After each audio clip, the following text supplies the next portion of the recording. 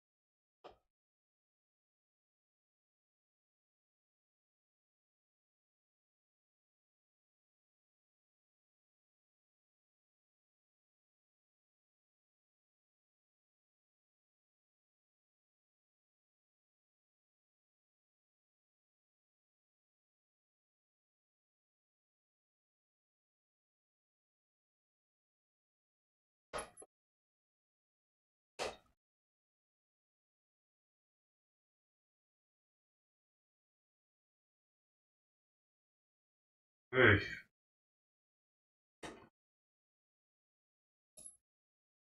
my lovely lady loves it.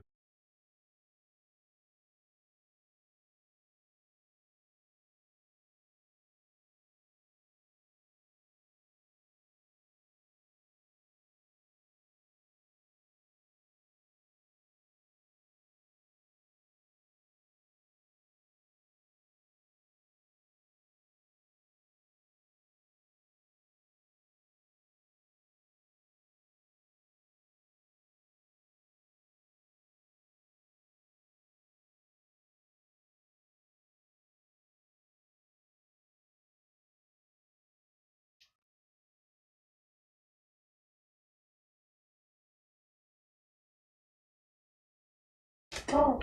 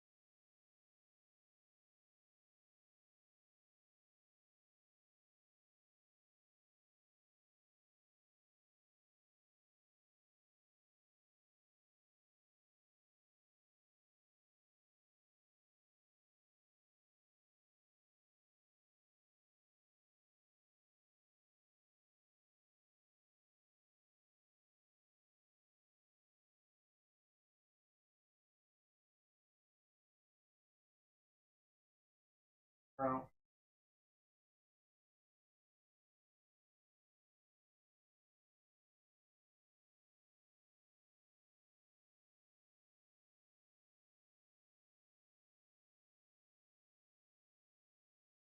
Anything.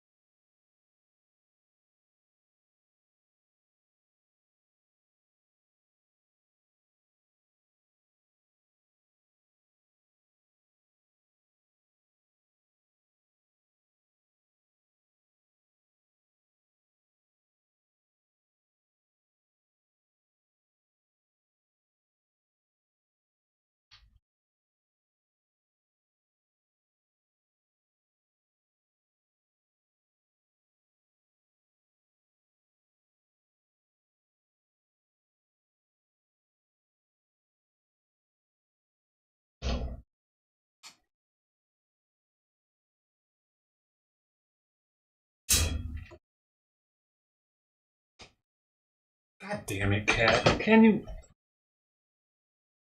That's the shit. What the fuck, dude?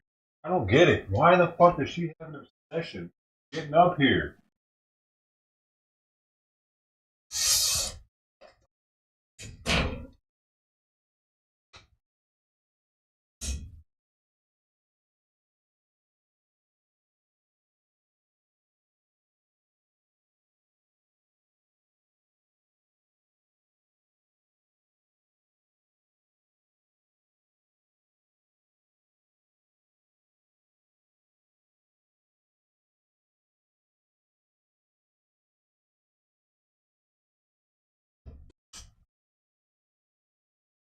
I really don't appreciate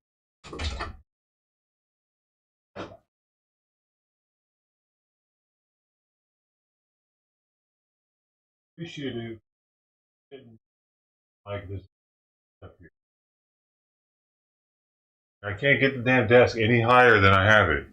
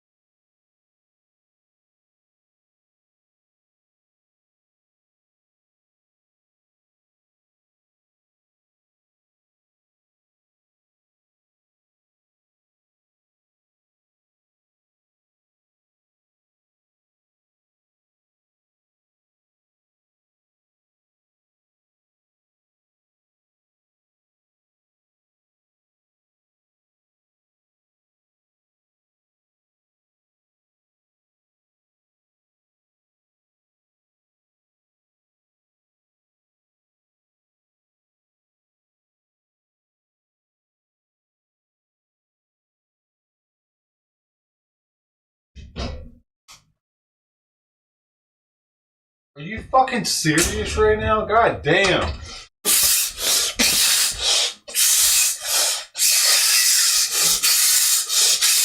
What do I have to do to get her to stop fucking getting on the desk?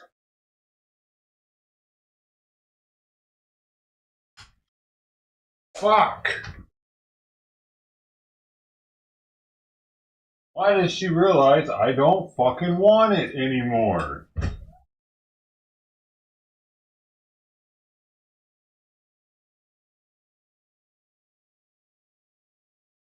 How many hisses does the bitch need to hear?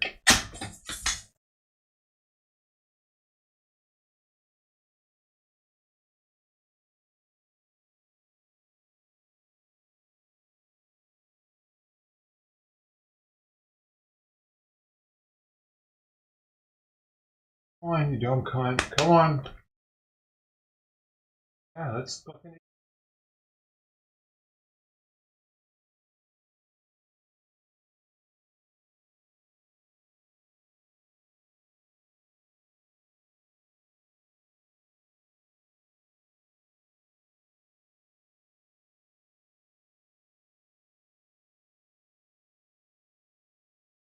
Dude's been sitting in here for almost an hour and she hasn't touched it.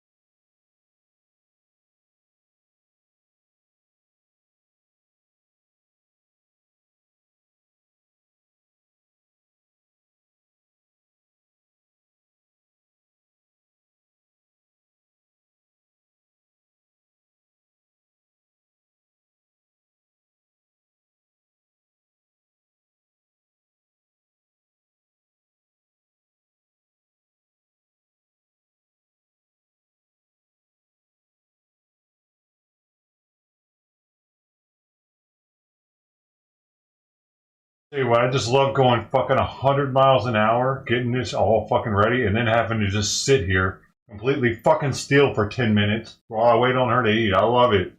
My favorite part of the fucking day. I'm going full speed ahead for fucking like 2 hours, getting everything fucking settled. Then I gotta just sit here. It's weird, dude. Not my favorite part of the day. You might think, oh, look at it, it's the favorite part of the day. No, no, it's not. I'm ready to fucking keep moving.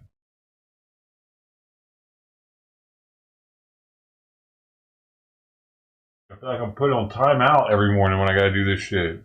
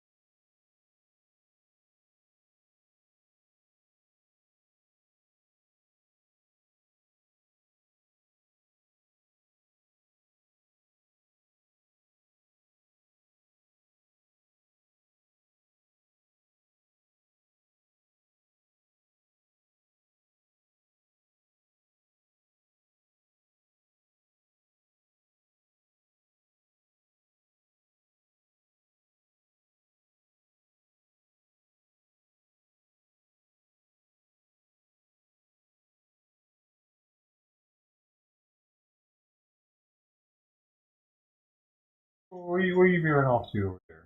Come on.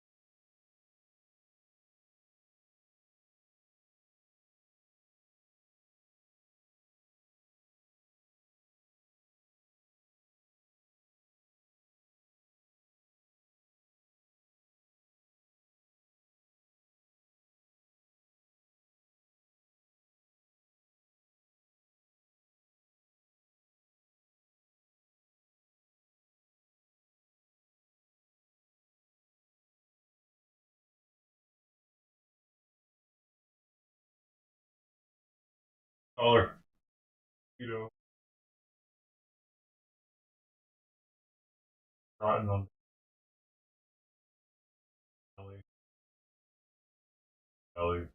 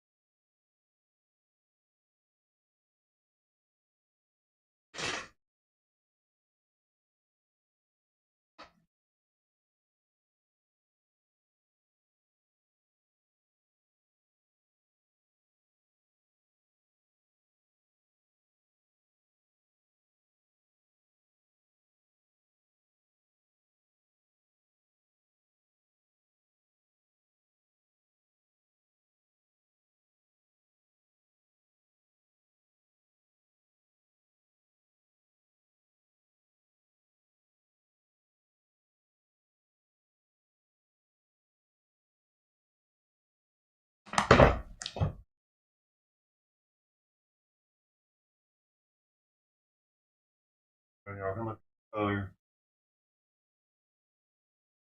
Get him?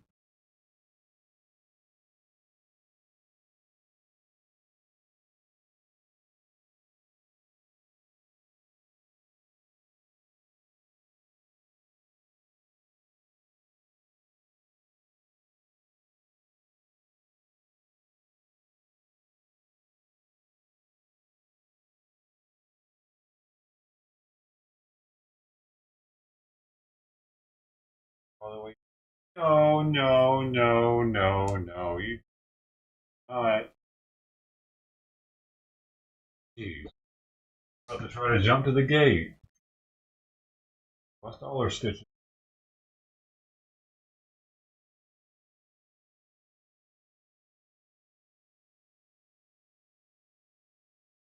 Sorry, Luke. Well,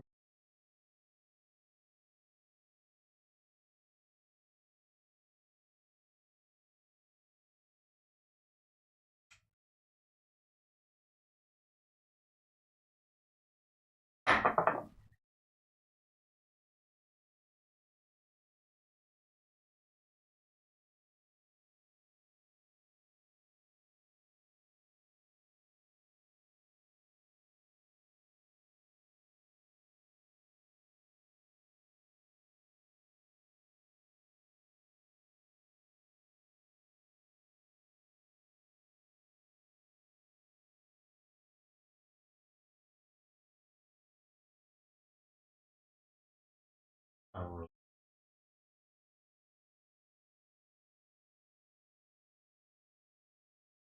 already.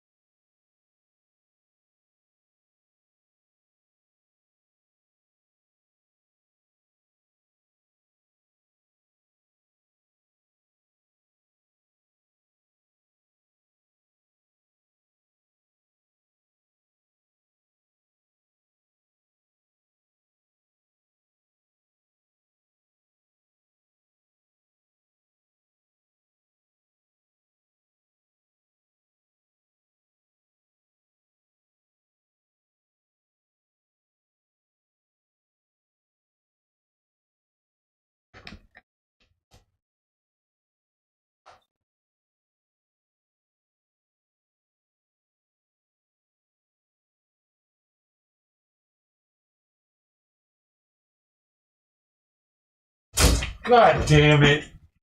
Fuck, man! Holy fucking shit!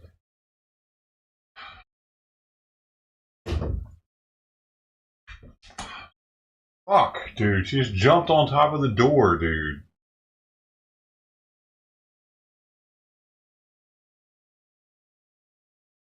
I don't know how the hell she just did that, man. I'm not happy about it, though. I need her to get the fuck out.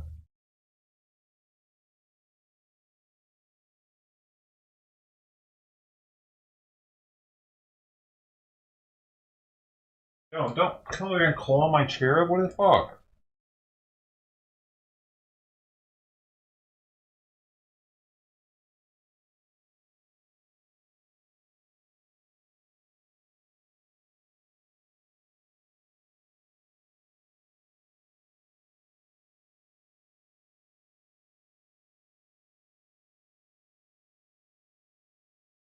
What are you doing? Dude, what the fuck? I'm like, dude, you got toys, this, you got what? You put all the fucking toys. Goddamn, are you fucking love them over here? Fucking shit. Fucking, don't fucking toys. Leave me the fuck alone, cat.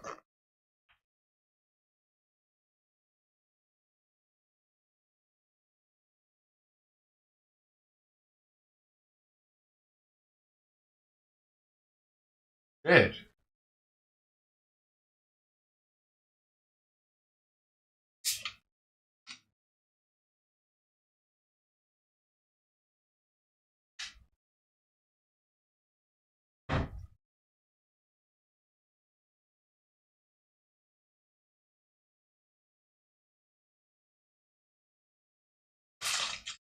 I wasn't built for this life, dude.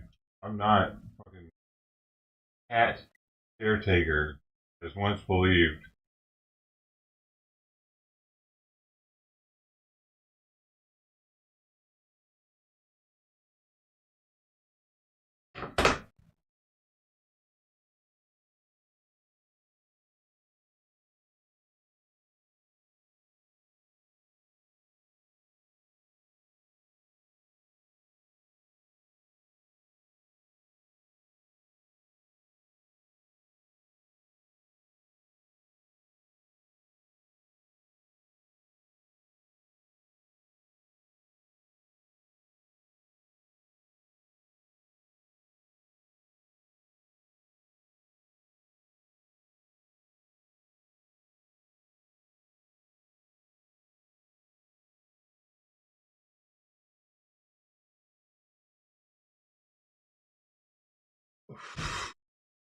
I dig all her fucking toys out of the corner, and all she wants the one fucking toy that I didn't get out of here. What are you doing?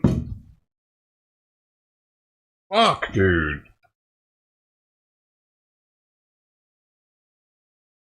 Who wants a cat? Who wants a fucking kitten? You want a kitten? I'll ship her to fucking Australia, dude.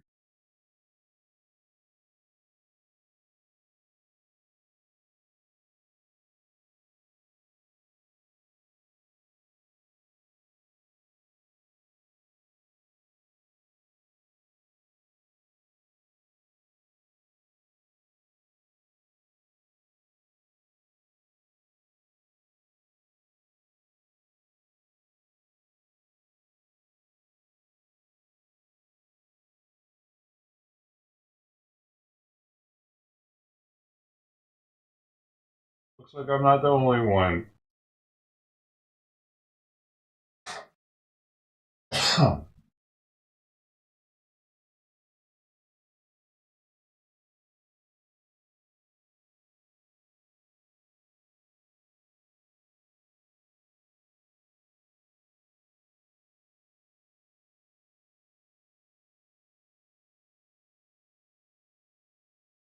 Nobody wants you, sweet. How does it feel not be wanted in the world? Yeah, you know, welcome to my world.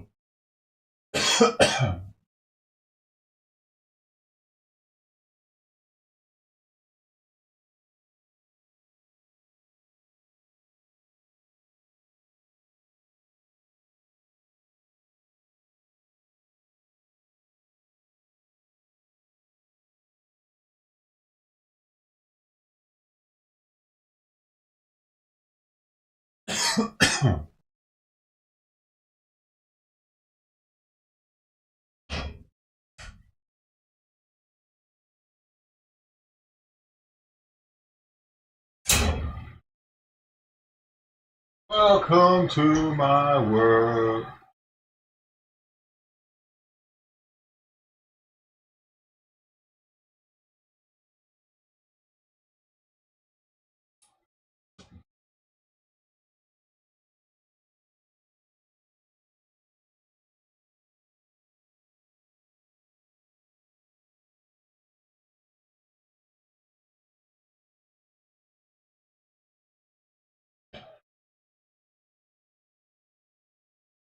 Trust me, there were plenty of times I didn't want Simon too, dude. And I was very vocal about it. I don't care what you fucking think about me. Fuck you. I can not want animals anytime I want. It's not like I squirted them out of my vagina.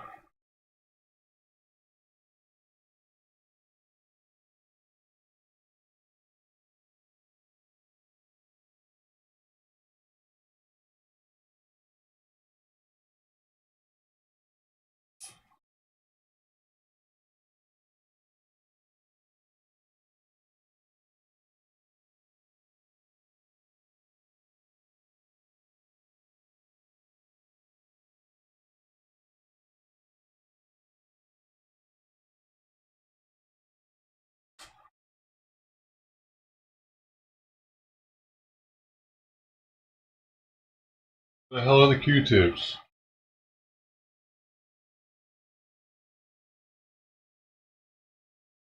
Oh.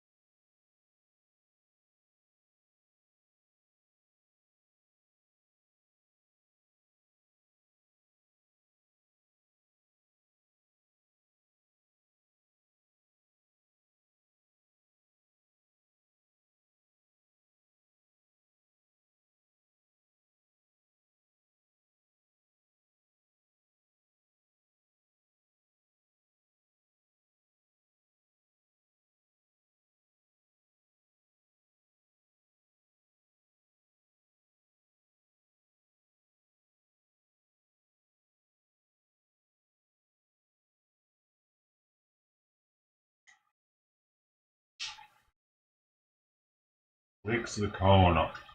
Licks and scratches the cone all day long.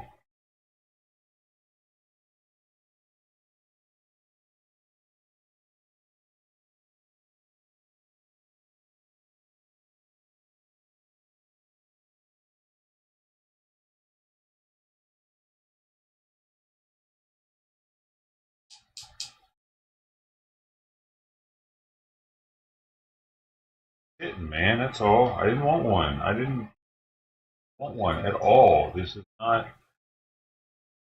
at all what I wanted. I don't want it.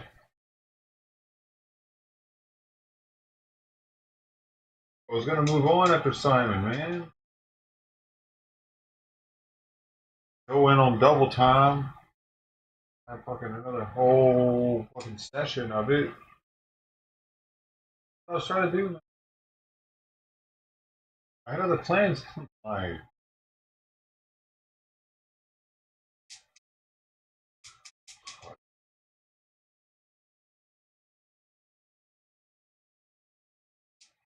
sometimes I wish I wasn't compassionate.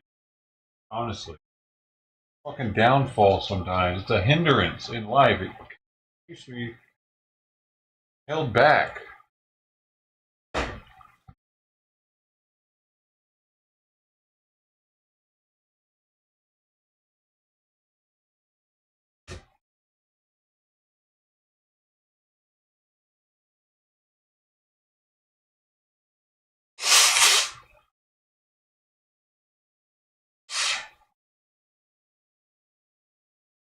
Keeps me sitting in this room for the rest of my life, not doing anything.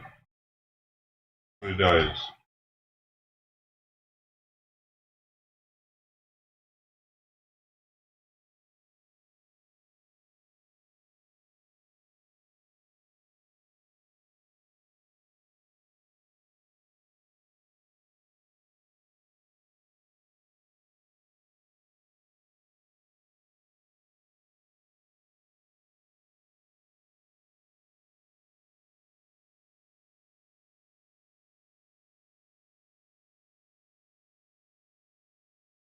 I got much more reclusive once I got Simon. Dude. It has to do with him not being able to go outside and me feeling guilty about it. So I stay here with him. So he has company in here because he can't go out.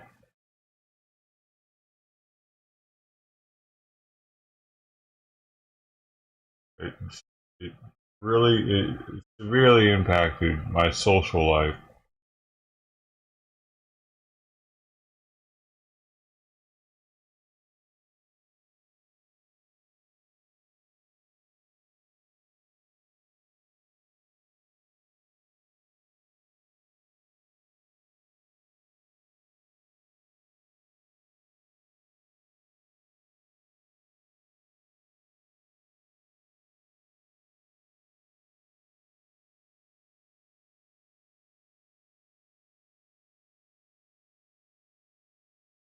Now it's twice as bad. I could say even worse. It's more than twice as bad because the feral cats. It's more than worse. It's more than twice because I'm taking care of trying to fix other animals now that aren't even mine. I got to be here to do this part and to I got to then go to the cage and figuring out who will do a TNR around here and help me with that. What am I doing, dude?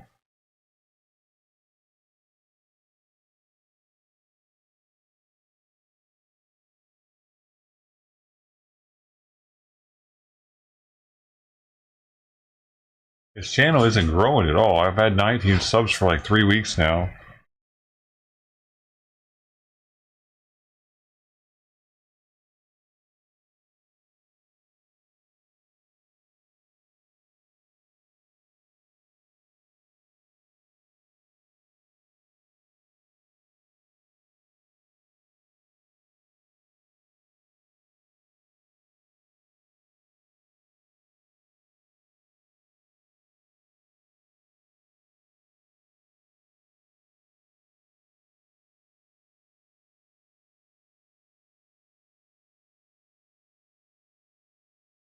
I feel like I'm an embarrassment to my family now. What do I do? What the fuck am I doing?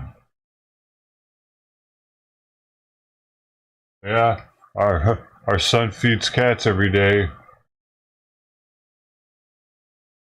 Fuck, can't even imagine. Hey, what's John up to? Y'all talk to him lately? Yeah, he just goes live every day feeding cats, talking to strangers online. Oh, and getting high all day. Oh, and then he drinks about a 6 pack a day too. I'm a straight fucking loser, dude. Let's be real.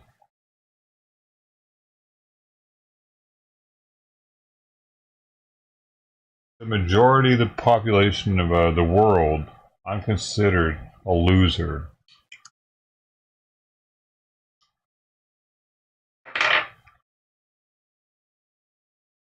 What are you talking about? Catch a fish from the ocean and eat? What?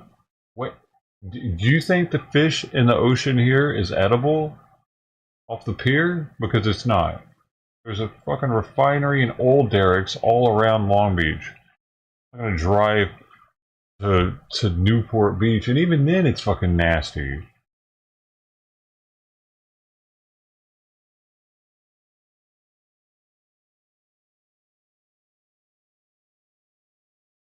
Even then, I don't know if I would trust it.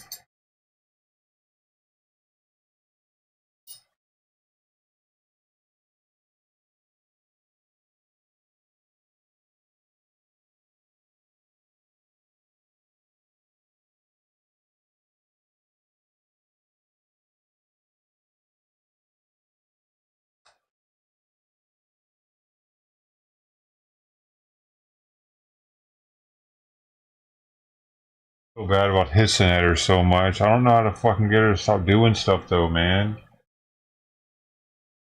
Hopefully I'm not making her go deaf. Loud noises and shit. I gotta just tone it down, man. I'm fucking just like I'm getting real, dude. I'm getting pretty frustrated about seeing her on the desk every time I come in here. trying to remain cool about it, but sometimes I fucking snap on her over it and fucking hiss the shit out of her. Like this morning.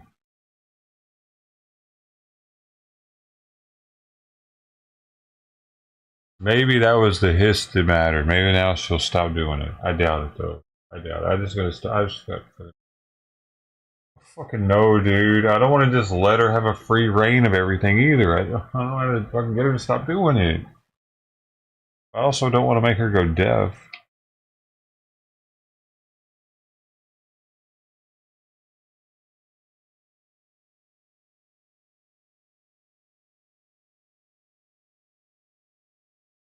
Hey, hey, hey. What's going on, you?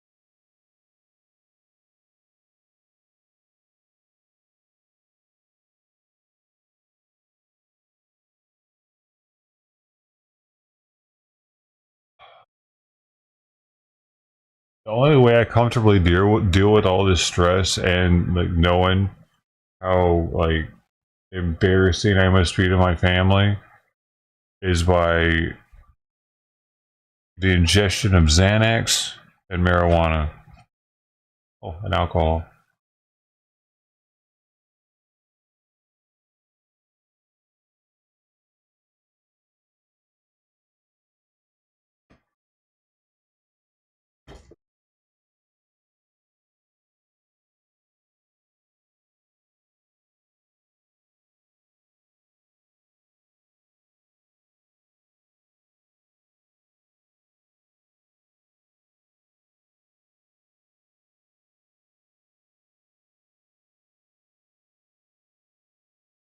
I've been allowed to be okay with this existence.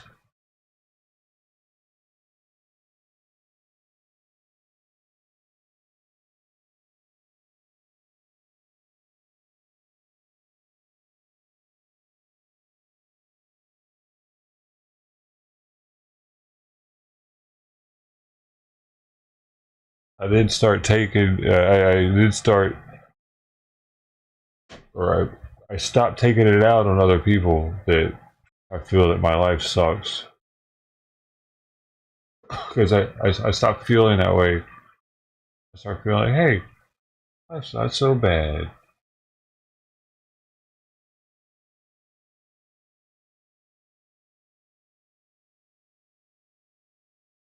Mama cat just trotted from the neighbor behind the neighbor's house, trotted quickly. Weird, but then she slowed down when she got to the front. Now she's right there, on the side of the street.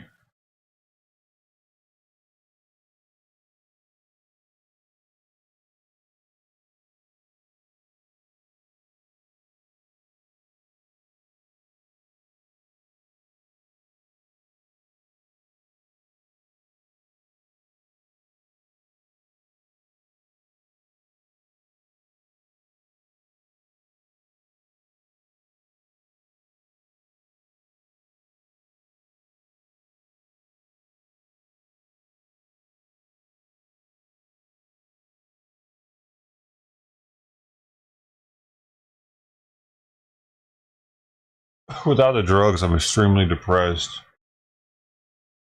I feel unmotivated after feeding the cats. Like at this moment is when I feel extreme unmotivation for anything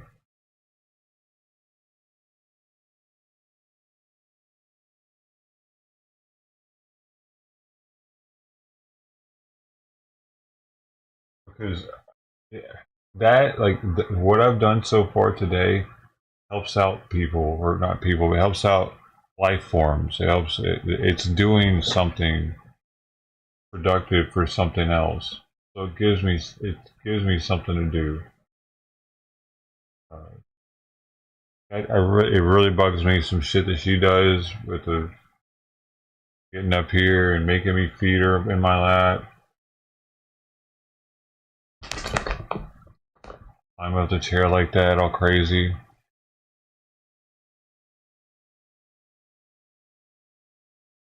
Playing with the pull cord to the fan now.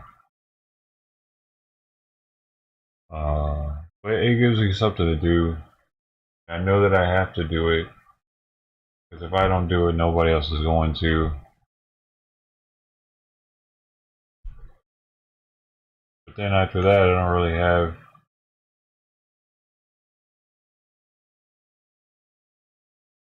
I feel like when I was in a relationship, I was more likely to want to do laundry. Or maybe if I was even dating, I just don't give a shit anymore.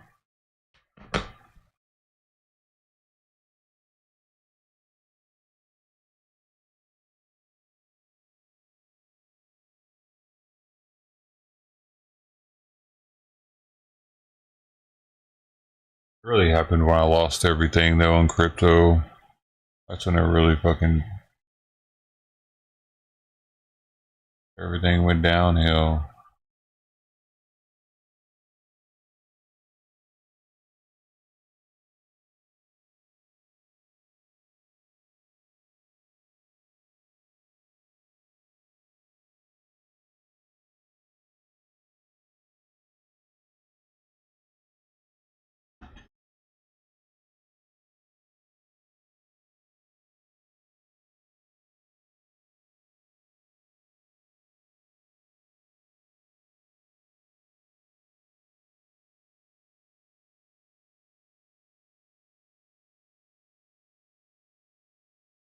I really wish you'd stop doing that, Kitty.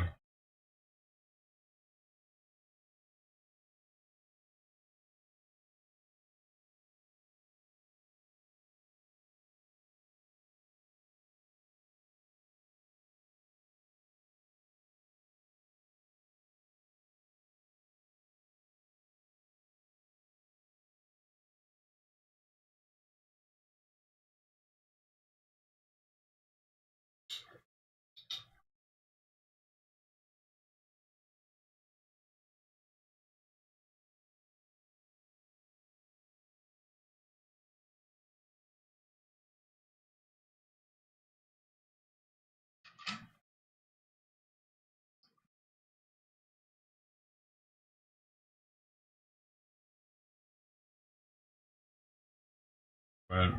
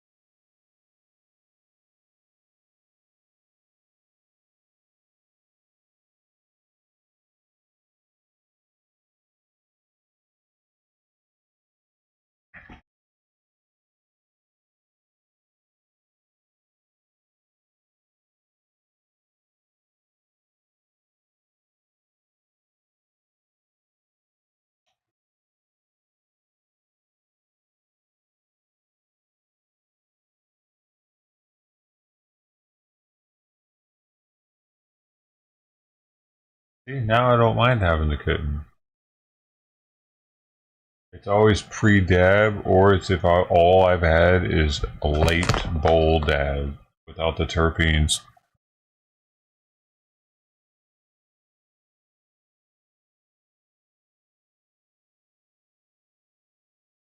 I really should smoke before we're coming in here, even probably. Dude, I'm fucking doing so much in the morning. Smoking is not. I don't have time for it, honestly. That early, I'd have to get up earlier, actually, just to do it.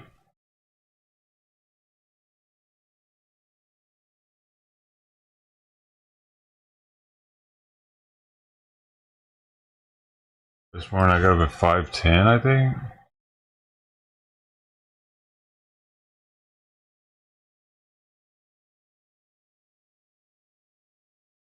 Getting up at 11 is kind of interesting too. Like I'll go to bed before 11 oftentimes. Sometimes just like an hour before or something, just so I can get like an extra hour of sleep. But I got to get up to put her or to measure her food and give her more food. Sometimes I got to wash the bowl and everything. I got to get up and then wash a cat bowl. I weigh two different kinds of cat food. I might even add water to one of them, mush it around. So it's kind of like a tedious like thing to be doing at 11 o'clock after waking up and going back to sleep afterward. Very interesting thing we got going on here. Because that's when I can bring Simon's food back out. But he's been throwing up every morning now. I think it's an asthma thing though. Because he's doing it near the litter box every day in the morning around when he takes his first poop or pee or something. Because I've been checking to see if it's in there, and it wasn't in there at 4:30, but it was in there at 5:10. So we did it somewhere in between there.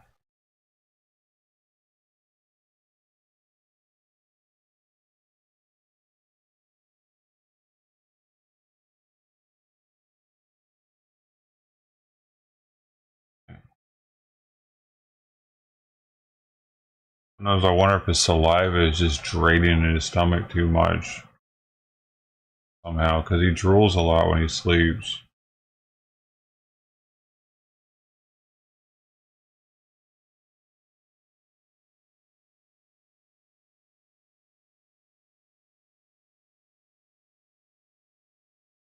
After I do the litter box, I'm gonna pay close attention to see if he does it after I do the litter box. But for the first couple of days, when it's a fresh box, plan on doing it on Wednesday.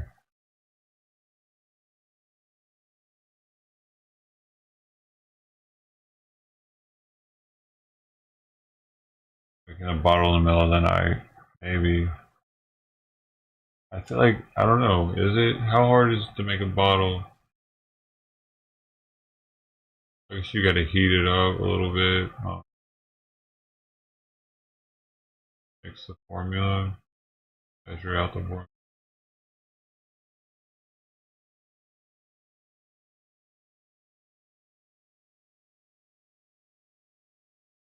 Kinda. It definitely disrupts the sleep. Hey, man. I don't know, dude. I feel like God was like, oh, oh, you're not gonna have kids, are you? You know you were supposed to have kids, right? Well, next best thing. There you go. Here's a sick cat. And then, here's a kitten at the same time. Have fun with that, human.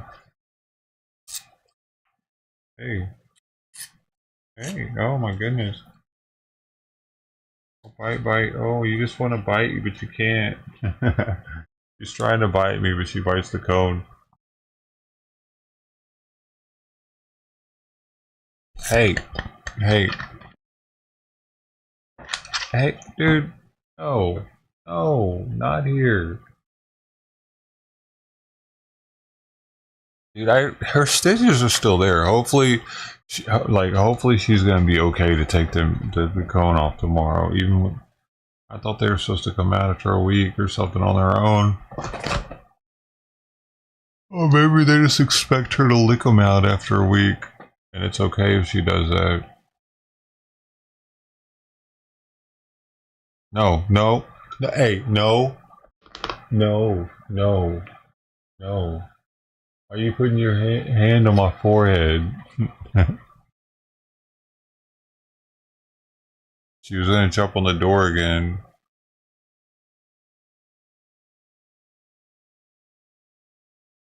No, no, no. How about we not knock that off?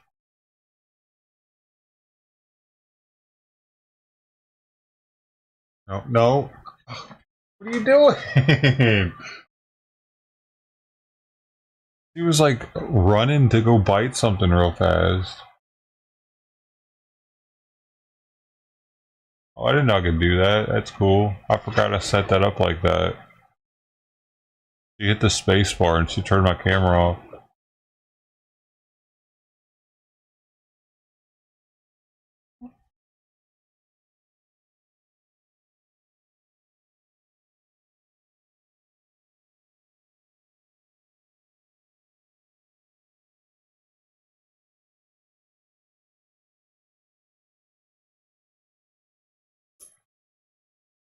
I wish another cat would come out there and eat the scrap stuff so I didn't feel like I needed to go scoop it to the middle.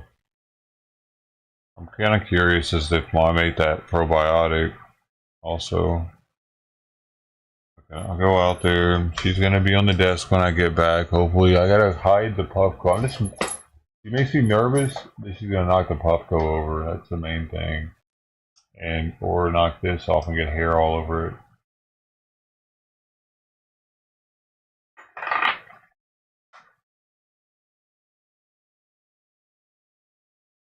Right back. I know she's gonna go there. I put the damn thing up. What?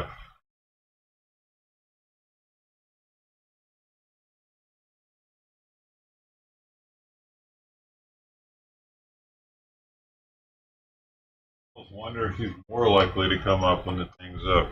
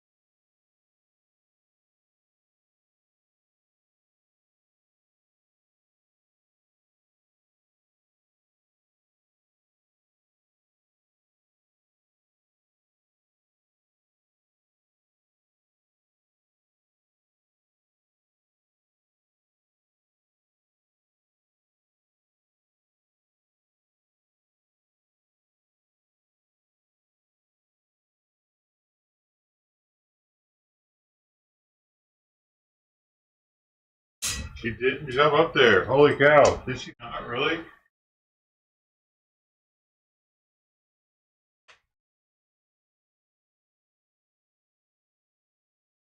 Did. She did, didn't she?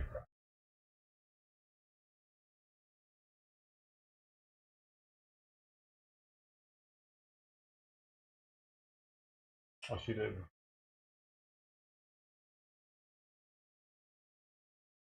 Yo, what's Mama doing? Look like she went into the house.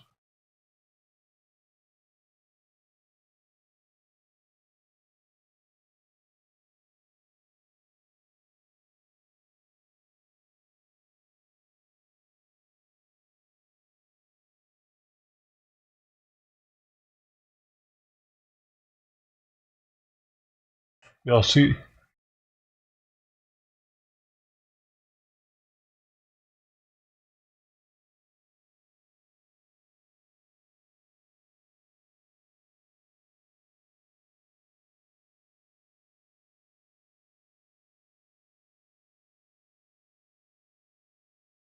She got to go poop. Oh. I really kind of wish she wouldn't go under there. It's probably where she's getting sick from with the Giardia. Or it's probably where it's at.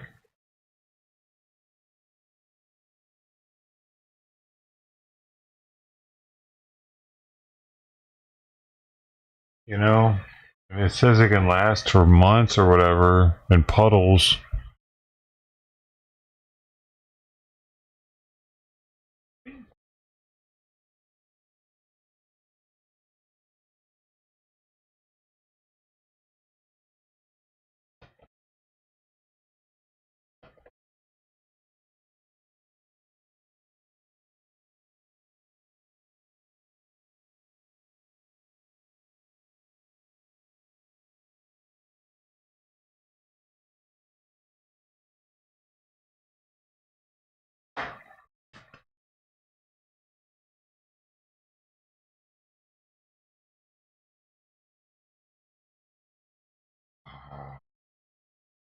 Hey, why you? Oh, hey, you're not going to be able to do that when this cone's not here. You know that. Stop fighting me. Stop. No. Stop that. Weird, man. He's like, if that cone wasn't there right now, when she was just doing that, she would have been like definitely breaking skin. She was like, she was like because the cone's there in between my wrist and her mouth. She thinks she can just chew on it like rawhide or something. Uh, that could be a problem when we take the cone off.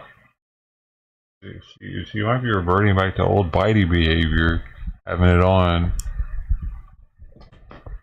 Dude.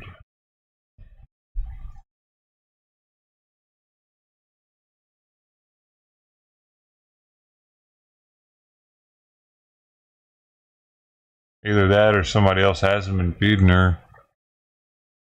I think she likes the fancy feast though too, and that got her to come back early today. Hey, wait.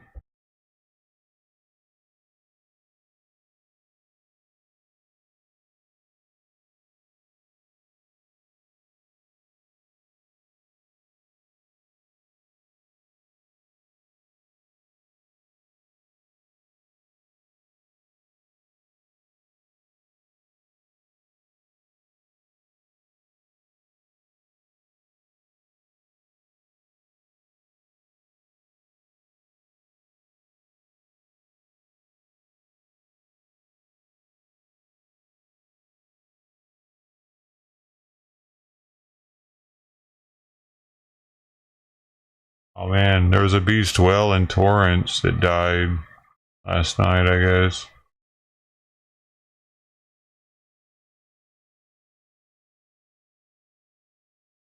Yeah, that sucks.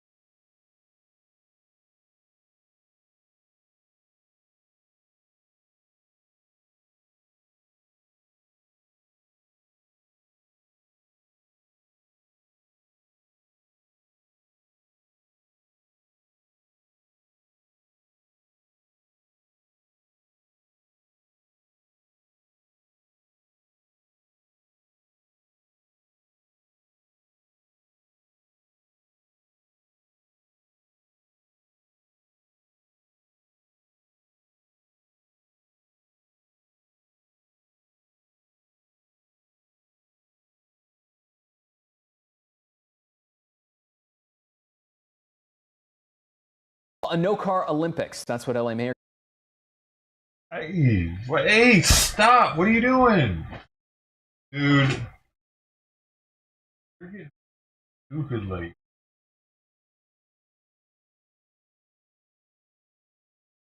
Out of nowhere, she just attacked my foot, dude. And, like, was trying to bite it through the collar and clawing with her front paws. My leg.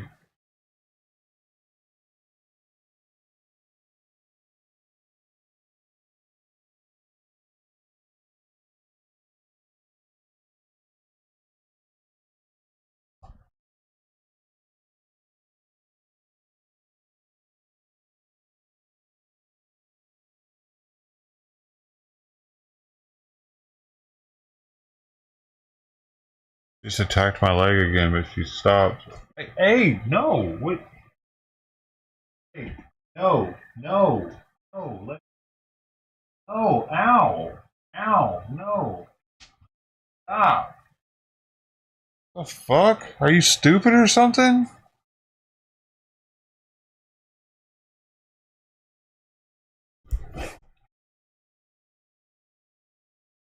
A cat's lost their fuck.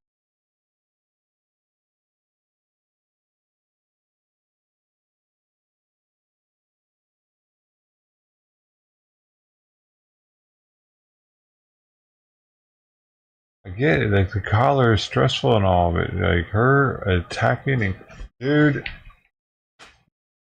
stop. Stop. I'm doing this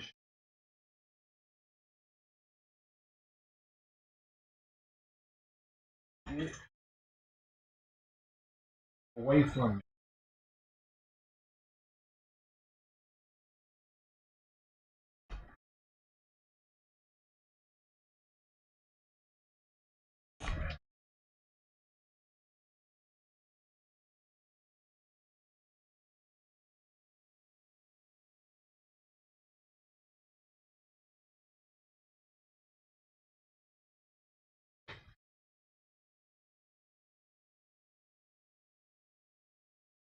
Pretty sure she was about to attack me again. I didn't even see her. She was running up over here again.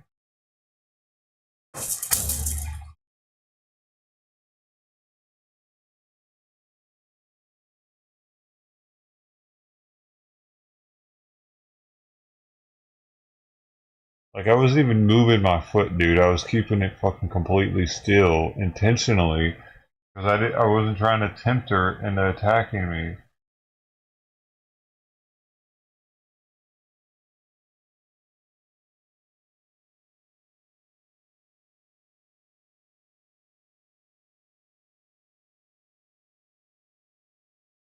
Now she's eating. She got that out of her system apparently.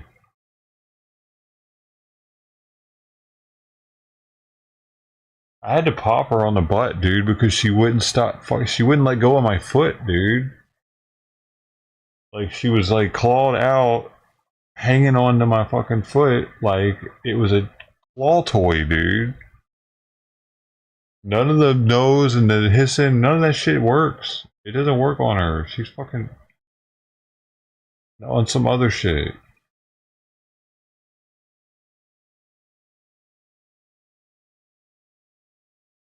I mean, I guess dude, I haven't tried the spray bottle. I really don't like getting my cats all wet and shit, though.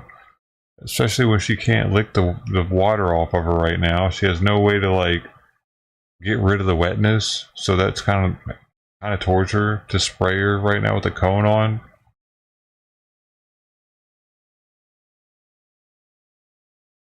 What are you doing?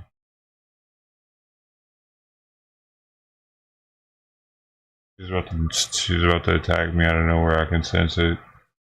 She's staring at me weird.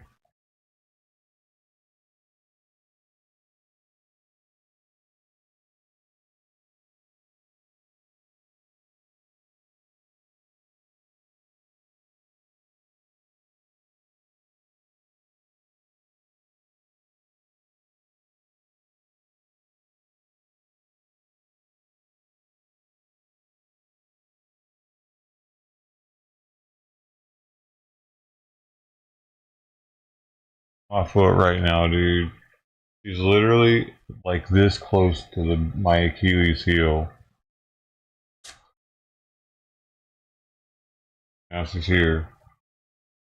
And, oh man, are you gonna be cool now?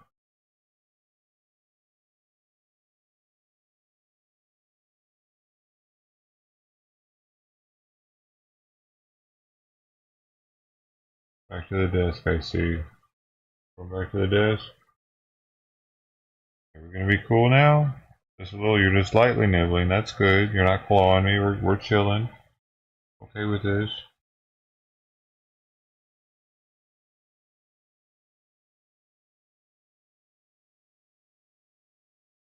Yeah, that was good. Bro, she's like trying to distract me. She's being nice so that she can knock something off the fucking desk and play with it.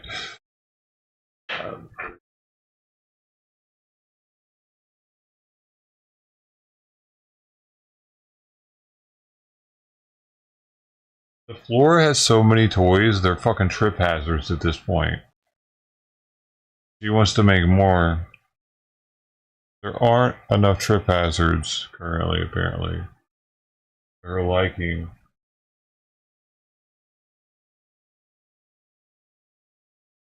She wants there to be Legos everywhere and me to walk barefooted.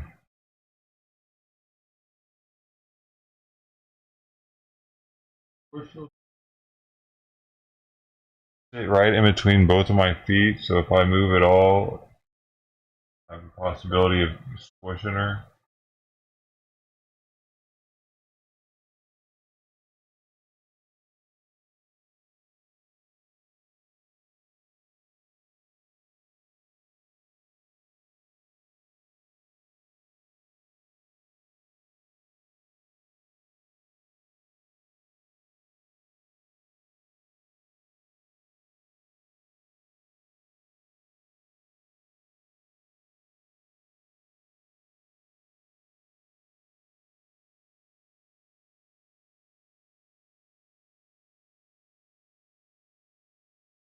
He just keeps licking the cone. It sounds so scratchy. Maybe she just likes the flavor of it. No, she definitely wants it off, and that's why she does it.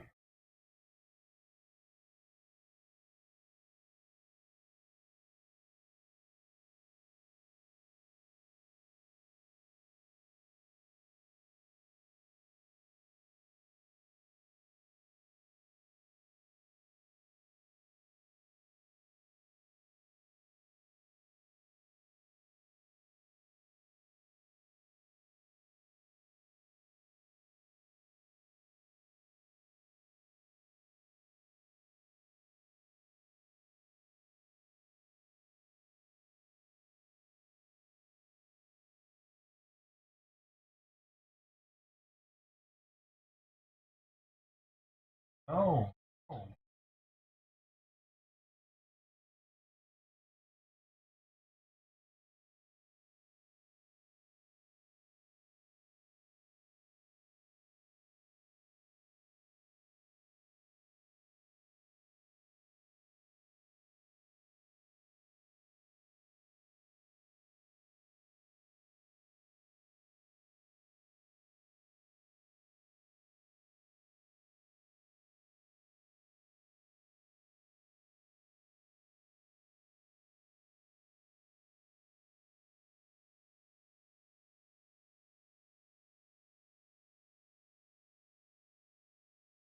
Uh, oh. Dude. And she's gotten super fucking, like, aggressive because of all this. So I'm not sure if hopefully the cone coming off will make her less aggressive, but or the spay didn't help. Ultra aggressive. I was gonna try to take a picture of the sutures, but they good as shit. As soon as I turned the light on, she started acting fucking weird.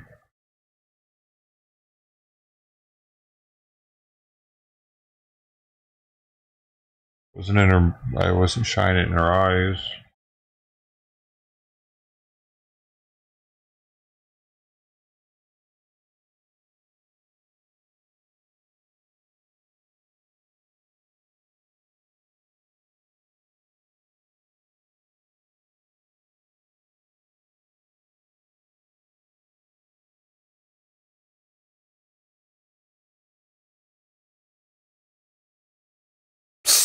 What are you doing?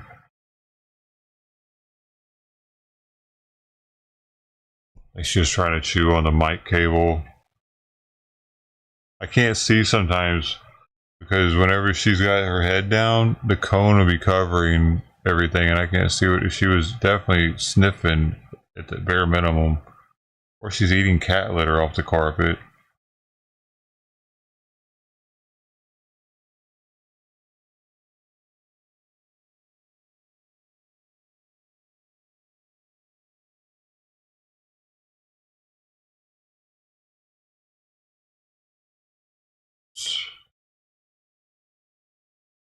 I need to look up how long most cats have the cone on for.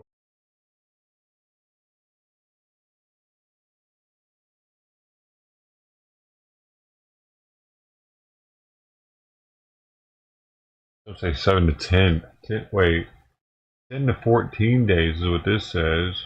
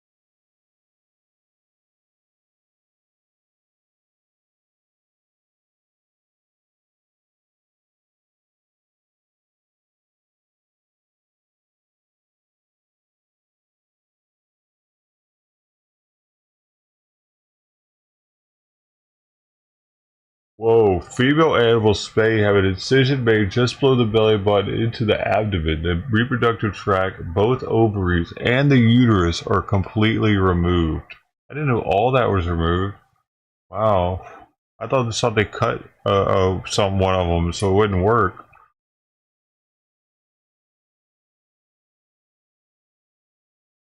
Holy shit, man. They removed all that, dude. What the fuck? How is it not a crazier, like, recovery for them?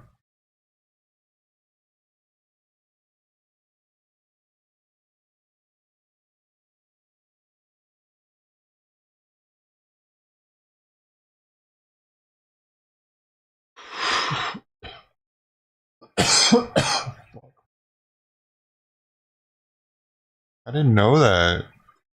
She has no female parts except for the opening now. Oh my gosh, that's crazy.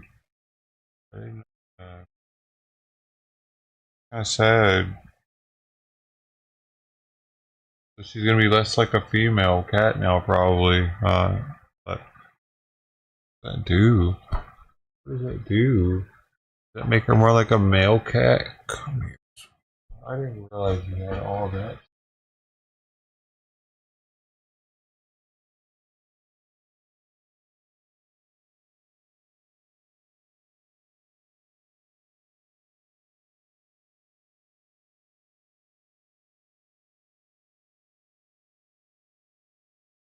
Why the incision's so big?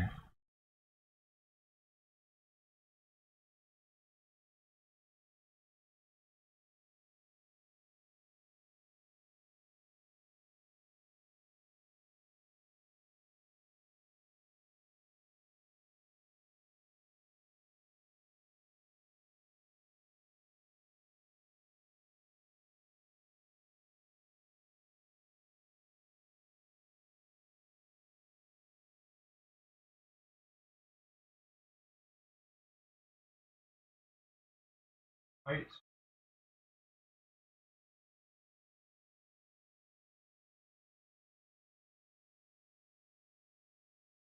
Oh, oh, fuck, man.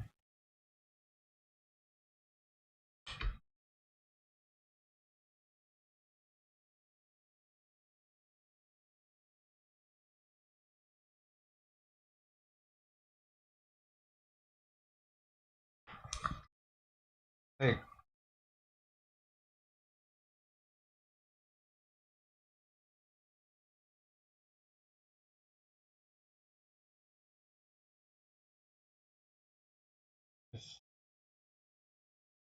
it's just that's a whole lot to be. I didn't realize that much was taken out of her, dude. That's a like a void there, right? Oh,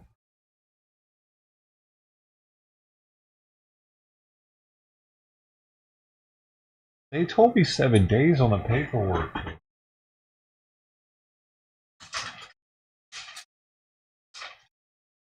Here, collar wear 1 week. Sutures will dissolve. I think it has something to do with it being the dissolving sutures, maybe. It looks like there was glue on her stomach too.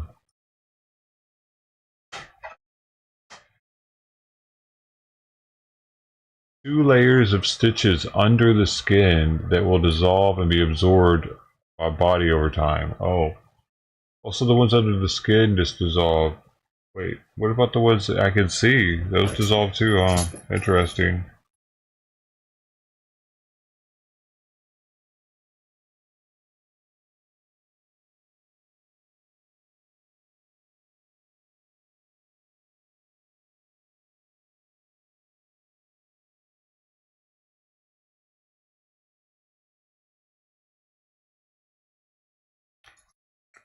I kind of need to take a picture of it and send it and make sure that they still look okay.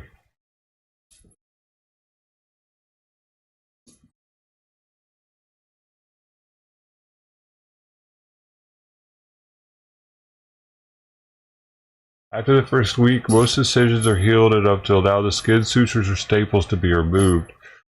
The edges of the incisions are typically sealed together. There is no discharge and no pain associated with the incision, and the redness should be gone. At this stage, your worries are pretty much over. So it says after first week. How to tell if the cat's incision is healing normally.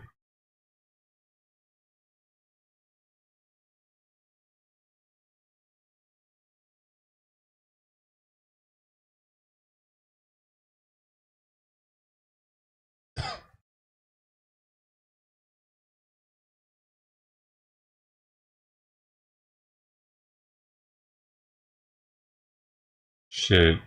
I think she might have licked it at one point, and this is saying I thought it was to prevent her from getting like the stitches out, but it can also it says the tongues are full of bacteria and will only result in slowing healing and may even cause an infection.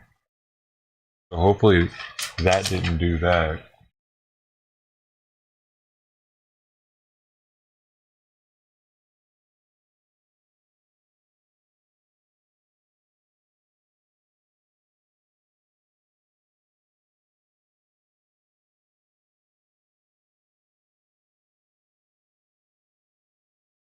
You know, who's this?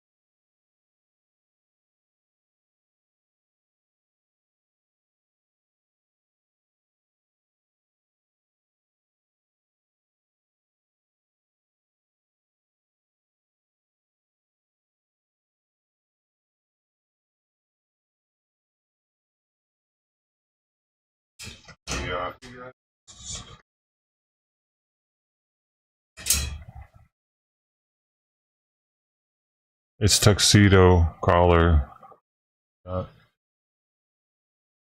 Scooping the goddamn plates all over the place. What's her problem? Why can't all the other animals eat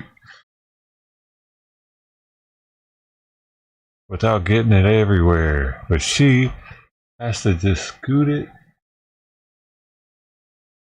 Where'd the other plate even go?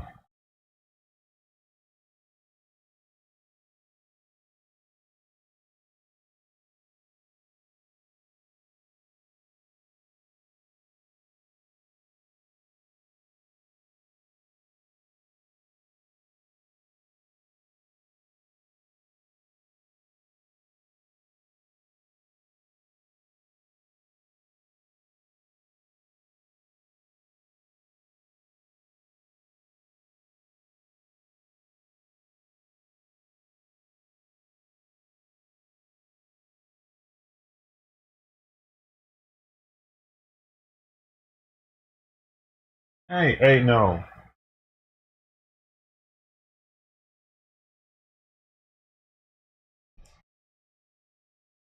Uh,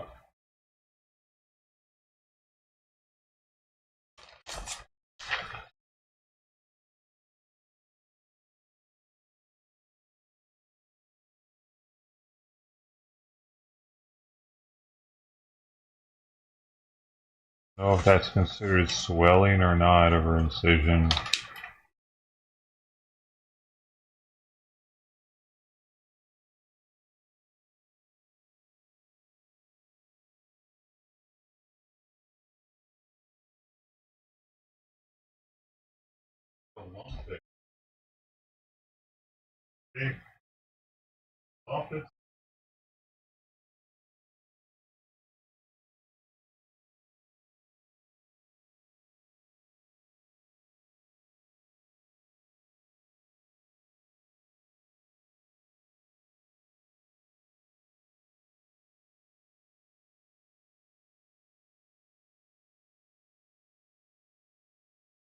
I don't know if it's normal or not. Good. Kind of lumpy. You can't really see it on the camera though.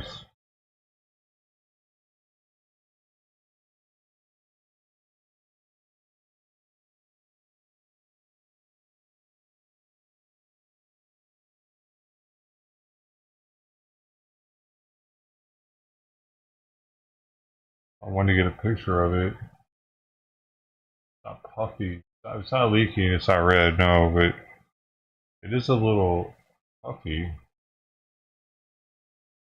That's what I think I'm seeing. Puffiness.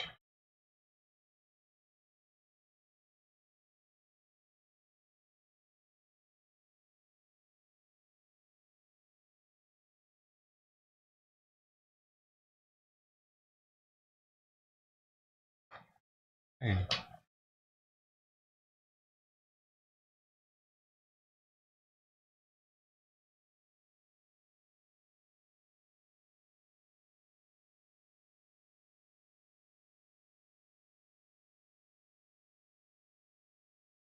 Oh, no, no, no, no, no. Stop that. Stop. No.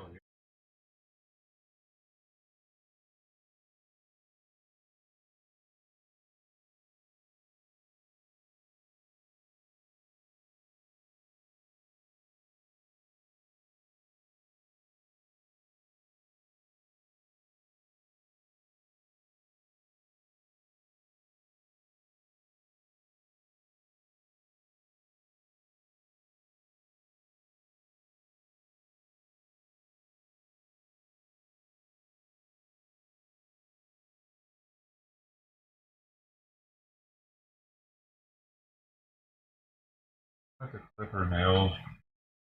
I take the cone off actually because at least keeps her from being able to bite me when I do it. I'm gonna just put the cone on when I do her nails. Off of me, dude. You're fucking horrible right now. Shit. I couldn't even pick her up without her trying to bite the shit out of me through the cone.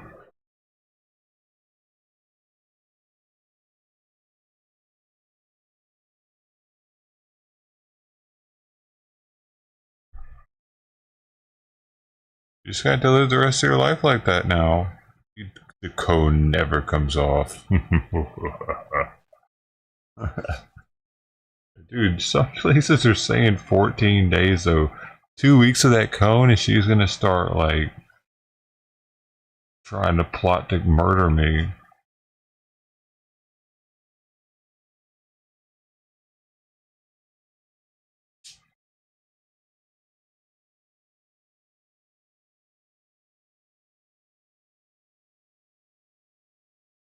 I mean, she already is.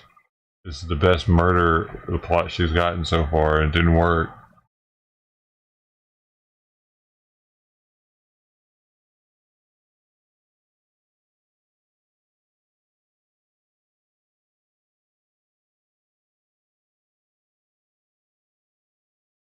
Within a few days following surgery, the edges of the incision would normally swell and become red. It may look bruised and may have minor blood-tinged fluid seepage. Edges of the wound will not be healed together, and a slight gap between the edges is acceptable and to be expected.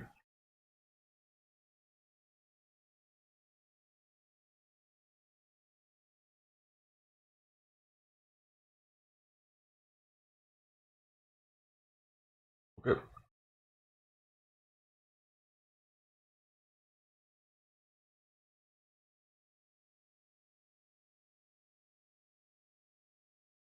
Well, that says after the first few days, the incision, the redness and bruising will diminish. The scabs may form, but this incision should not be painful to the touch. Interesting. Active cats may develop large, firm swelling around the incision, which she has. This is usually caused by an overactive immune system in response to excessive movement and activity by the cat. What's happening with her? These firm swellings are not painful. If you notice excessive redness, bleeding, pain when the incision is touched, sutures missing, white gaps in the incision, foul odor, discharge, or any tissue protruding, contact your... I don't know if she wants me to touch it or not. I'll have to try touching it to see what she does. But everything else she's cool on.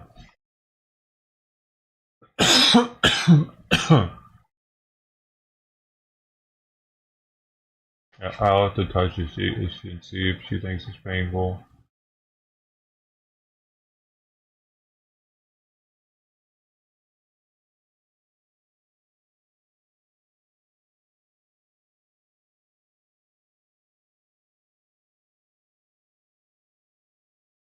After the first week, most incisions are healed enough to allow the skin, sutures, or staples to be removed. The edges of the incision are typically sealed together. There is no discharge and no pain associated with the incision, and the redness should be gone. At this stage, your worries are pretty much over. If redness persists, however, or redness and swelling are seen around each suture, tissue is protruding, the wound is draining, or there is a gap between the edges of the incision, contact your vet. So then, damn, it really doesn't hurt anymore? That's wild. That's fucking crazy, dude. They heal fast. They heal faster than humans?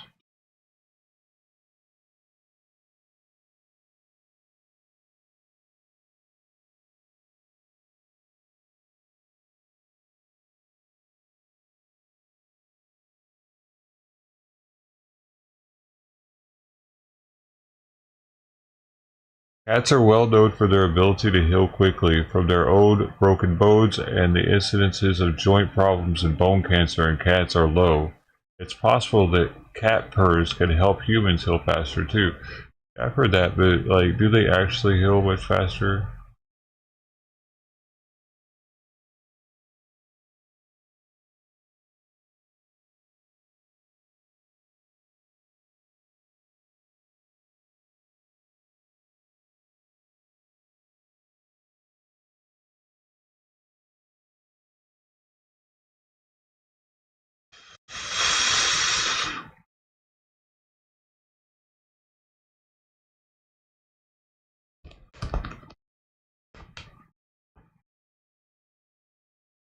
So, do cats really heal faster than humans?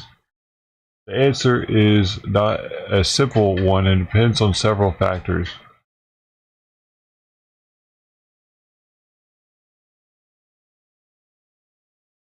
While cats possess specific genetic and physical traits that may promote faster healing, ultimately the healing process is complex and multifaceted. One thing we can take away from this article, however, is that maintaining overall health is crucial for healing success. Whether you're a cat or a human, taking care of your body is essential for optimal recovery from injury or illness.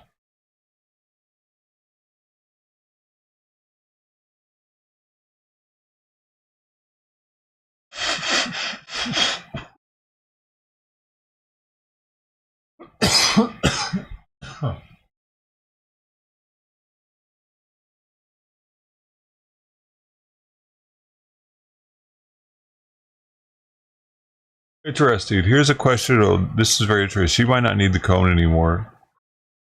Is the cone necessary after neutering? I just got my cat neutered today, and the vet said he has to wear the cone for at least 10 days. Oh, this is going to be good. Maybe she can get it off today.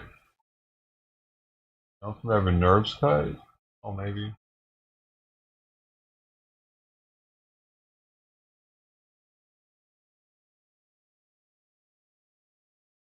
I've looked at other people's posts, and some are saying their cats never needed the cone. I don't remember Simon having one, dude. That's why I'm like, I don't know. I was wondering what people's experience on this was, as my cat is miserable with this on. He seems to be sulking, and I feel like giving in and taking it off. Should I tough it out and leave the cone on? What do you think the answer is?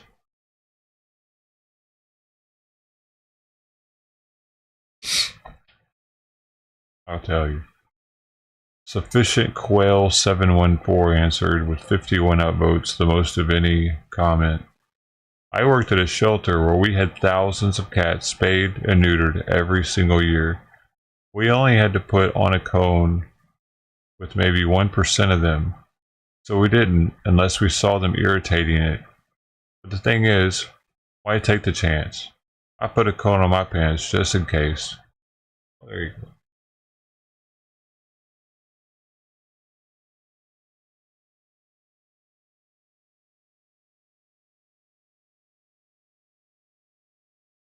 Oh shit. He said so on day 10. No. No. Not that. Okay? Please don't do that. I'm keeping it on. Oh, wait, no. It says so on day 10, I removed the collar and she's licking the incision and it's a bit red around the site. Should I put the collar back on? I know licking is normal, but I'm just so worried of infection. I don't think he might answer her.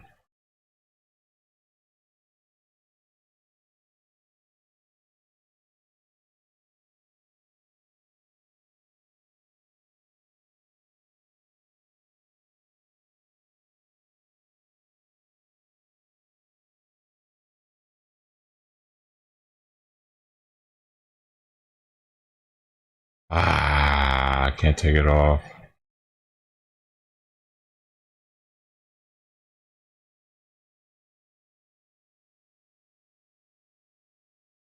My husband took it off his cat because the cat was so sad. He then carried and laid with the cat for 2 days so the boy couldn't mess with his parts. He is now snuggliest cat ever in the whole world.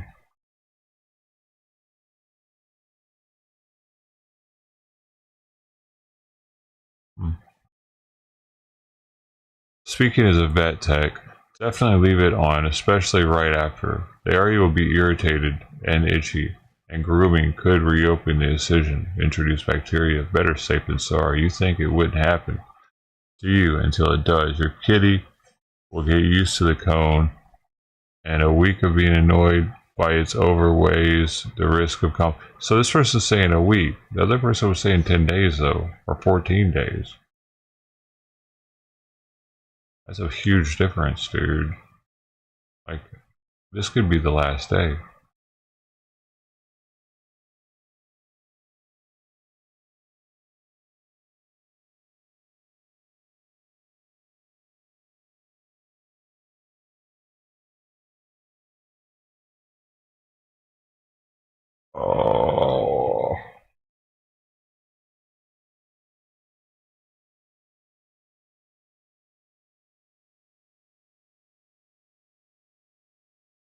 Day 10 is when a lot of these people were taking them off. When I got my kitty neutered last year, we didn't use a cone, and he was fine. He's a fussy boy, so I wouldn't cause much stress to force him to wear something. As others have said, if you're not going to have that as protection, you need to keep a close eye that he doesn't lick his wound, and also that he's not running around. Good luck. Bow, bow, bow, bow, bow, bow, bow, bow, bow. My 6-month-old Bengal was neutered recently. His vet gave us neuters different though. They don't cut them in the stomach, do they? They just cut their balls. A little different. But so I'm not gonna read the neuter one. I don't know why it's not showing me spay information.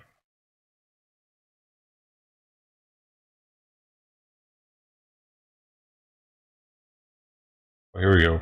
I've had 2 cats spayed. The older one I had to monitor to ensure she left her incision alone. The younger one never touched it. They sent me home with the cone of shame, but told me only use it if they were really going after the incision. If it bothers him that much and stresses him out, I would take it off when you can monitor him, and if he is leaving everything alone, great, and if not, put it back on. My older cat was done at the clinic at a local shelter with about a dozen other cats. None of them came out wearing the cone. The one lone dog was wearing the cone and definitely looked confused at where his balls went.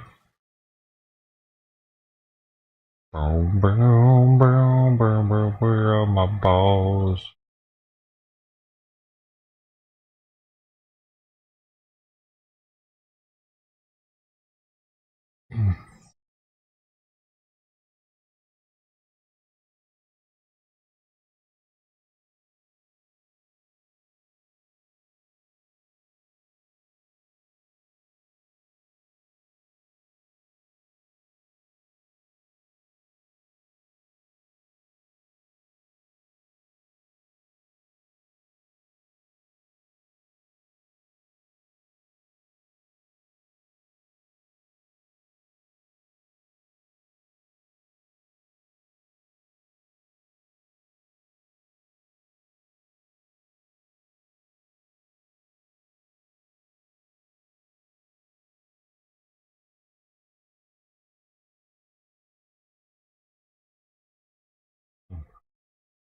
A donut.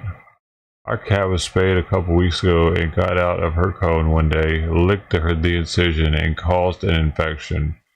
She was very close to needing to be put down, no, to be put back under, as she almost opened it fully back up. But thankfully, 7 days of antibiotics were able to clear it up. I definitely err on the side of caution, especially as it begins to scab and it's itchy. You'll be surprised how quickly they adjust to having the cone. Kara needed to have the cone on for an extra week because we weren't taking any chances after it all happened. But she was able to get into a routine of while wearing it. Boom, ba boom, boom, boom, boom, boom, ba boom, boom.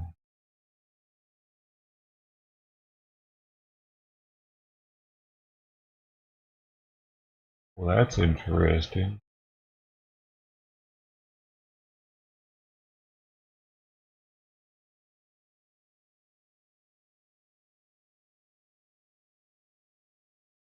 Think I should give her a break from it? Well, now she looks like miserable, actually. Look at her. You see her? Oh, she's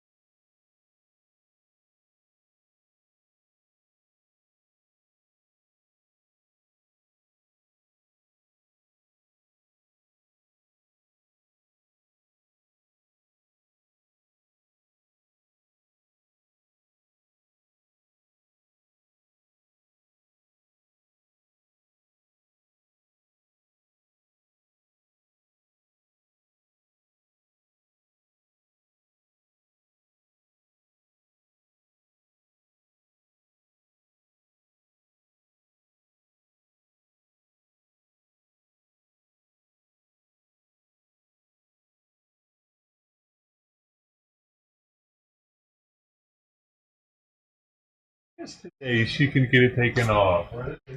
Today at like noon, because that would be a week.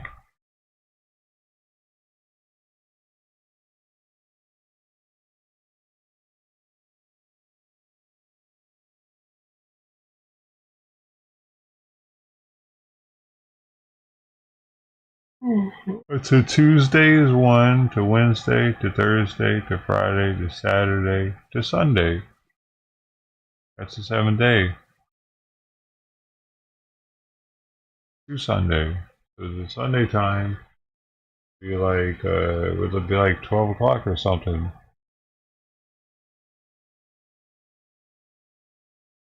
Well, technically she has 3 more hours. She hadn't had the surgery yet. I was on my way to the clinic at this time.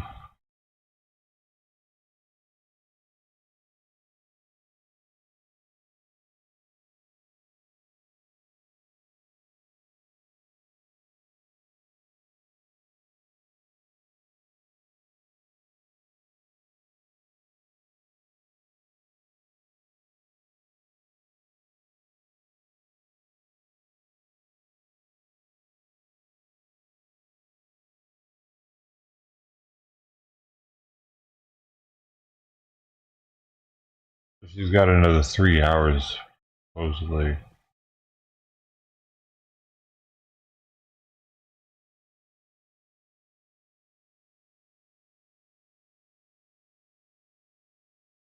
There's a tow truck outside.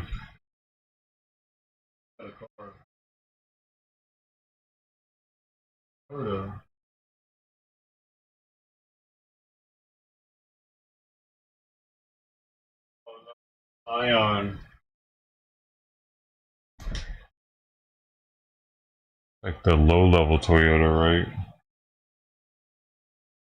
I gotta cook something to eat first before because I gotta have to watch her when I take it off. Can't just take it off and leave her. I'm starting to get hungry. I've had my oatmeal cooking for a while, so it's about time to get the eggs going.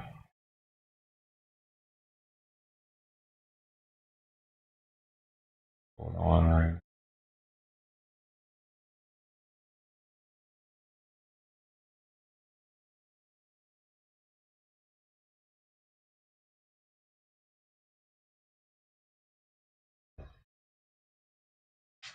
And I'm about to get Simon his heart med.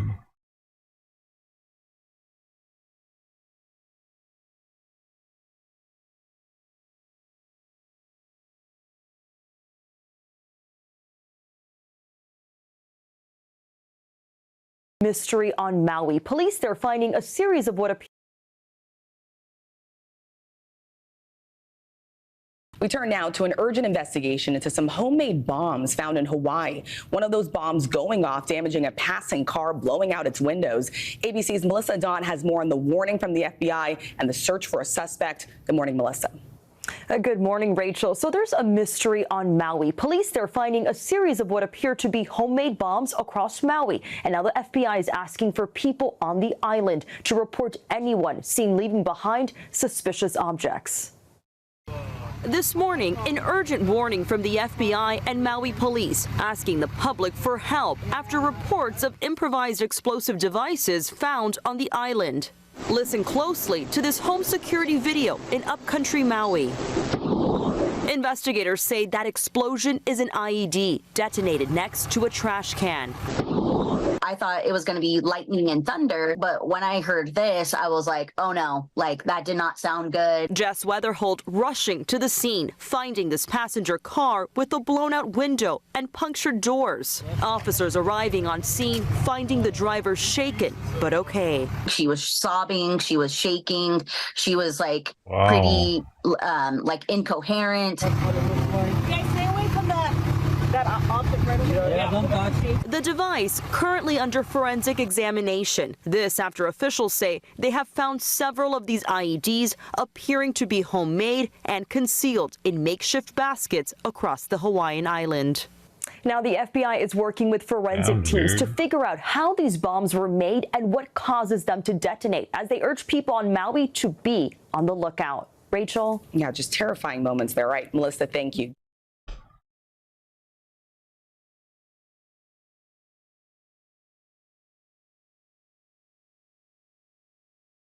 What, you want to go down here?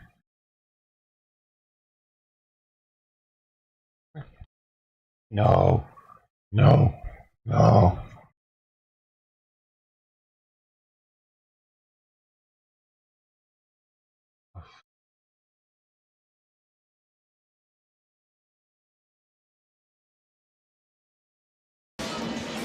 This is Dominican Day Parade.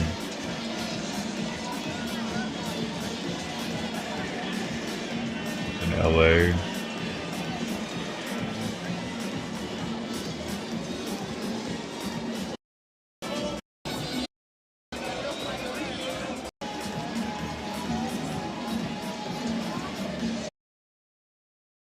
Dominican Day, bro.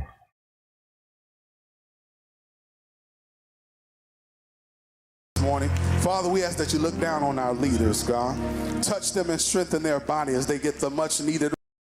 Oh, he's on it. I need him in the zone.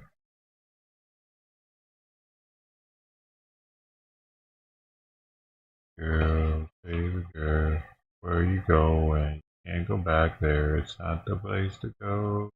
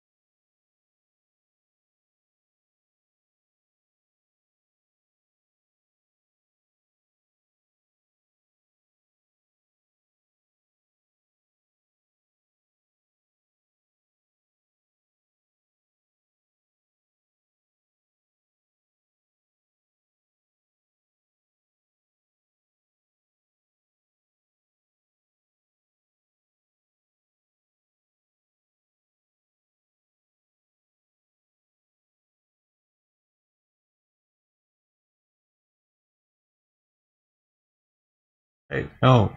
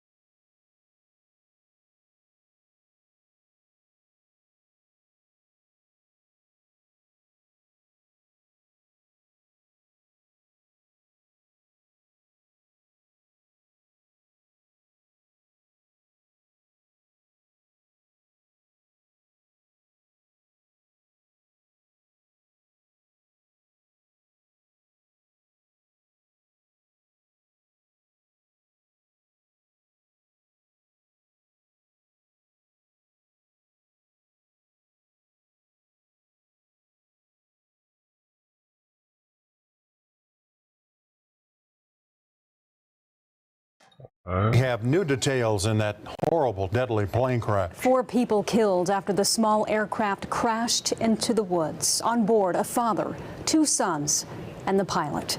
News 4's Amaya Ward with what went wrong. The Federal Aviation Administration's preliminary report reveals the plane that crashed and killed 4 people on Tuesday struck a hay bale while taking off.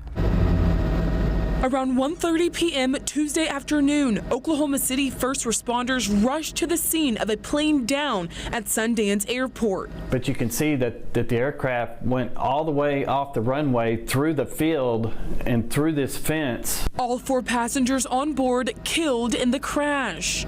The preliminary report says the Beechcraft Bonanza was departing when the left wing struck a hay bale and crashed into trees. We don't know if it hit the hay bale. It could have malfunctioned the airplane where the throttle got stuck or something. McIntyre Law Chopper 4 pilot Mason Dunn says the heat also could have played a role. It was 103 degrees. That makes the air really thin. It makes the airplane harder to fly. It will stall easier. I'm not saying that's what happened, but you had 4 passengers full of gas on a hot day. Lots of questions still remain. Now what happened? That's the million-dollar question. In Northwest Oklahoma City, Maya Ward, Oklahoma's News 4. We do know some of the passengers on the plane were members of Quail Springs Baptist Church. We did reach out to the church, but they have no comment at this time.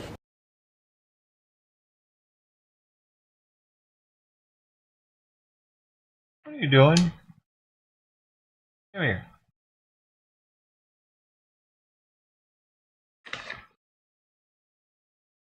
Right. Come on. How are you doing?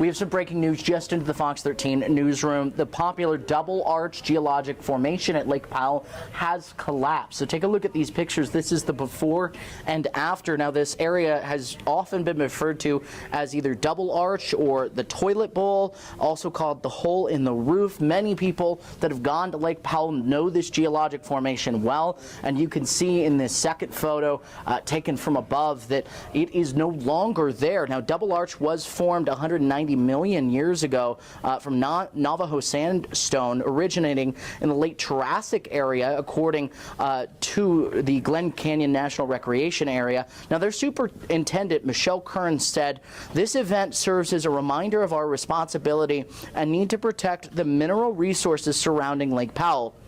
These features have a lifespan that can be influenced or damaged by man-made inventions. While we don't know what caused this collapse, we'll continue to maintain our resource protection efforts on Lake Powell for future generations to enjoy.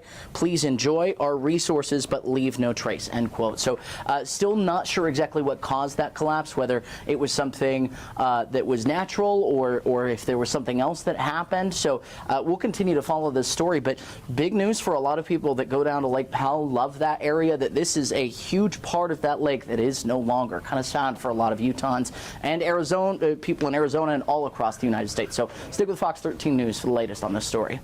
Look at it following anybody. You seen that one that was in Asia somewhere? It fell on a bunch of boats. It killed people.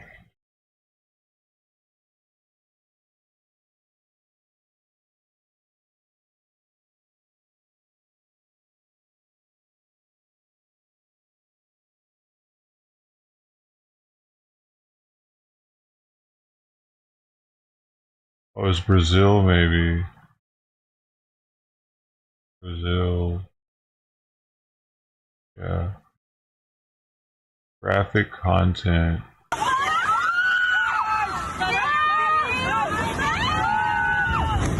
Over the weekend, tragedy in Brazil after a cliff collapsed, killing 10 people and injuring dozens more. Video shows the chaotic moments as boaters approach the cliff on Furnace Lake, a popular spot about 260 miles north of Sao Paulo. And notice something is wrong. Then this.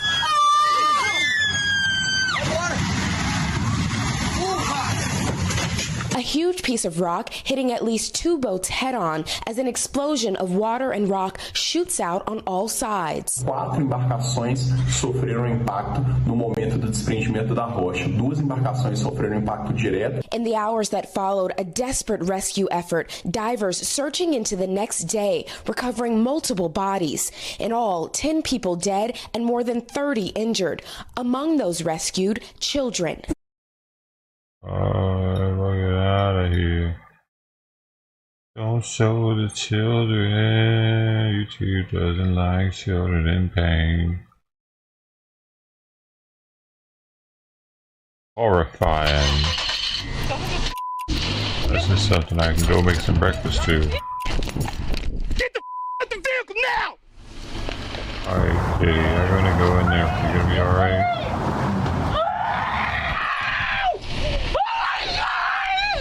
She wants to lay down on my... Call the authorities now! I think I just witnessed a killing at Lowe's. This chaotic scene erupted mere moments after Freddie Nelson and his wife Carrie arrived at the Delta Park Lowe's in Portland, Oregon. What may have started as an explosive argument rapidly escalated, turning deadly in the blink of an eye. The security guard just shot my husband! About 7 months before this appalling incident took place in September 2020, 49-year-old Freddie Nelson, a home renovator and woodworker, was stopped by 2 security guards after he loaded up his truck with wooden pallets taken from behind Lowe's. The guards worked for the Cornerstone Security Group, which provided armed security and was hired only to patrol the parking lots of Delta Park. While it's unclear what happened prior to the security guard's body cam footage being turned on, Freddie can be seen trying to leave. You're sitting there shaking. You're looking for a fight, man. Whatever. I can already tell that the adrenaline's pumping through you. You're ready. You're balling up your fists. I get it. I see it. I'm balling up my fists. Hold my keys. You want to fight. You just. So you know what? And so you're trying to agitate it right now. And you're trying to agitate it. You're trying to agitate, right? I'm going to take you down. You're trying to agitate, right? Do you understand me? Yeah? Do you understand me? You're trying to agitate, right? Okay, at this Answer point, my question. Do you understand what he's saying? I do. Okay. Good. So are we done here? Are we done? We are done. Get in your vehicle. Leave Delta Park. Hey, look, I'm getting in my vehicle. So you don't need to tell me to. You're talking to me. Okay. Get in your vehicle. Don't be giving orders. Get in your vehicle. Your vehicle now. I got to go to work anyway. That's right.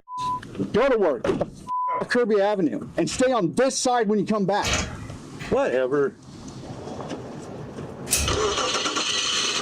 Can you please move so you're not blocking the road, a public road? One of the guards parked the red vehicle you can see in the footage, and it blocked Freddie's ability to leave. You want to keep going, bro?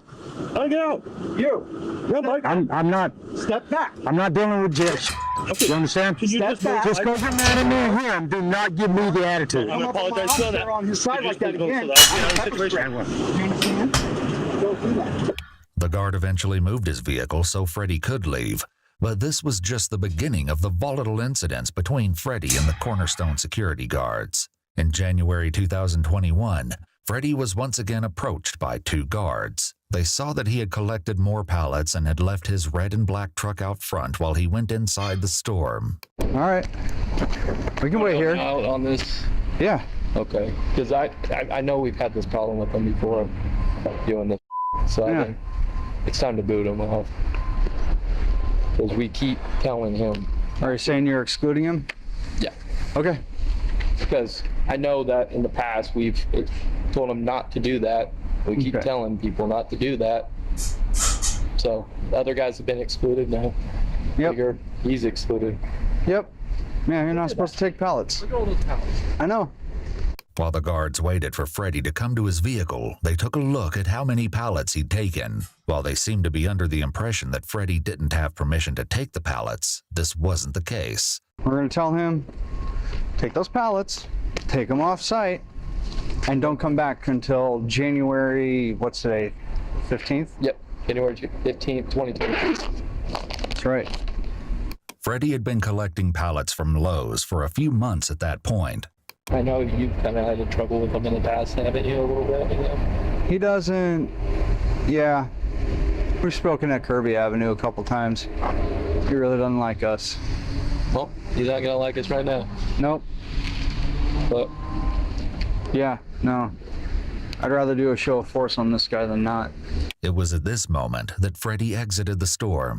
What's up? So, we see that you're taking pallets. Yeah, I just didn't talk to the manager. Okay, so here's the problem. It's a property rule violation. So this has nothing to do with Lowe's. Okay. We are going to ask you to go ahead, take these pallets off for now, but the problem is because of multiple property rule violations in the past with other people doing it, we're having to enforce it to the point that we're not going to let you back onto Delta Park Center property for the next year. Okay? Oh, I'm not allowed right now?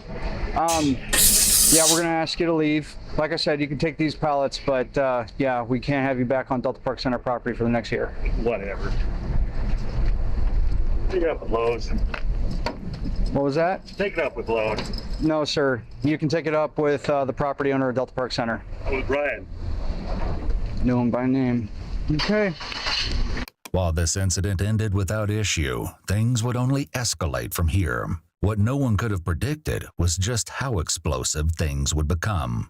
On April 19th, Freddie was once again stopped by a security guard while he was behind Lowe's, about to collect more pallets. No, you leave this property now. You leave the property now. No. Okay, whatever. Okay, turn around. I'm going to put you under arrest. No, you're not. You want to bet? No. You are under arrest now. No, I'm not. I just came out of the office. Nope. Yeah. You are trespassed from the Delta Park property. You are not to be here. I just came out of the... I don't care. Well, go deal with them. I'm not. I'm dealing with you. Yeah. Well, I'm not under arrest. You will be here in a second. What's your name and ID number? You don't need it.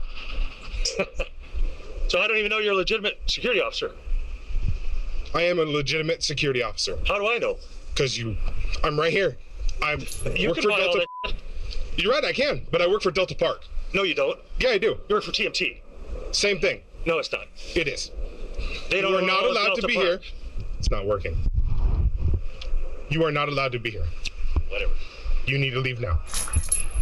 Just go talk to management. No, I'm not going to.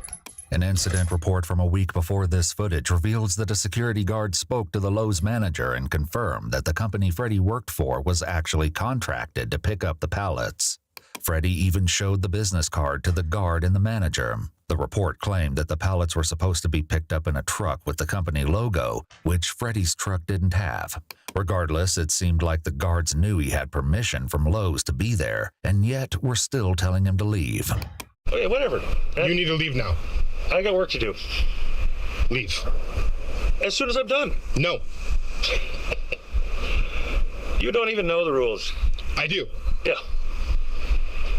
You are trespassed from this property. Yeah. Okay. Go ahead and turn around. Stalemate. If you're not arresting me, you want to bet? Back off. You want to bet? Go ahead. I got the same thing you do. Yeah, well then back off. No, not going to. According to the report later filed after this dispute, the guard claimed that Freddie had a small can of pepper spray in his left hand. However, the footage shows that the can appears to be in his right hand. The guard stated that he then pulled out his own pepper spray for self-defense. You're not arresting me. You want to bet? No. Come talk to me. No, I'm not going to. Yeah. It's time for you to leave. Freddie then began walking back towards Lowe's. It's time for you to leave. You are trespassing from this property. You're going to be the next one to trespass. No, actually, I'm not.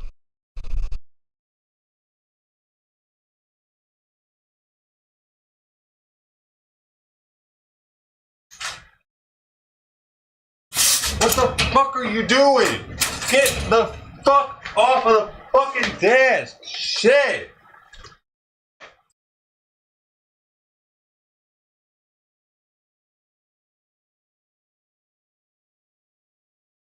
Fuck.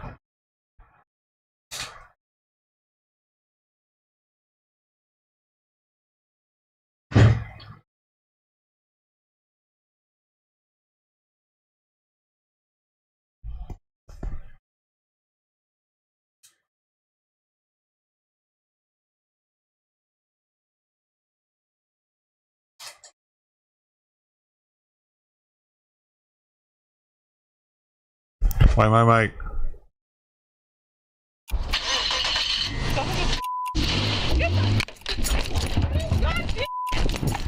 Get the out the vehicle now!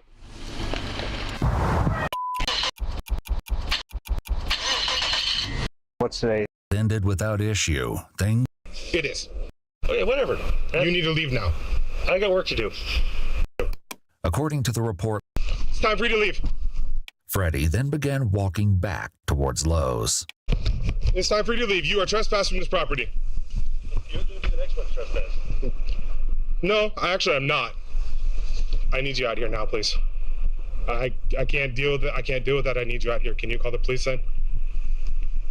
What? Yeah. I'm gonna be arresting Freddie here. They'll take care of it. Yep. I need PD out here now. I'm behind Lowe's. Yeah. While Freddie headed into Lowe's to get management, the security guard aired his grievances to a bystander. He's trespassed from the property and he knows it. So. Anybody knows the rules, it's you. He's not going to come back here without police, so. He's got to come back here sometime. I'll tow it. Watch me.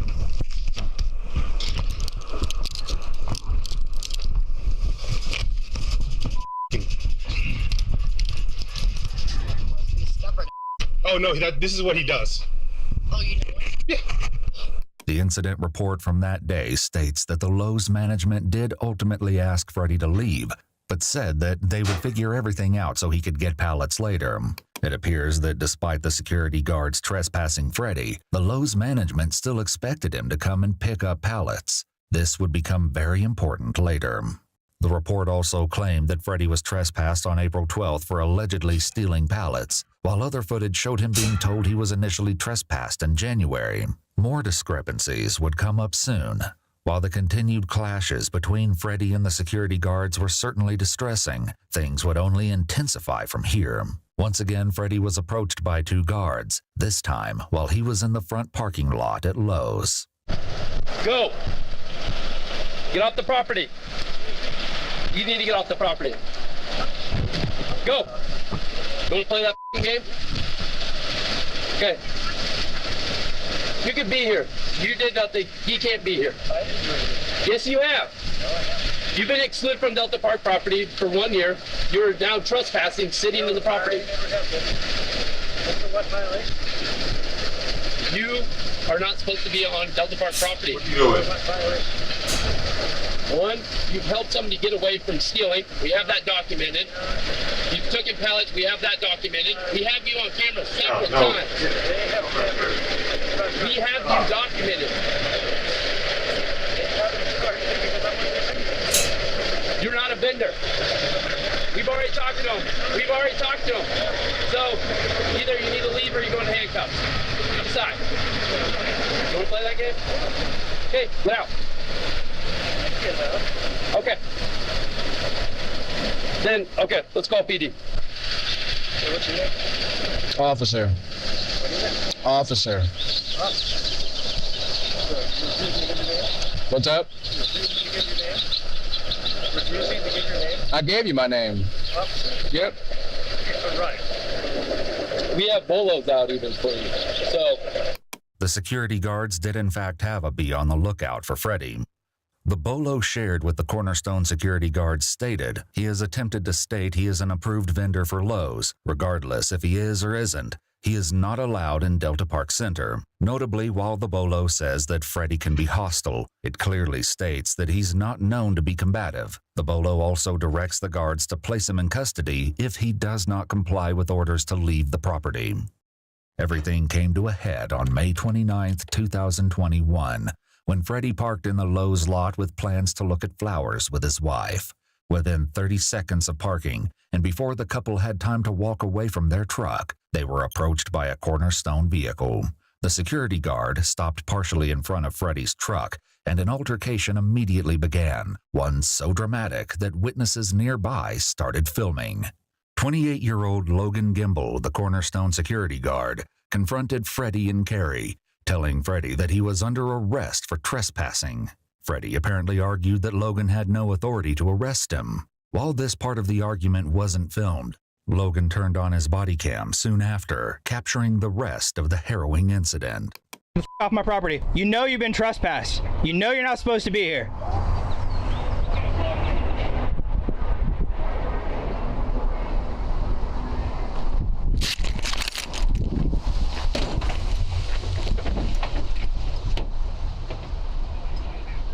You refusing to leave my property? Oh, you fool! Oh, off now!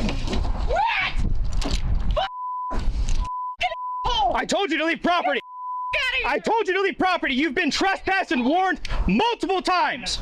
I'm calling the police.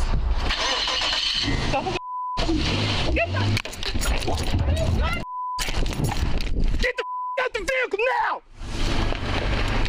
You already tried to hit me once! You move this vehicle again, I will fire!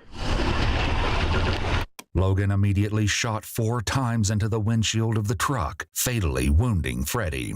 I told you to stop it! Do not angle the vehicle at me!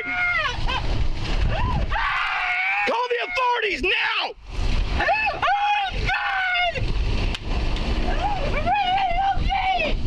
I told you not to move the vehicle!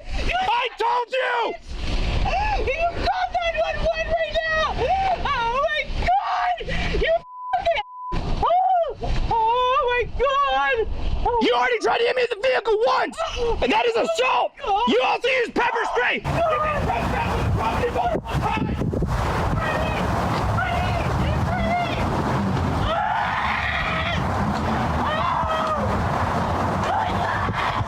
All of this occurred in less than a minute after Logan turned on his body cam. In the immediate aftermath, a witness to the horrific event called 911. I think I just witnessed a killing at Lowe's. Oh, the security guard just shot my husband! Oh! Oh! Freddie! Freddie! Freddie! Freddie! Freddie! Freddie!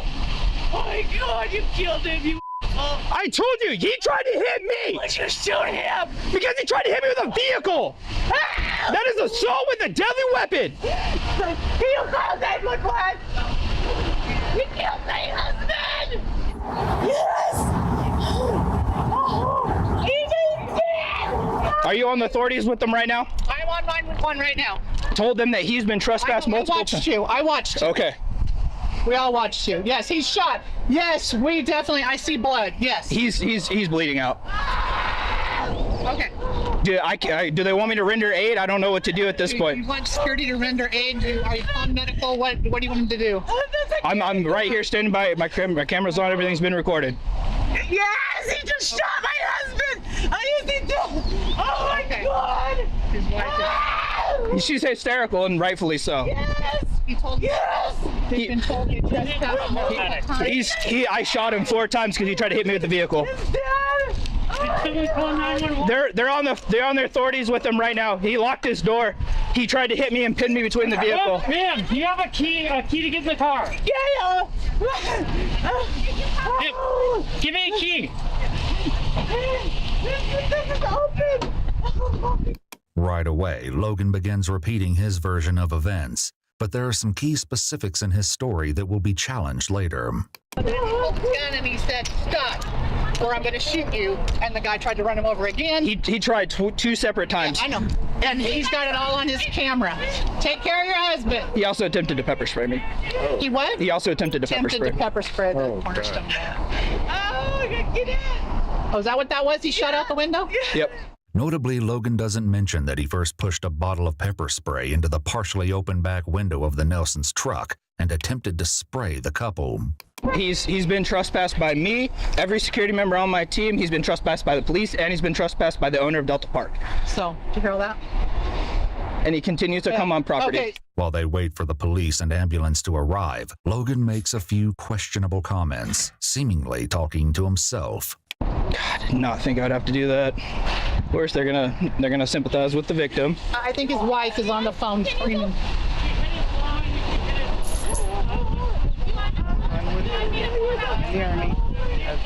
I know you're trying to help. I just want to make sure that if there's anything I can do to help. They're apparently 2 paramedics. Okay. This is out of my scope. Understood. Tried to pin me between the vehicle right here and then tried to hit me right here again. About 5 minutes after the shooting, officers arrive on the scene. I don't know what you need me to do. This is the first time I've ever had to do this. Just have a seat. Okay. I had to discharge my firearm. Logan claimed he was the site supervisor responsible for all of Delta Park. He then told officers that Freddie had attempted to hit and pin him between his own security vehicle and his truck. The officers instruct Logan to call his supervisor, and he once again relays the same story, this time emphasizing a notable detail. He angled the car for me and tried to floor the gas, and that's when I fired. In the middle of the officers checking Freddie for signs of life, Logan makes this request. Is there a way I can get tomorrow off? So I can, process what the I just did. Okay, I know we're tight, but... A few minutes later, an ambulance also arrives. Freddie, I love you! Eventually, an officer guides Logan to sit in the back of a police vehicle. I did not think I'd have to do that today. After leaving Logan alone for 5 minutes, the officers return to collect his firearm. Hey, bud. How's it going? Go ahead and step out of the car. Is that cool enough back there for you? Yeah, it's a little warm, but it's all right. Okay. What we're gonna do, I'm gonna take your firearm. You don't have to touch it, okay? We're just gonna wait for detectives and stuff. So it's just kind of protocol when somebody's in the back. So it doesn't say you're in trouble or anything like that. Yeah, I know. I'm aware of the process. There's a weird thing with my DPST. I got armed during the whole COVID thing. I mailed my stuff off, and I have yet to get my actual card. Don't worry about it. But I do have the gold paper or the yellow paper that was issued to me. Don't worry about it. As it would turn out, this was an issue that Logan would need to worry about. The day after the shooting, he was brought in for a formal interview where he was read his Miranda rights and agreed to speak with officers. He tells them that he was in the Air Force for 6 years. He was then asked to describe some of the things he dealt with working as a security guard. So would you say that you've been able to resolve a lot of situations using just either verbally saying stuff to people or de-escalation? Usually it's a lot of time it's, just being calm, rational. But if you're talking about the individual I dealt with, he's been a problem for us for a really long time. I was going out, driving around, doing my patrols, And this guy, his name's Freddie.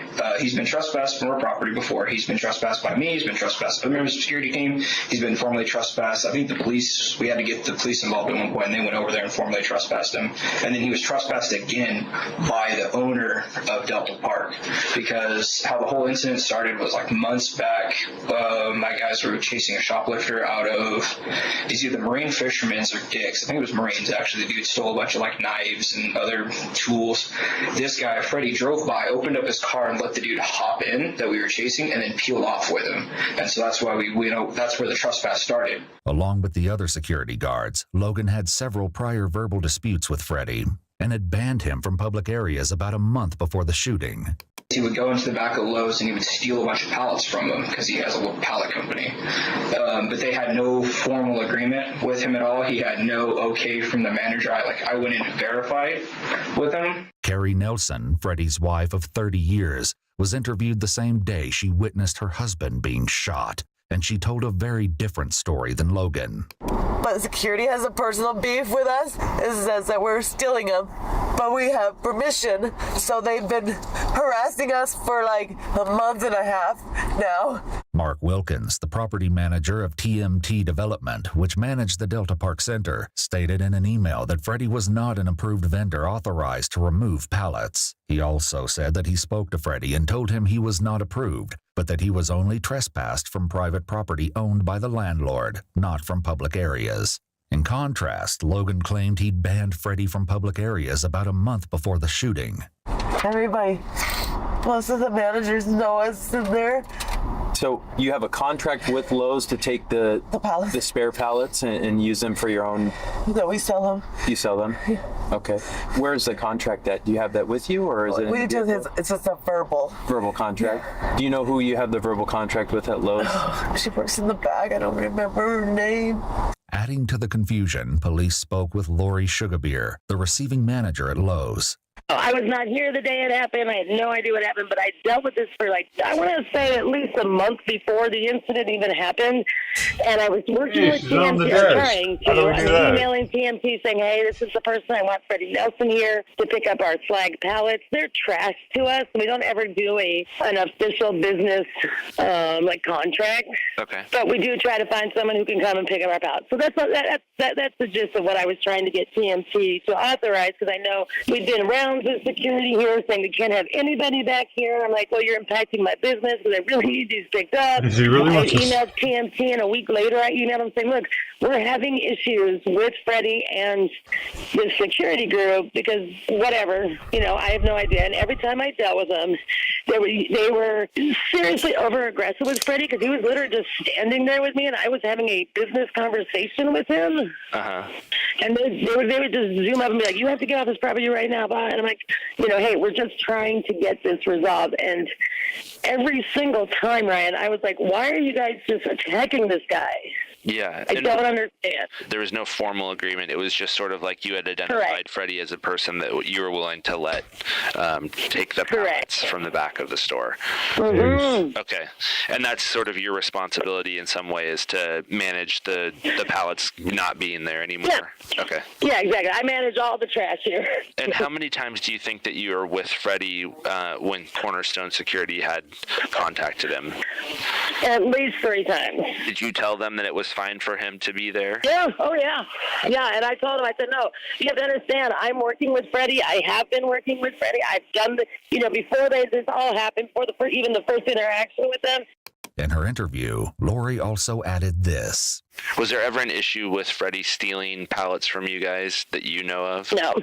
Okay, no. So Absolutely not. Every time I authorized him to take the ones over, because he was there, and I'm like, hey, can you just take these 30?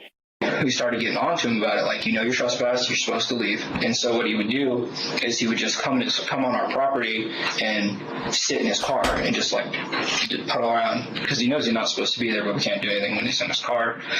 We've never had, not even a piece of paper saying we've been trespassed. We've never had a date of when we've been trespassed. We have no idea when we've been trespassed. It's unclear if Freddie had actually been given a formal trespass order. Regardless, Logan explained his version of events for the day of the shooting. I was driving by, I saw his car pull onto our property, so I go over there, hey man, you need to leave. You know you're not supposed to be here. Like, I don't know how many times I have to tell you. He gets out of his car. I get out of turn my camera on and get out of my passenger side, my driver's side door. I was like, turn around, put your hands behind your back. You know you've been trespassed. You know you're not supposed to be here. And he looked at me and was pretty much like, you. He pulled in front of us and blocked us. He told us that we had to get off the property. And who is he? The security guy. Do you know his name? No. Can you describe him for me? He has dark hair. He's an asshole. We've had quite a few runs with him. And I call him an asshole. And then I'm calling the cops because I'm sick of this bullshit with you guys. You guys are harassing us. He looks all like the a time. fucking... And he said, I'm going to mace you. Freddie got out of the car, and he said, put your hands behind your back. Freddie said, yeah, right. And got back in the car and grabbed his mace. If he would have just gotten into his car and just left, I would have left it at that. Investigators asked Logan to clarify why the situation escalated so quickly. He was reaching for something inside. Okay. I didn't know what it was. I know that he's made threats against us multiple times before, and I didn't want him pulling a firearm when I was by the side of the vehicle, so that's why I sprayed into it. Okay. And I didn't know. Situation escalated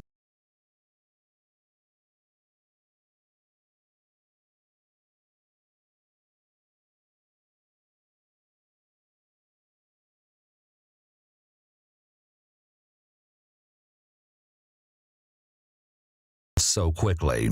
He was reaching for something inside. Okay. I didn't know what it was. I know that he's made threats against us multiple times before, and I didn't want him pulling a firearm when I was. Now he's trying to pull the firearm. Originally he said it was. What was your hope to do when you? What was your intent when you sprayed in there?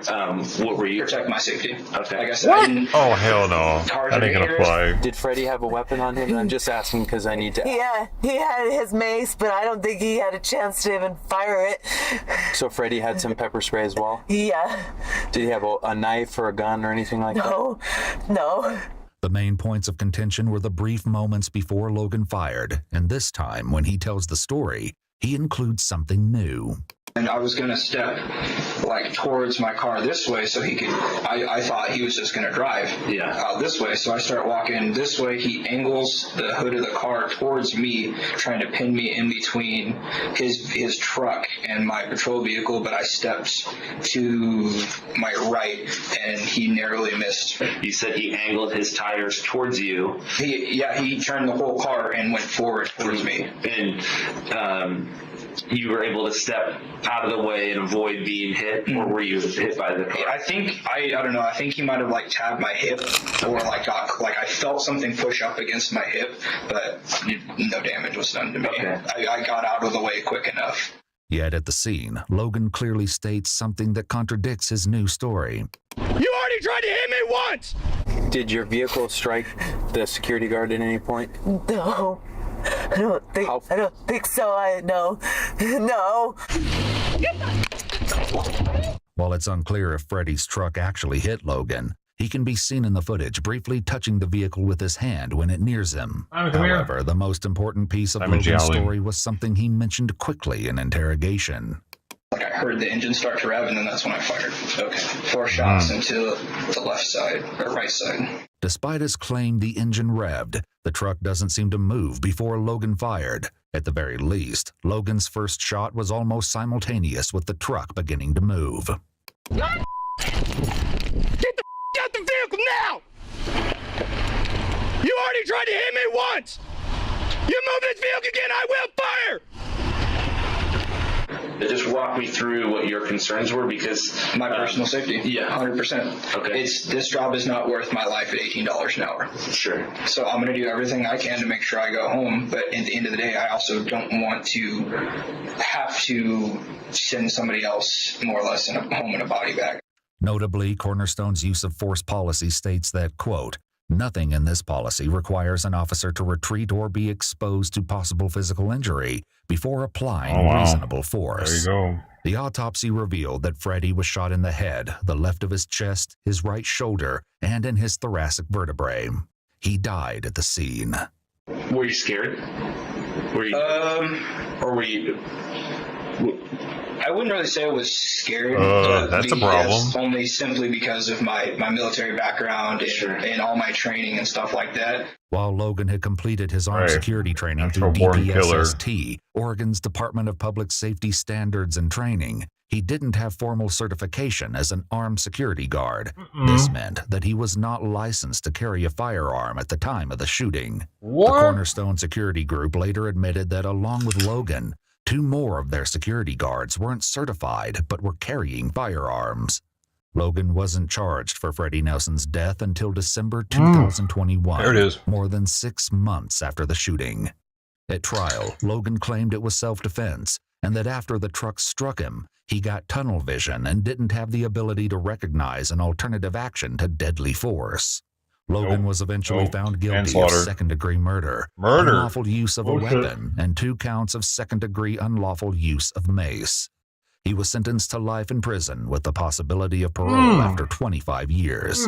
Following this, Kerry Nelson filed a $25 million civil lawsuit for wrongful death and negligence against the owners of the property and Cornerstone Security Group. It appears the case is still ongoing.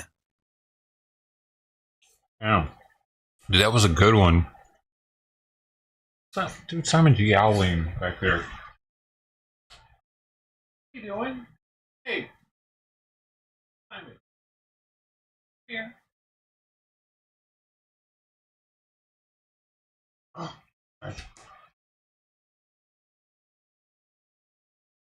Damn, see, bro, I'm fucking stupid.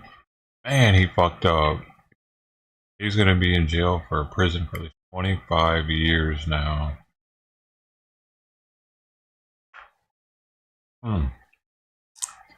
Over some pallets.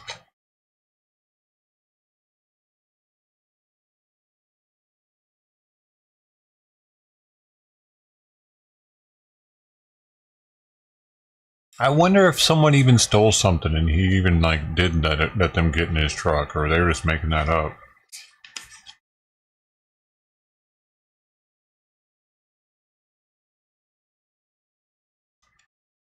Because why didn't they file a police report with the guy's plates and stuff if that were the case? I mean, doesn't the parking lot have cameras?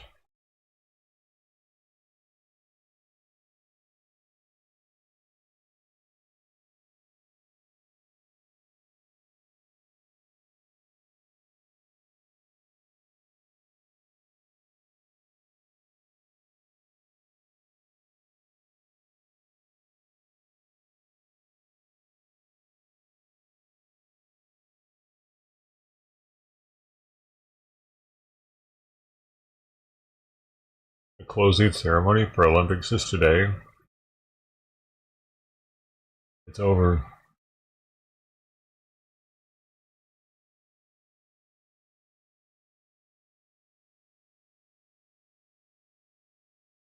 Royce Miller, dude, was playing online like Skyrim at like 5:30 in the morning, dude. I was getting in the shower and he had a gaming stream on already.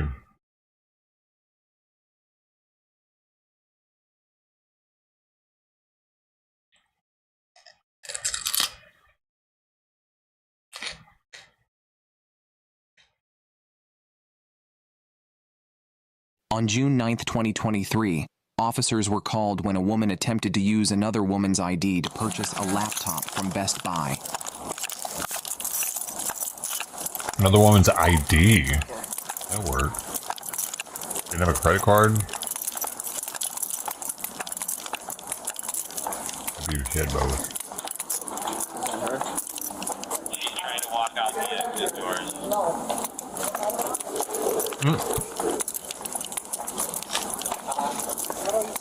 Hello, ma'am. Hi. How's it going? Good. Do you have an ID on you? They think you're using fraudulent identification. No, I don't. Stuff. I don't have no ID on me. Oh, thank you. Yeah, can we just move out of the way? Let's get sent over here. I'm here. Is there somebody with the car? Online?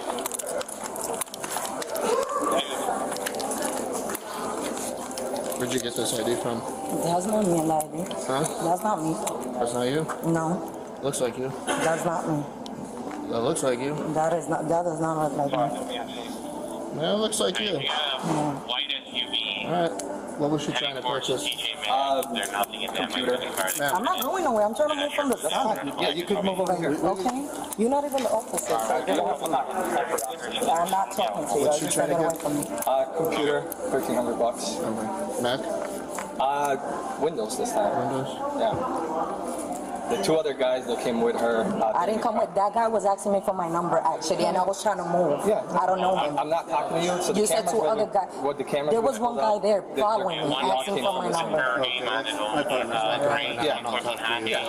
thought it was You're good. Can we move from away from the entrance? Yeah, you're gonna walk with my partner. Okay. You might talking to her over there.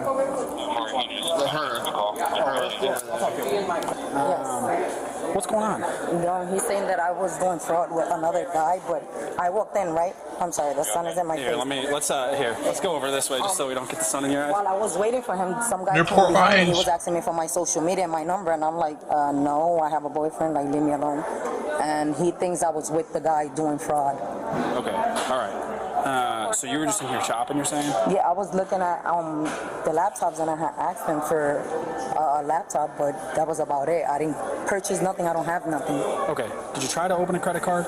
No, I didn't. You did not? No, I asked for the information. He gave me all the information. Okay, did you like provide an ID at that point? Like, here's No. my credentials? No.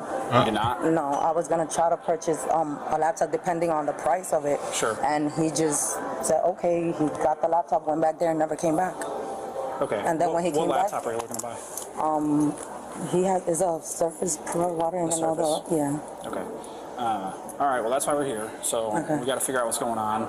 And then barring whatever, like I said, we just got here, so I'm just trying to figure out what's going on. So what time did you get here? Do you know about? No. 30, 40 minutes ago? 10, 20 minutes ago? It's 15 minutes. 6:55 now. I don't even know. Maybe 10 minutes. 10 minutes? Yeah. What's your last name? How do I spell that?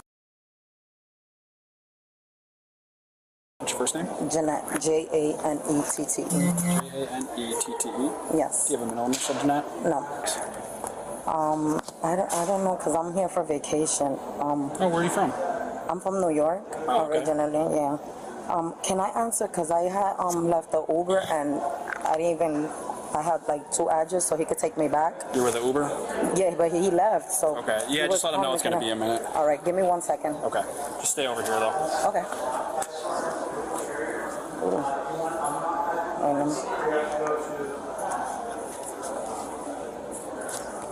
Hello. Call 5. No, ya te jodido. Deme llamar el Uber driver. Can you run a name DOB, please? Because the Uber was calling me before he left. So you walked in trying to buy a laptop. I was asking for the price, right? And so they came up to you. You're like, you're interested in this laptop? The employee? Oh yeah. They went to the back. They never came back. Yeah, he went to the back. And then you went up to the line. What line? No, I was there the whole time. Oh, where? The register. Right over here? Yeah. Okay. And I was asking where did he go? To the other employees, and he said he was trying to get something from a printer to work or something like that. And then when he came back, I was about to walk out, and then right before I was about to walk out, he ran behind me, and the officer came in. Okay. What about these guys? You said there were some guys. No, they could check the camera. There was a guy. I'm What about the standing fake ID, on one of these aisles, lady? and a guy came behind me Where asking me for my Instagram. Your pictures and on cell it. phone number. It was a dark-skinned guy, and I told him, no, I don't have. He'd be like, so you don't have social media? I'm like, no, I have a boyfriend. You said it was a dark-skinned guy? Yeah, he had like braids. Like dreads? Dreads or braids, I don't know, and a hat. Did he have anything else, like tattoos? No, I didn't notice. What was he wearing? I swear, I wasn't even trying to look at him because I didn't want no eye contact with him, but he was like literally right behind me. Okay. I was right where the TV is curved, that's where I was standing, and he came behind me asking me for my information. Okay. Do you have an ID on you? No, I don't. You don't? Okay. Okay, sounds good. Take your time. And she just happens to not have an ID also. She didn't give that ID to them. But you're saying you don't know this guy at all? At all. Okay. At all. Like if they check the camera, you could. Well, I mean, I don't know if they could hear at least. Sure. They could hear him asking me for my number. But you're saying my you kind of social brushed him media. off, right? Yeah, I turned around and I'm like, oh no. He said, before you go back to the guy, because he was helping me, then he left and he was like, before you go to the other guy, can I have your phone number or your social media? And I said, no, that I didn't have social media, and I couldn't give him my number. Okay. But I don't know him at all. Okay. How'd you get here today? In an Uber. You Uber? Okay. Are you staying local, like in a hotel in the local area, or? Is she filming herself? What does she got her arm up for with her Where are you phone? staying? And Is she like this? Drive to New York. Oh no, never mind. it was the It looked like it. I have to check my email. 30, we found one.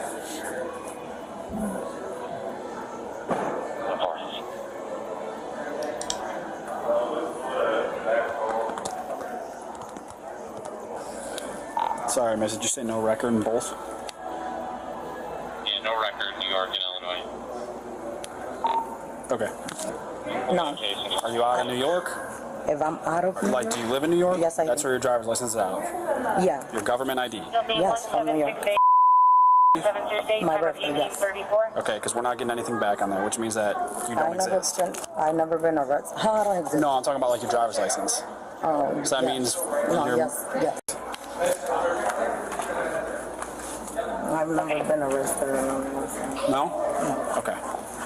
When I was in middle school for fighting and stuff like that, but not. Oh, that's nonsense. Yeah. How long you live in New York? Out of that way. All my life. Out of New York.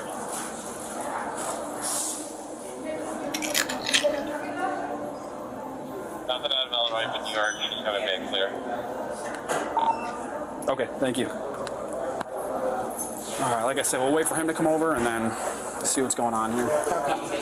All right, I don't know if I missed it. Where'd you say you were staying? I just check out. So I'm not gonna lie. I come here and work like at the strip clubs and stuff like that. And yeah, no worries. I do that like sometimes in different states, or you know. But were you staying in the city or were you staying out in a suburb? what here? Yeah, like were you staying in Chicago or were you staying in Chicago? Like and then I just go like every time I work at a club, I go to a next club the next day and stay at a near hotel from there or Airbnbs and stuff like that. Okay. Where you at now, bitch? So do you Do you not hear him? Set it like a couple of weeks or just a couple of days? Or? No, this is my first time here in Chicago for that. All right. I prayed and it has sound like seriously. Yeah, I don't know if they have like audio. Yeah. I don't know how their cameras work here, to be honest. I hope if they do, so at least just so he could feel stupid, because I would understand, but we definitely didn't know that we was together. Sure. But maybe because he saw him with his phone in his hand trying to talk to me, maybe he. She knows that motherfucker doesn't have Yeah, sound. you know how it goes when you're watching something from kind of a distance. You can't really tell what's going on. Yeah.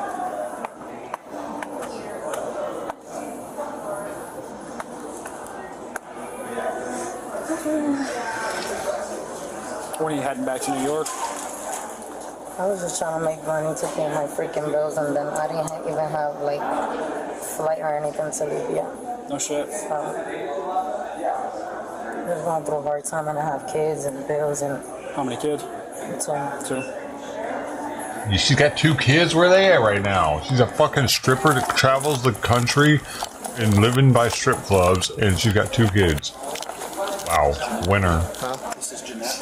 Hey Jeanette, what brought you in today? So I just came out here, like I was telling him, I dance at strip clubs and been from city to city.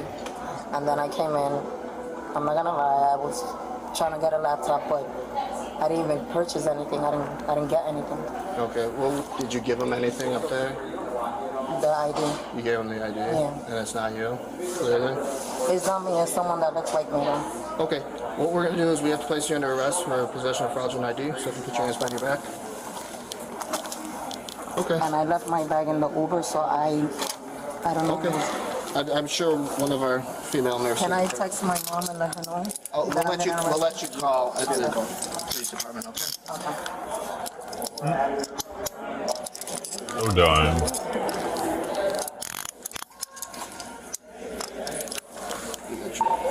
Apparently she didn't look enough like her. This is too tight on this side. Let me get it. Female 95. Cool boobs. They look fake. Would I be able to take the numbers from my phone at least? Because I don't know numbers by memory. You sure? Yeah. Okay. As long as you're I'll grab your bag. I got your bag. Let go of your bag. Yeah. We're going to walk outside.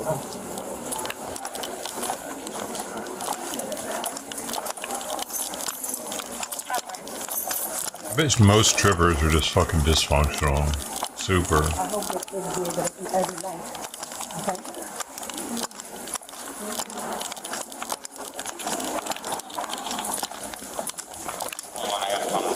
Like, there are people that are like, yeah, man, strippers need loving too. Strippers are, you know, they're people too.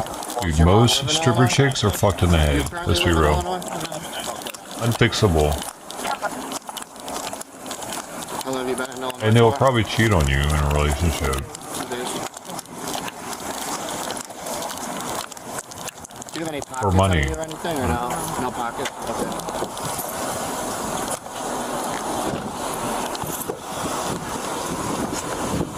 Crazy, it was the first occupation.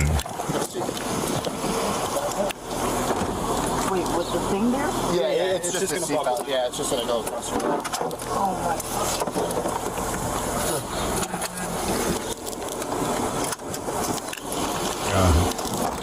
She was charged with identity theft. Do you think she was persuaded by someone else to try and make this purchase using someone else's ID? Probably. Let us know in the comment section below, and don't forget to like and subscribe. Probably the dude she was in there with.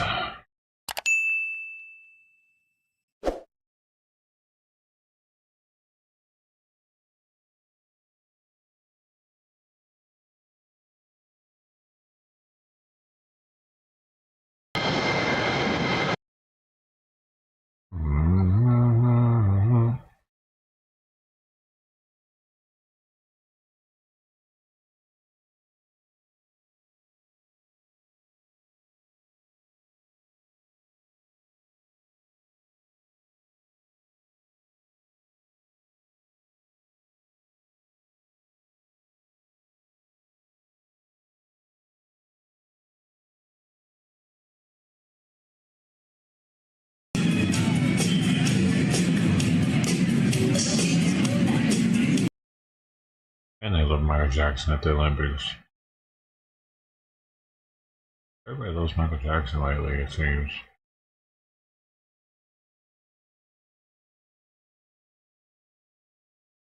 It doesn't matter if you touch little kids.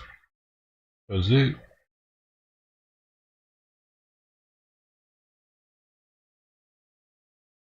Does it matter? The music was just so damn good, man. And his crotch dance up in the air in front of all the little girls. Oh yeah. Like when you look back on it, his crotch thing where he like grabs his dick and like thrusts it all the time. He's in front of a bunch of teenagers.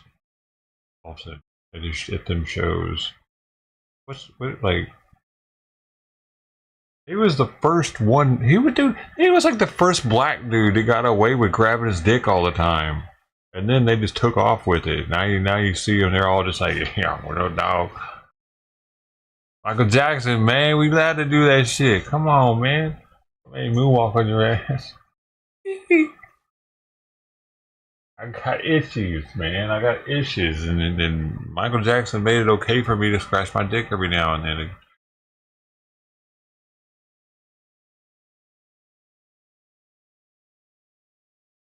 Did Elvis grab his dick ever all the time like that? Or he just moved his hips?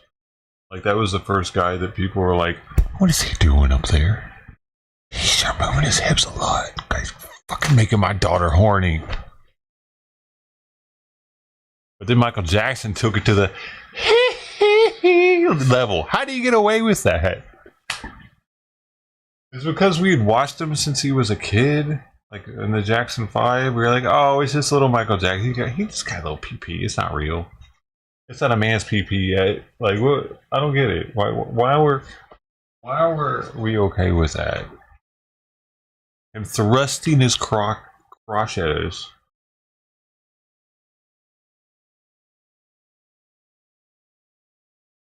Why? There are no answers, are there? You people can't answer it. Yo, I need to bring the plates in because I just got plates thrown out because Tuxedo Collar is an absolute mad lad when it comes to the plates. So I'm gonna go get those up out of there. Get them out of the war zone. Back to safety.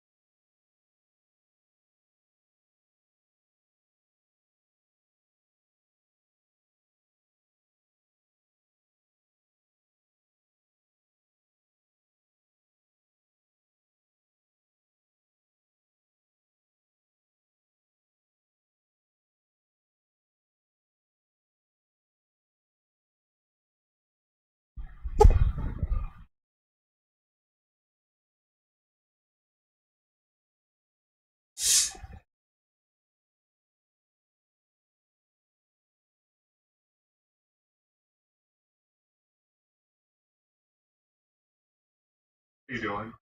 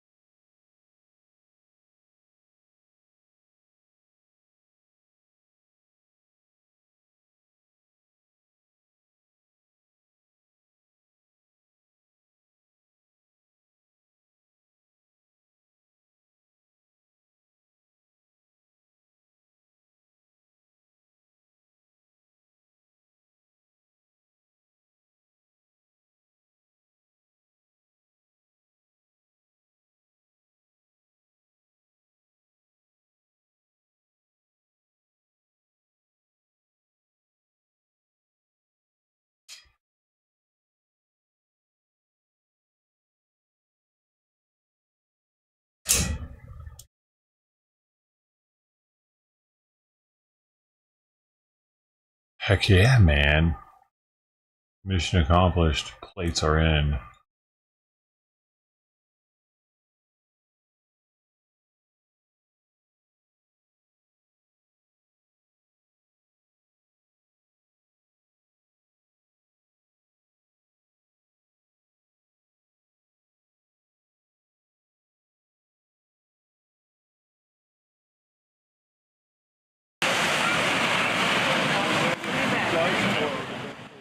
Oh, they're getting the beast well right now.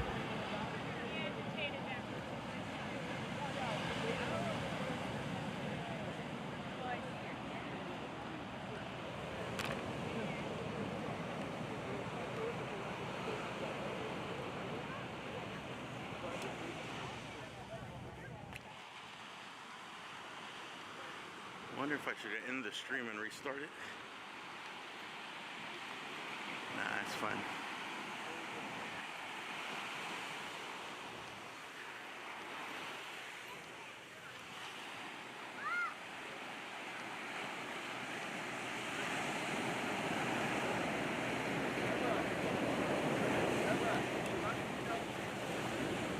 is.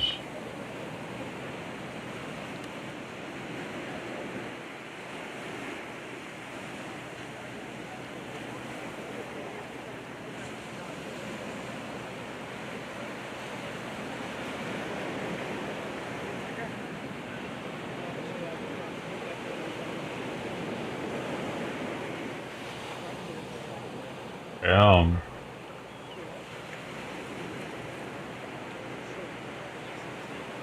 Crazy. Is it dead already? It must be dead already.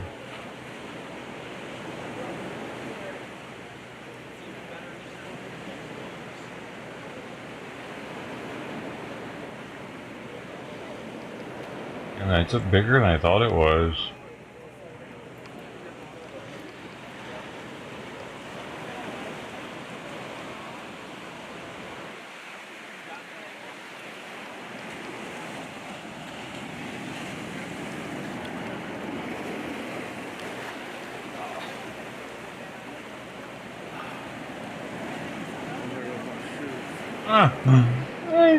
Water is winning his shoes.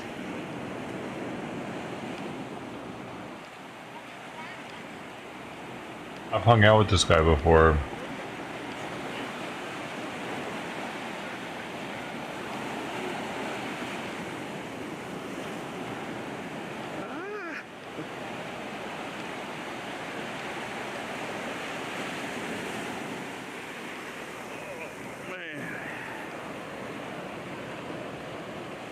Better not drop my camera. We're officially in the water now.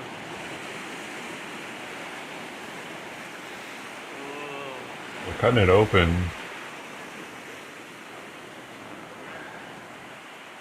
Hold on.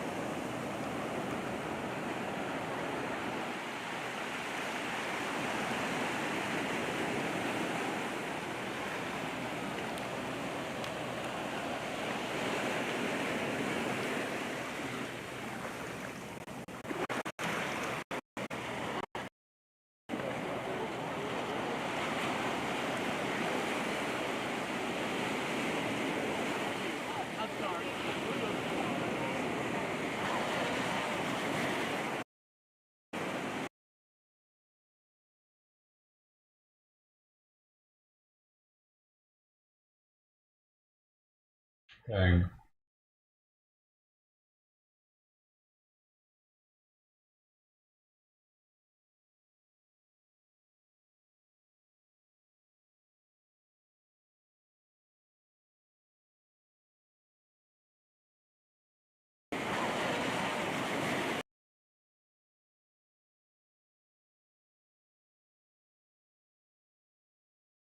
Well, shoot. She's laying in my lap now. She's taking a little nap in my lap.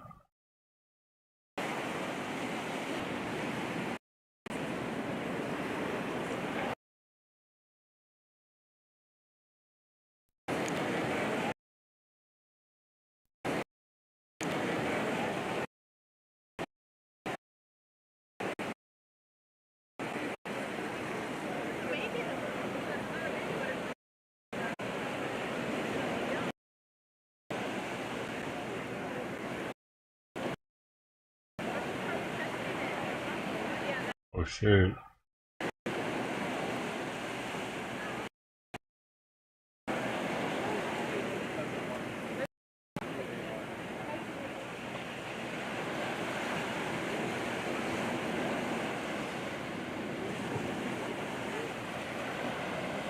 Yeah, this is about to get messy.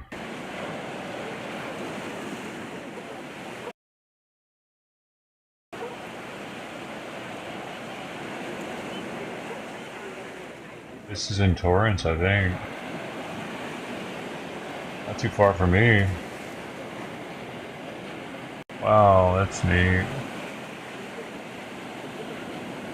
Wow.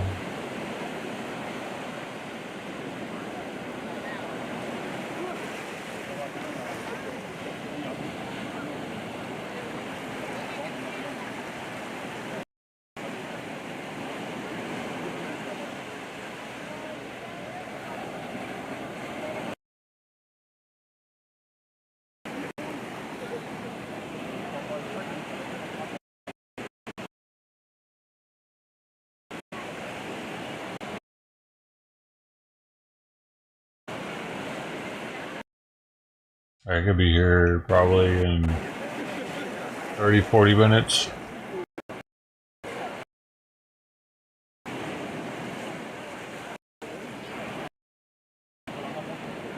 Whoa, dude. Just gotta get to the stomach probably to relieve the pressure so it doesn't explode.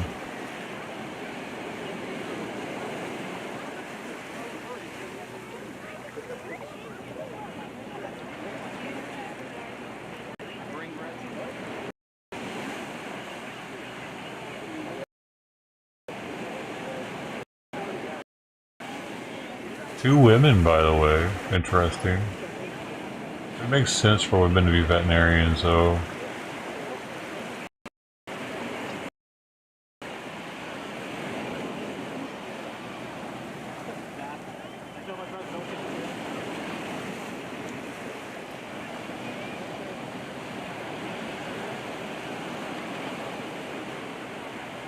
Is that its tongue?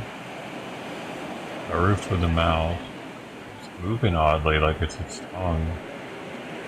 Like it's separate from the jaw. I think I read somewhere that this is a fin well. F-I-N. The thing. I don't know, I never heard of that. Fin.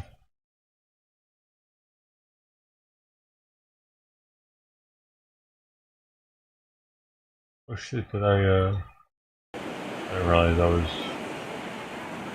searching on that.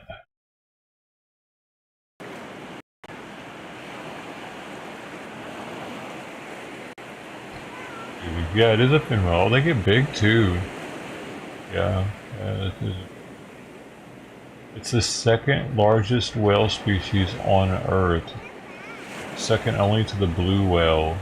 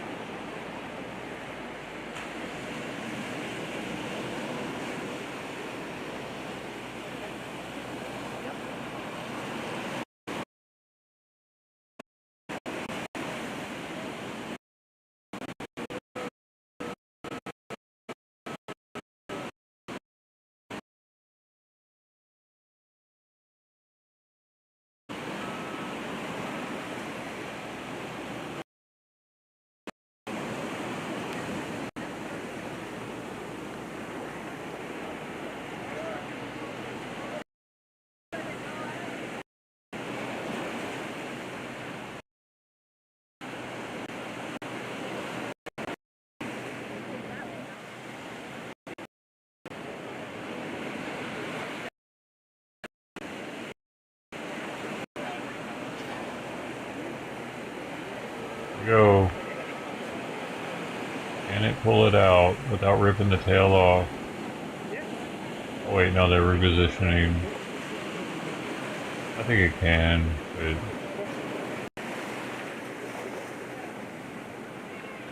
I wonder what happened to this thing. Maybe it just died from old age.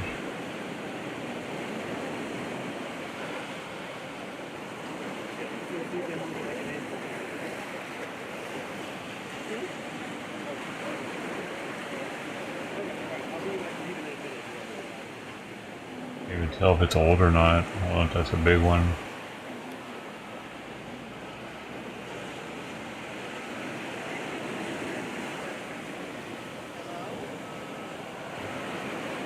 There's something comforting to me about knowing that I can be at a beach really soon if I want to. I can hear this sound.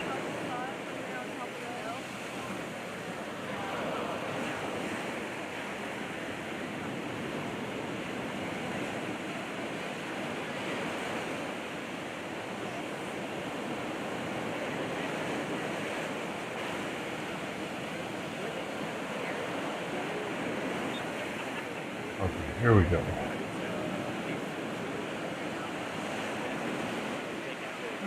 It's time, right?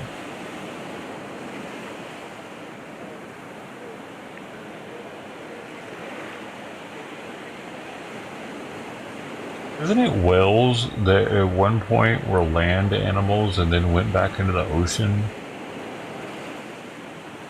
Like they did evolution all weird. They came out of the water, then went back into it. Yeah, I'm not sure if they're gonna pull them up on the sand.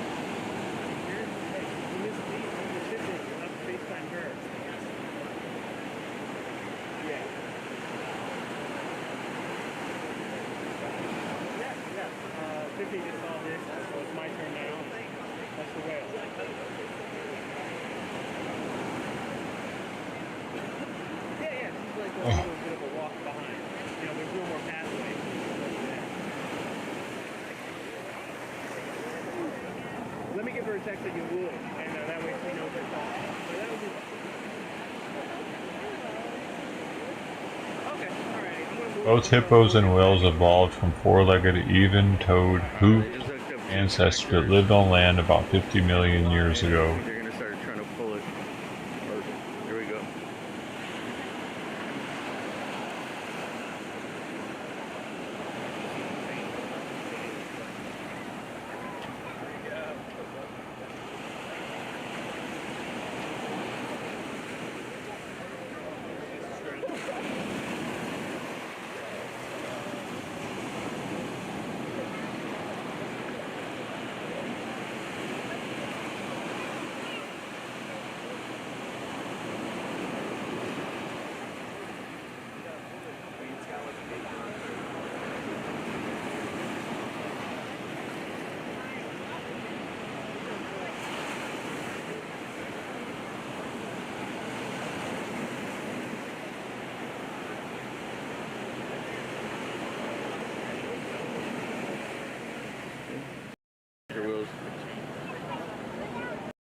Damn, it's too heavy.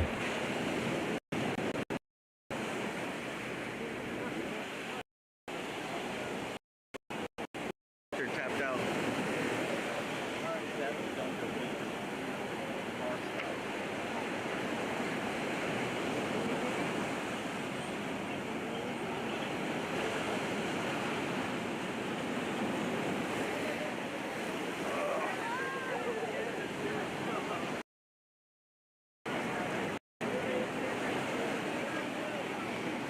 I have to bring it in slowly, little by little, as the tide comes in.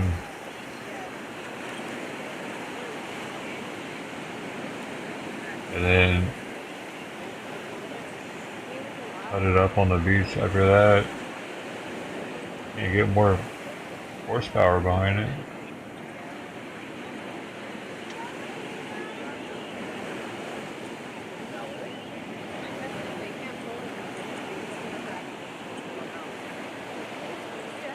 It looks a little smaller, like it deflated a little bit.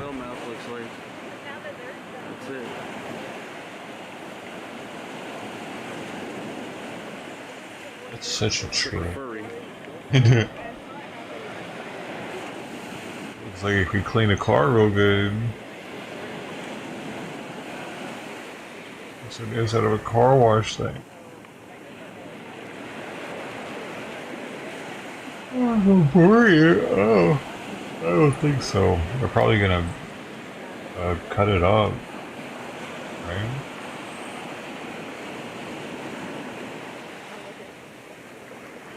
Where would they bury it? The beach?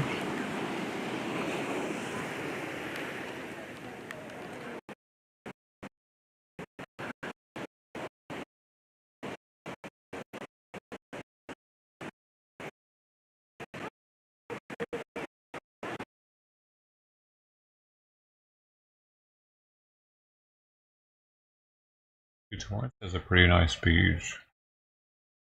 I've never been to their beach, but pretty sweet.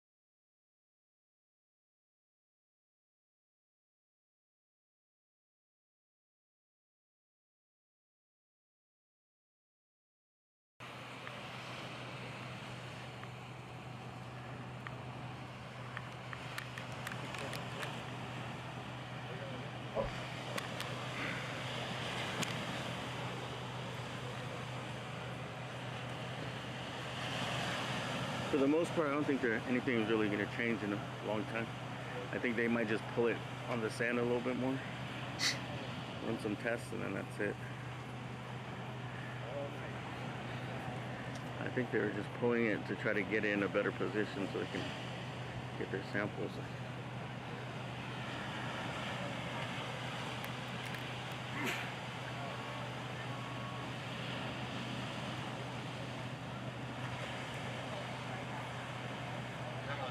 I thought they were trying to make sure it didn't explode like that one well did.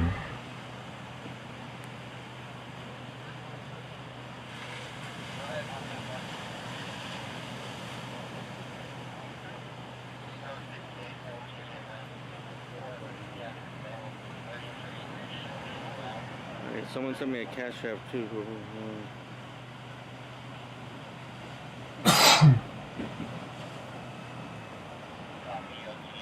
Thank you for sending that cash app for the whale coverage. MV. Okay, let me go to the other side. And then I'll decide if I should restart it or not.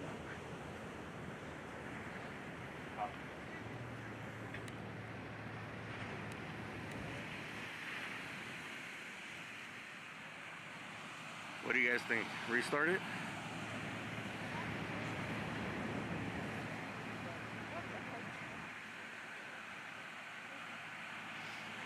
Oh, it's starting to smell.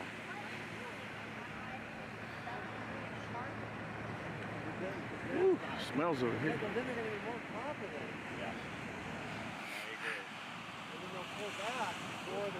Every time they're cutting and they have to pull back, like this,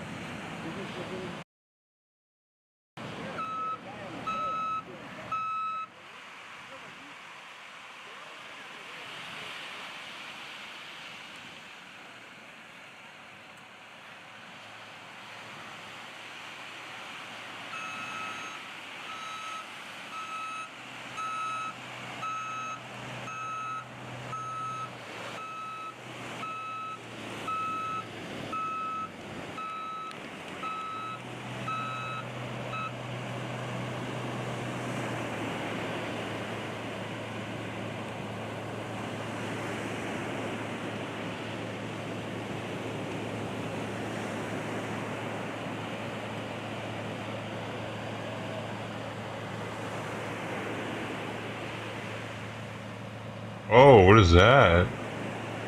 That's part of a body organ, an organ. That's fucking weird. They probably gotta test, like, one of its organs. Or something. I wonder if they're trying to take pieces of multiple organs. I guess take a chunk of its heart.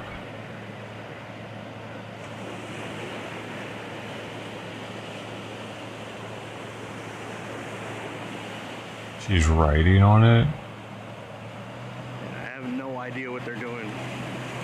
Tissue samples. They're getting samples. I don't know where they're cutting into. Oh, damn, she's cutting a big old hole this time. She needs to get back on the other side.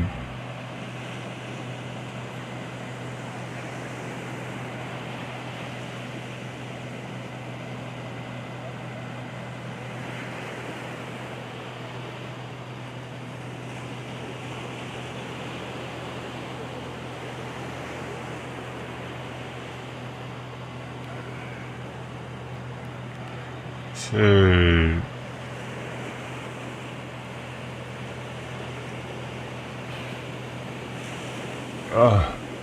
Oh god.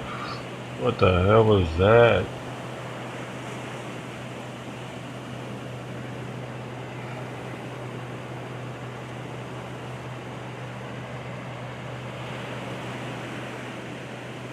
Yeah, so if you guys want to come down here, if you're here, it's in Torrance.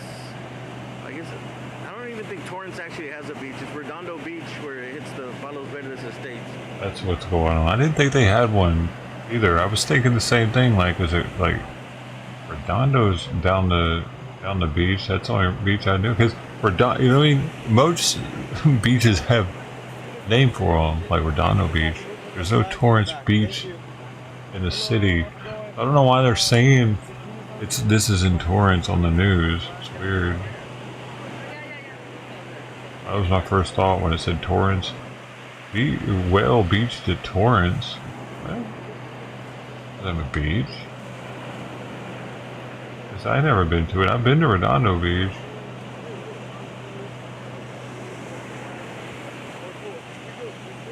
One time I walked all the way from Palos Verdes, Rancho Palos Verdes to Redondo Beach. It was such a long walk. It was like 10 miles.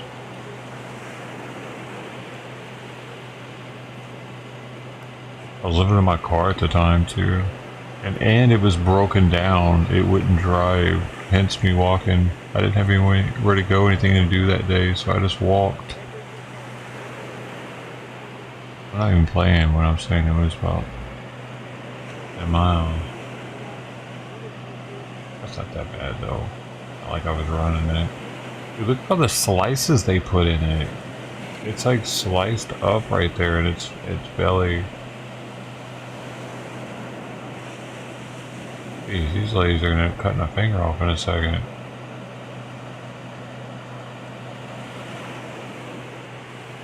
Boy, she looking kind of haggard, ain't she? Ain't her first time cutting a whale open.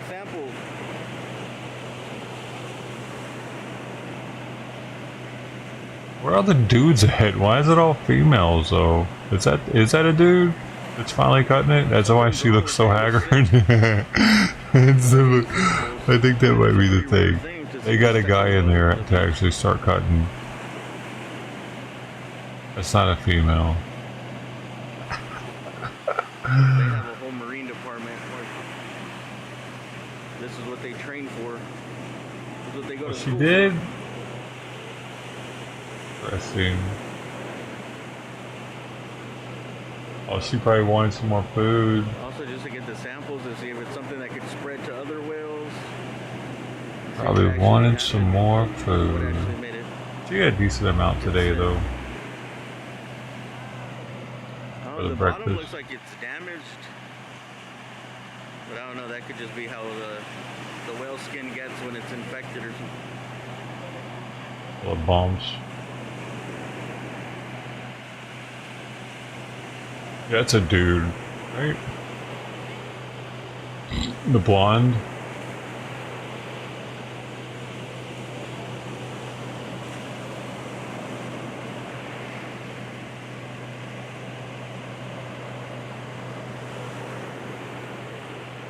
It never stops, you know, them waves, can't stop them. They're just gonna keep on coming.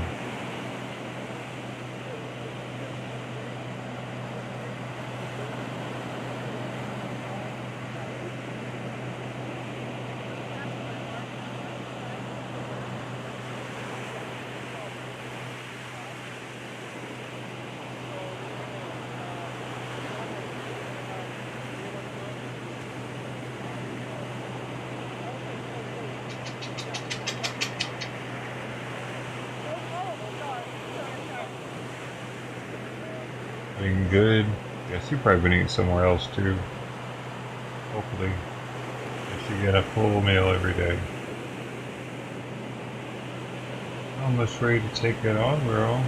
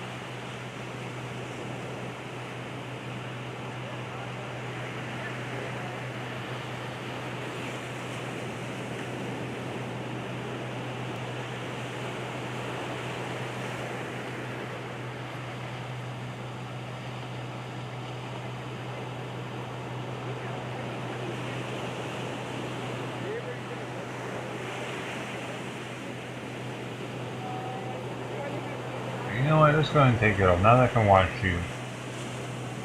See how she does. Looks like they finally got a sample they wanted. Oh, it's bleeding. A lot of blood. Oh, wow.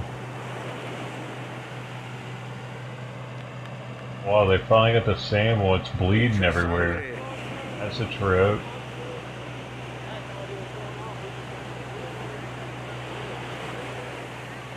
If they're related, two things. Like whatever they were like trying to get blood, a blood sample maybe.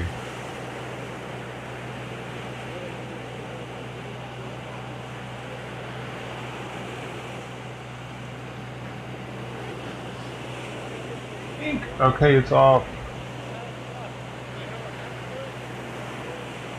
See how she acts.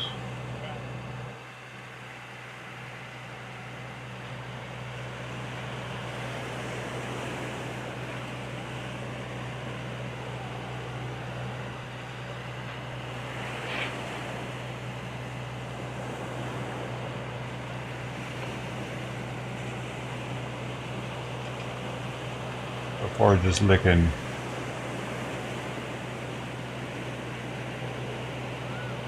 Get on her side.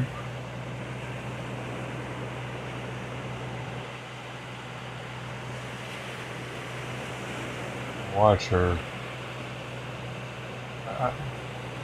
She's licking the sores. Licking her wound. We're off of that.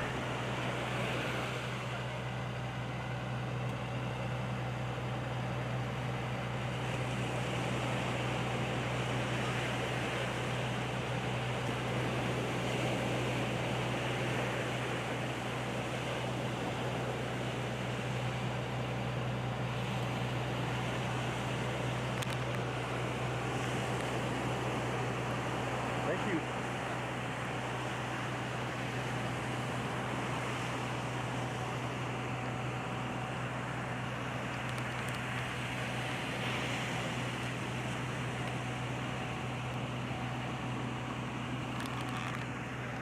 Still kind of licking near it though, just not it exactly. Got it, this pipe down there. A lot.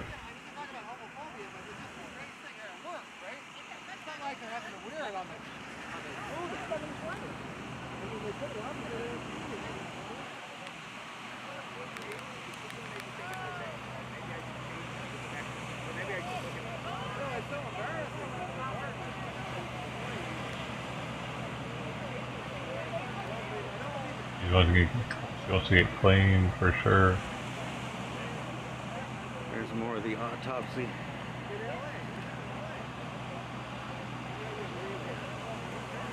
Whatever they cut out released a lot of blood.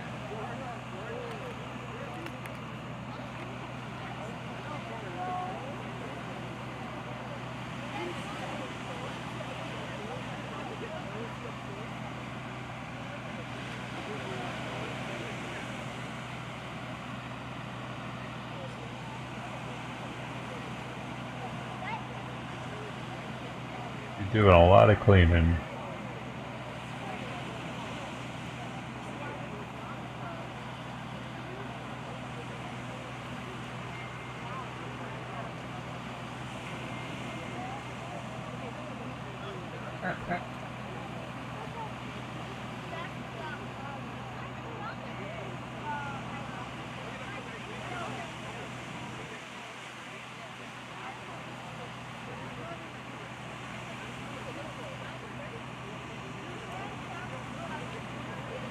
Wants to lick them though.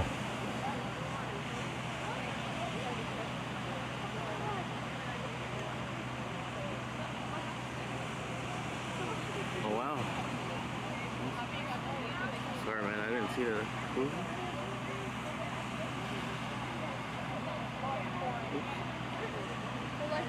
Feather Lightfoot, thank you very much for that. Very big super chat. Rest in peace to the whale. This is a fin whale, second largest species of whale. The biggest one is a blue whale. Thank you. Feathery lightfoot. It's the second biggest species of whale we have on Earth, I believe. Not just California. It came ashore yesterday about 6 p.m. It was alive, but in bad shape. And then, I don't know, it was out here for a couple hours and it died. A couple hours after it came ashore, it was pronounced dead. It's been dead since probably like 8, 9 p.m. last night.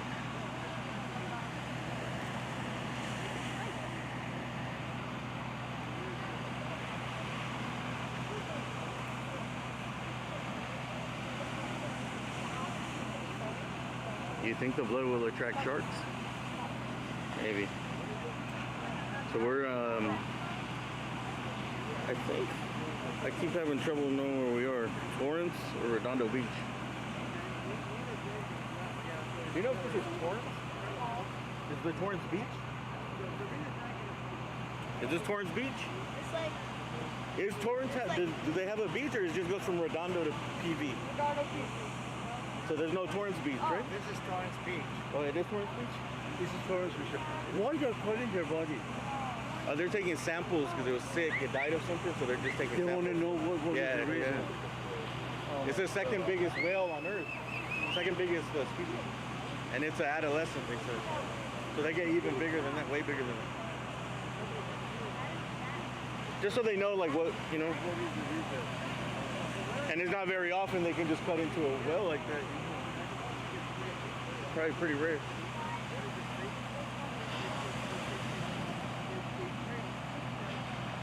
So they're saying it's Torrance Beach here.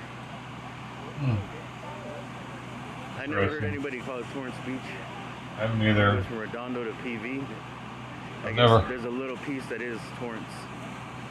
Huh. So some people might know this as Redondo Beach. Some might know it as where Palos Verdes Peninsula Estates start, the peninsula. And I guess the real locals in the know call it Torrance Beach.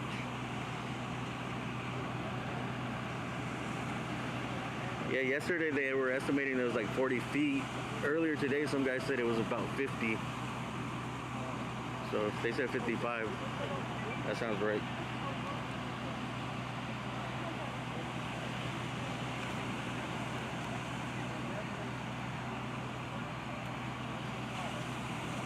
I'm gonna leave it on the whale for a second. I'm gonna see if I can change the title of the stream real quick.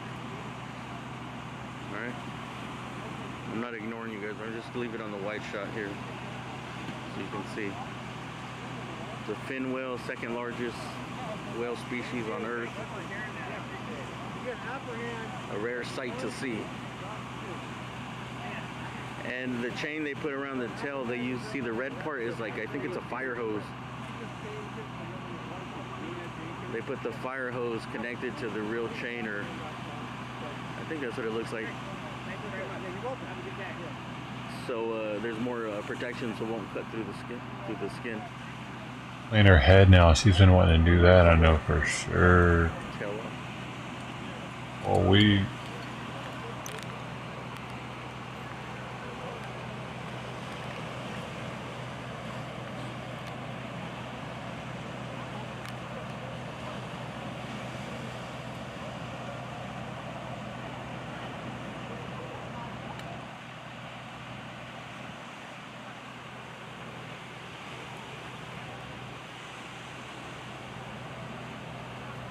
All right, I'll be back. I gotta try to fix something on my computer.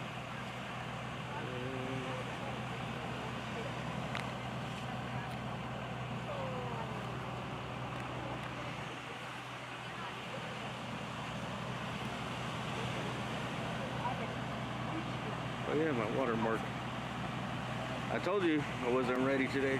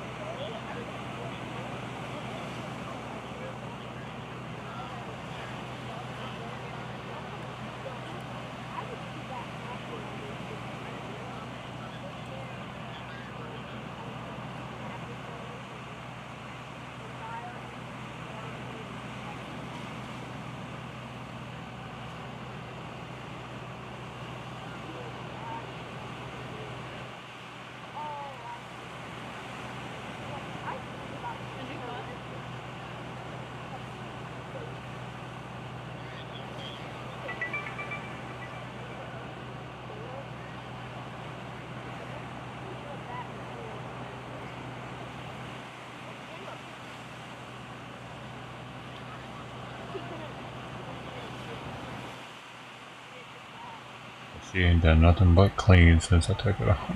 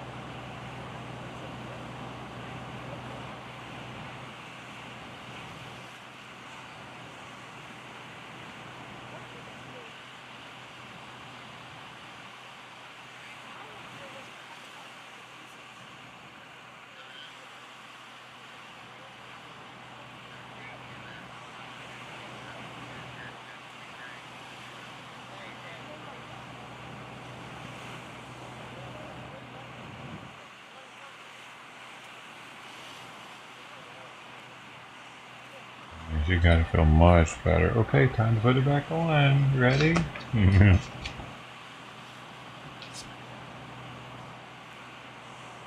Wonder if she let me put it back on.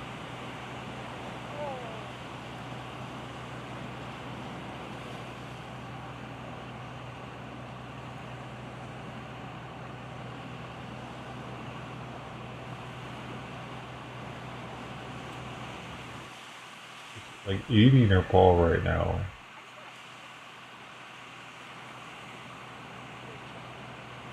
Apparently she's wanting to clean her paw really bad.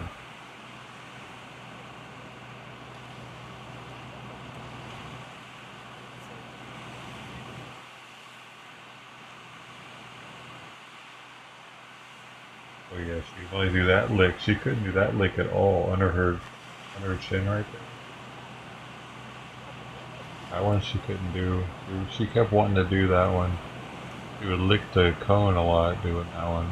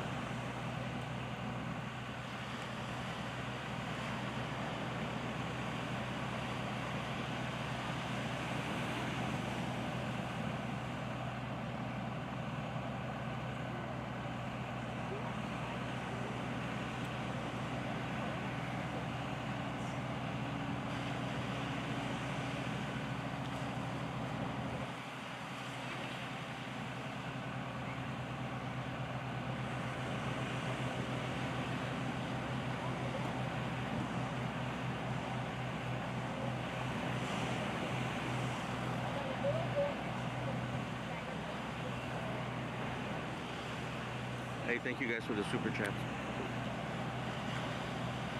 I was able to change the title. Maybe a little too late.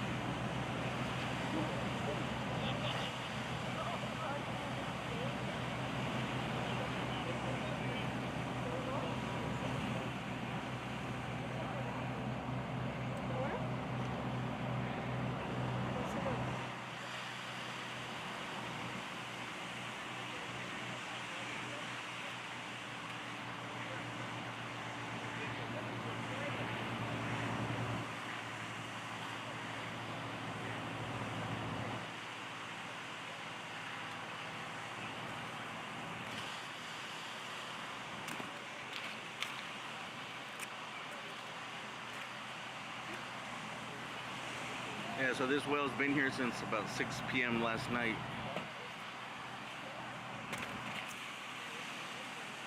It was pronounced dead a couple hours after 6, probably like around 8 p.m. last night. They cut it open to take a bunch of samples. Right, they cut a couple squares. Looks like most of that blood to the right there, that's new. You see that little square they cut for sample. That they just did right now. But this was here already. Like the bottom, it kind of looks like it's scraped. I don't know if that's like an infection, some type of the disease or skin condition it has, or if it just got injured, like rubbing against something. To me, they're like in kind of like a straight line, so it kind of looks like it might have, like, I don't know, hit something metal. Maybe went over an anchor or a chain or something. All right, we got everybody going in here from the. Where are these guys from? Oh, they're gonna take a picture. Save the whales.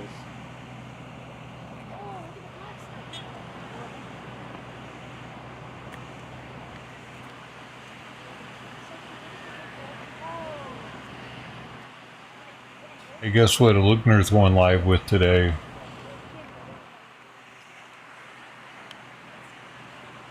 Don't miss it. 11:20. Israel waits for Iran attack. What's that breaking news?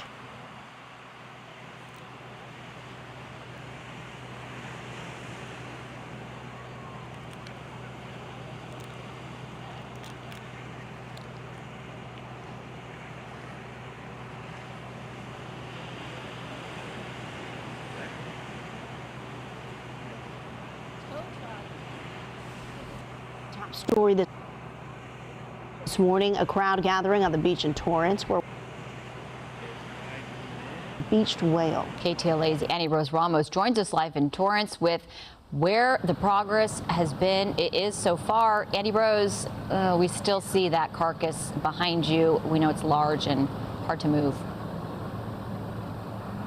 And it has been slow going all morning long. They brought in 2 tractors behind us. Now we're having a few signal problems, so stay with us, bear with us here. I want to bring in Chief Murphy. You are with the LA County Fire Department, with the firefighters who have been working all morning long on this. Talk to us about what's going on behind us.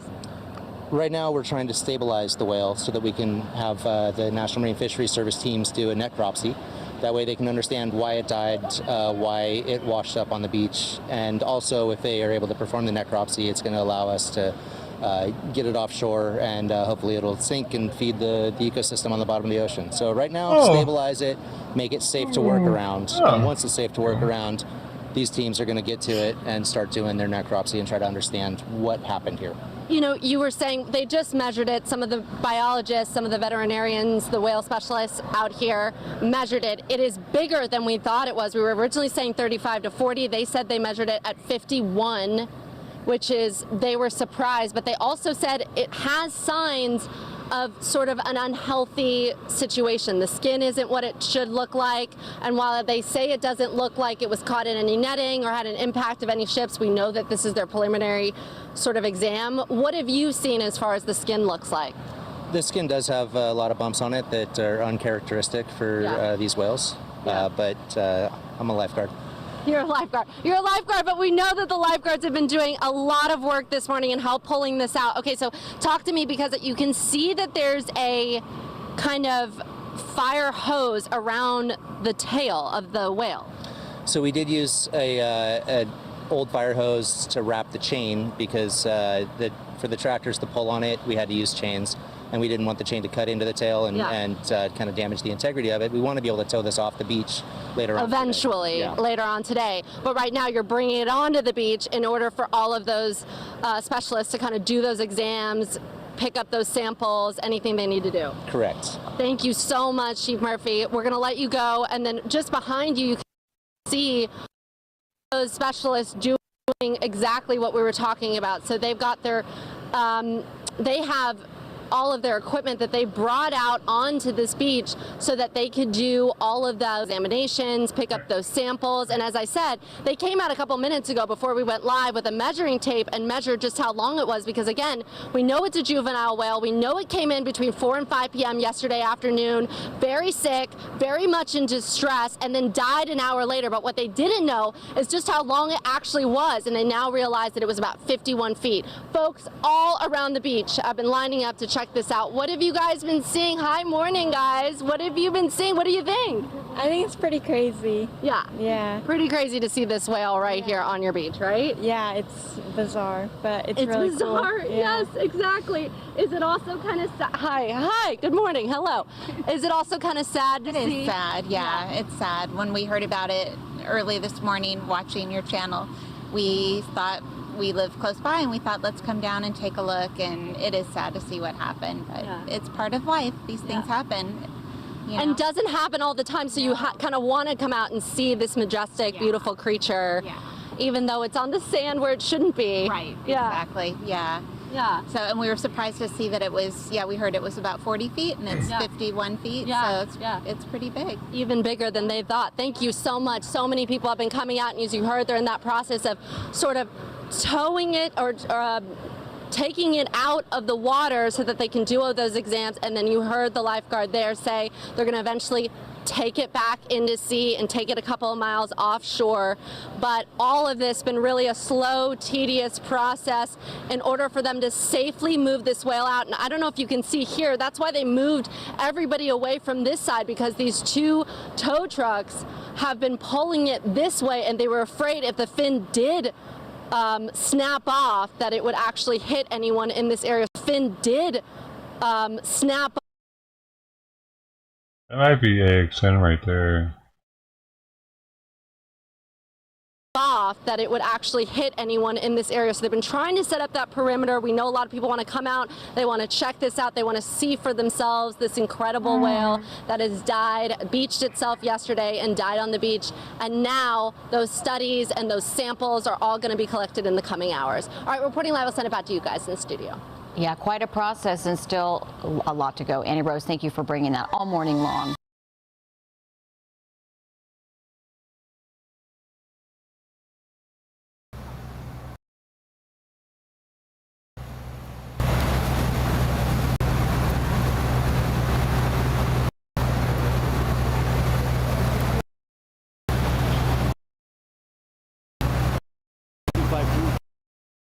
Five feet. And then the guy earlier said 55. So this has been here since yesterday. Yeah, so it's like it washed up 6. And it was live. He died. It's in really bad shape. Those are samples they cut, you know, the square and the fresh blood. That's either disease or it looks like it got hit by it. Yeah. Or it came metal, you know. Something. It's usually how it happens out here. They said it was in bad shape.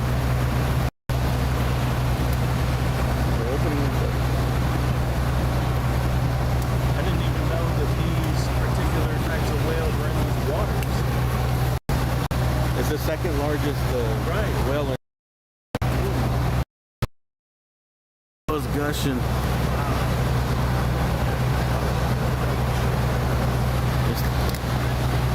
Just gushing.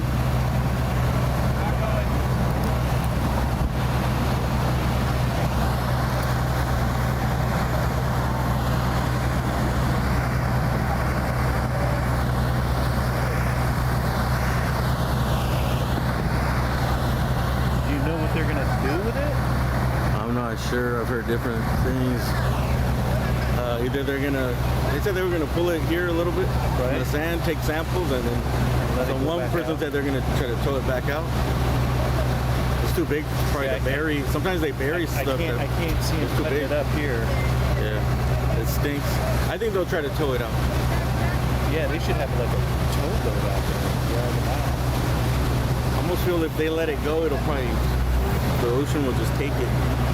No, what usually happens is it gets pushed on the shore and it rots right on the beach, but I don't think they want that to happen, so. It's already starting to smell. I don't know. I heard different stories. It's like he's gonna do something. I think they're gonna pull it out too.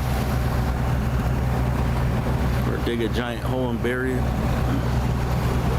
I don't know if that chain is big enough. Or thick enough to handle that weight.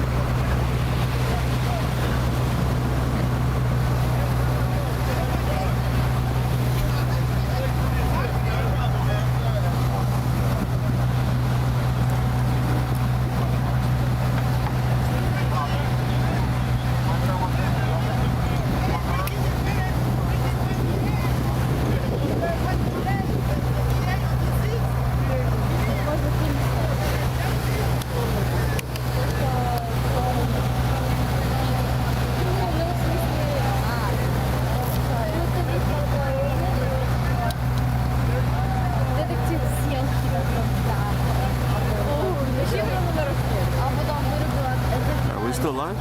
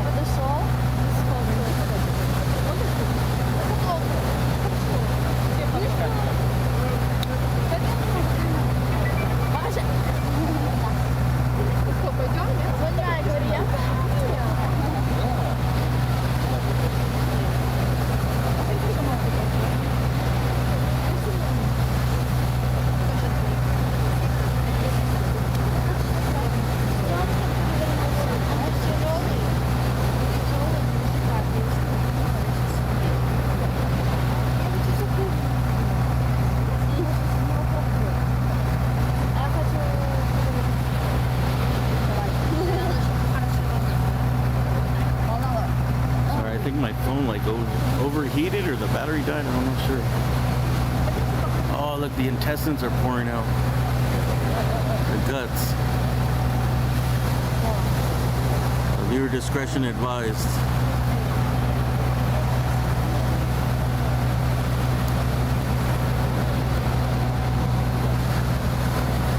Hey. What? You're doing something.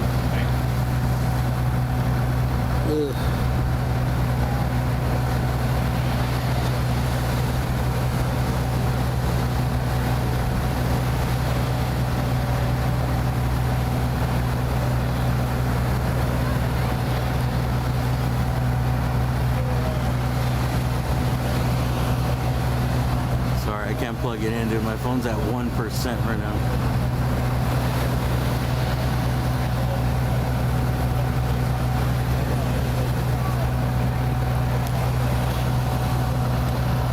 Hanging on by a thread here.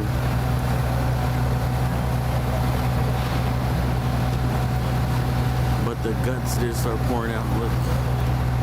So everyone got their cameras in.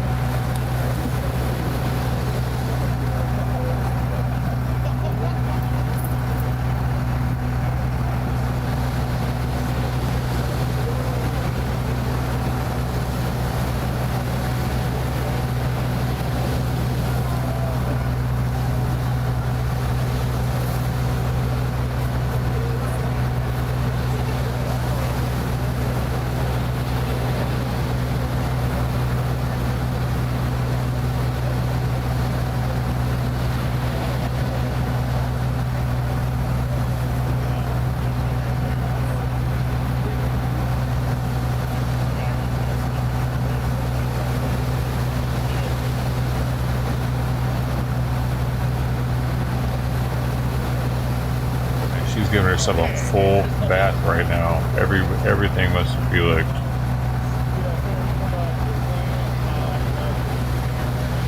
interesting how she could tell what the dirty.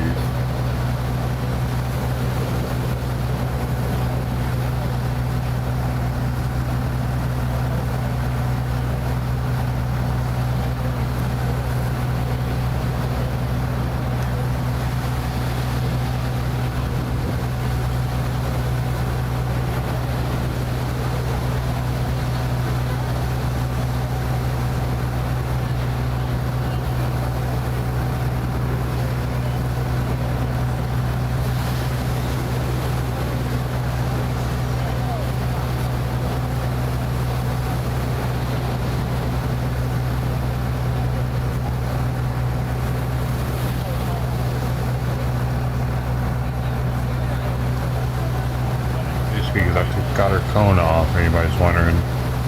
No.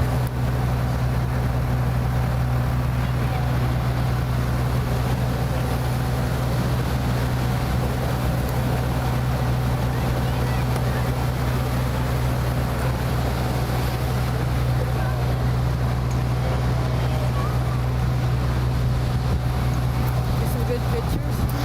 Yeah, I got mostly video. Oh, Did you? yeah, I took some pictures. Yeah. Did you see the guts? The guts just started pouring out. Oh, I know. Did you see that? Yeah. Towards the back, like the intestines. Looks like it's bleeding out too. Well, they cut all those for samples. See that little square they cut? Yeah. Yeah. So a lot of blood started pouring out once they got to something on the inside. Yeah, I saw that. I think they're going to drag it out. I think so. I think they're done getting all their samples. I don't know. I guess that's the best option, right? Yeah. To try to tow it out. I know. It looks like it was injured maybe. Unless you're right side. They said it was sick. Sick? It looks like something on the bottom. Yeah, it does. The one on the bottom the bottom side, that was there. Oh, okay. Look at more blood. It's really pouring out. She probably thought that was gonna last. This was gonna last forever. She's silly and put it back on her head. Go back on. Ready?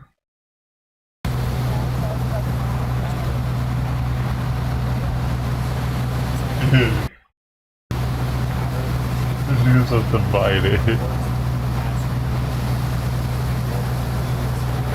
No, we gotta put it back on now. Got your bath in.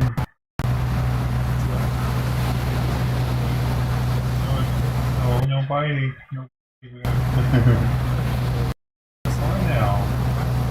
No biting. Forever going back on. Alright, so we can't use this.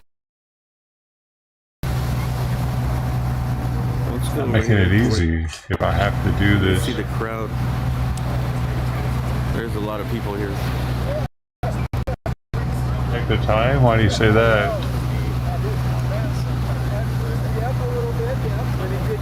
These are the people that rolled up last. Mammal rescue. Back on. Report injured marine mammals. Okay. I'm a mammal. And I'm like, what happened to you? Like, God. Hey, I took it off. Why are you biting?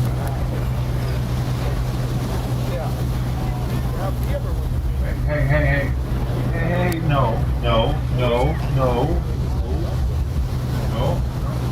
You get a quick shot.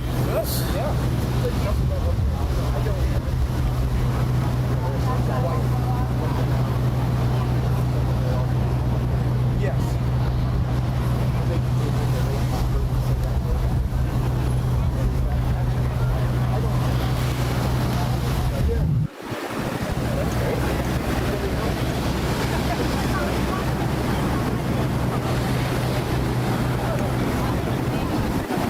Oh, it was probably about, was it like an hour? Maybe 30 minutes to an Just hour. calmed down, but there was way more people. She's eating now. They're nasty. First time she's eating without the cone in a week. You guys gotta shrink down.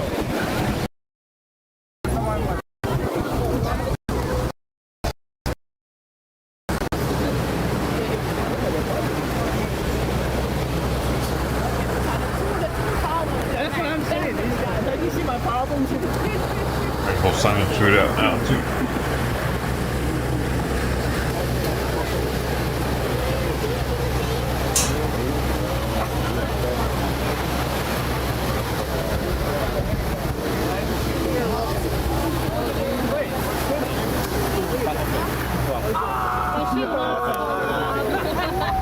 I was like, how long have I talked?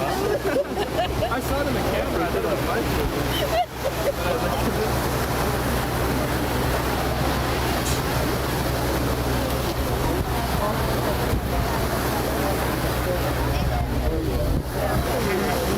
intestines are pretty small of it. That's intestines there.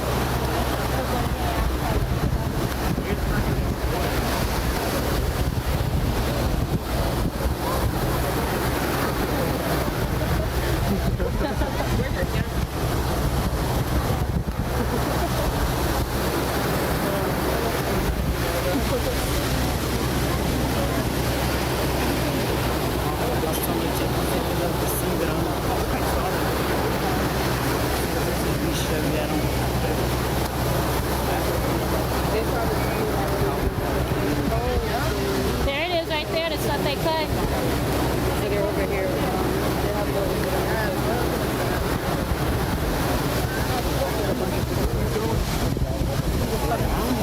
You guys seen the blood swirl? Mm-hmm. Every time like it turns twists in a certain way. I just had a bunch too. I'm surprised we're not seeing other stuff that start cooking. Sharks?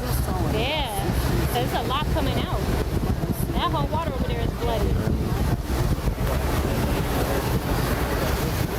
Viewer discretion advised here.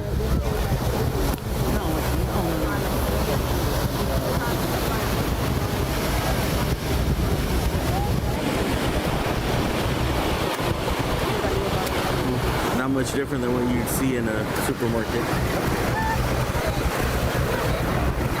Those are the samples.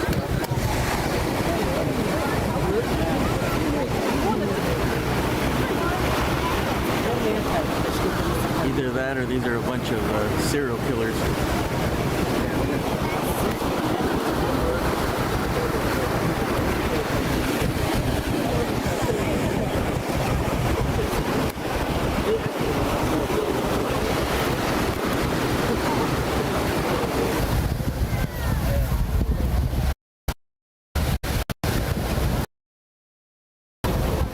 Oh, wow. Oh, wow.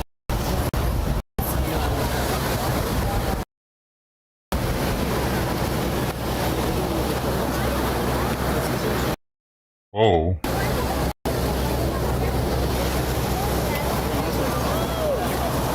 It's really spilling.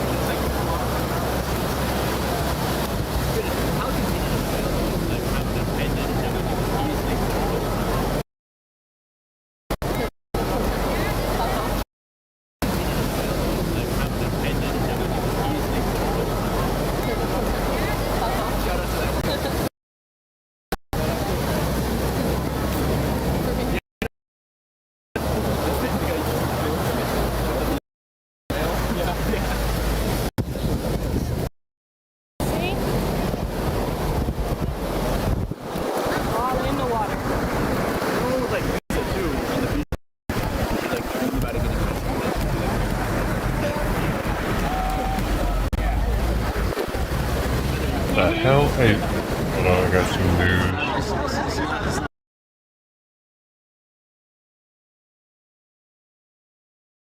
A massive crowd converged on a shopping plaza in Clayton County earlier today. Hundreds showed up to a beauty supply store that deputies had just evicted, hoping to get some free merchandise. Instead, law enforcement swarmed the area and put an end to that. Al Fox 5's Rob Durienzo is live tonight at that shopping plaza.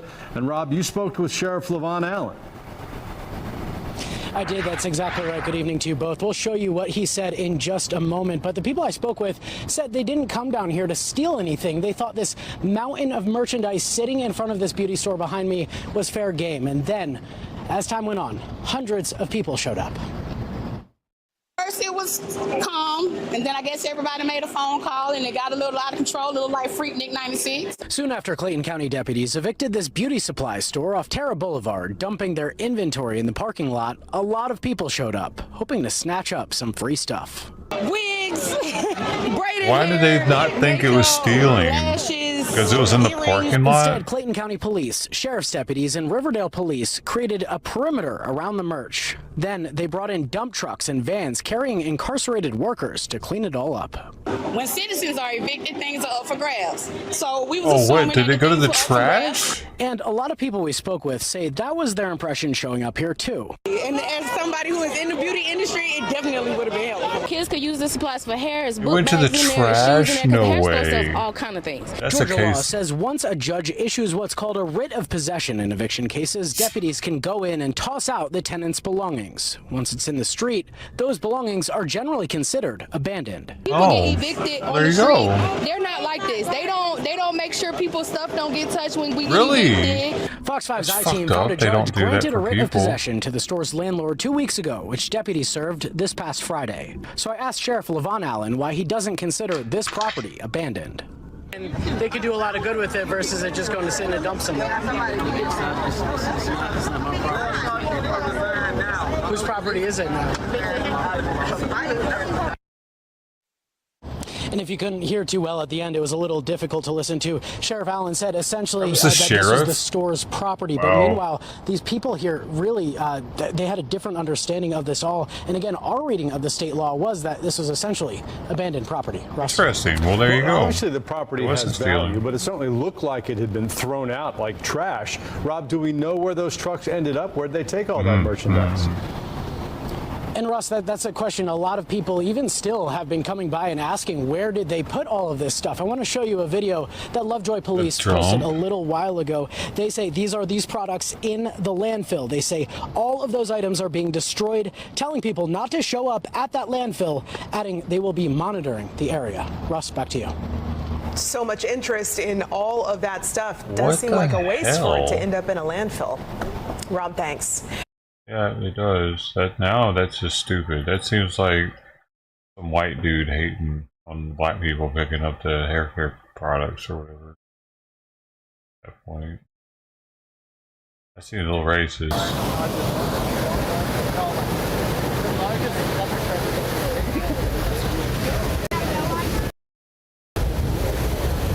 That's crazy. They just threw it away. And then they threw it in their face too. Like, yeah, we threw it away. To get in the water for that.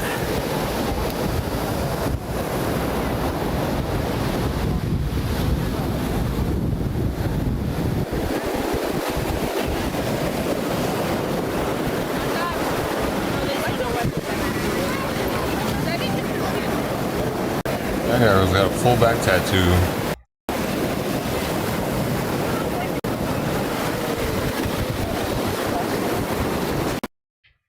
Oh, you want to come here? Come here. Come here. You're not licking it. It's so good you're not licking it. No, no. Why are you fighting it?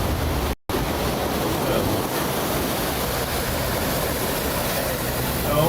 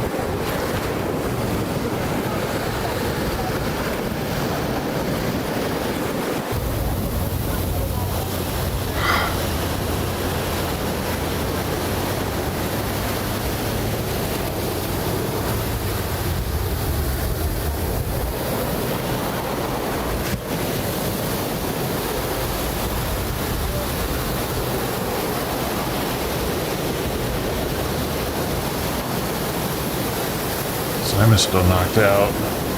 They're looking at each other.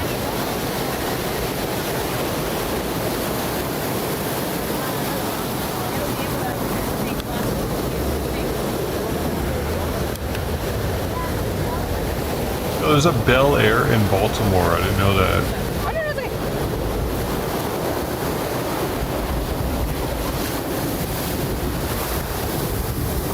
Is that where the Fresh Prince of Bel Air was?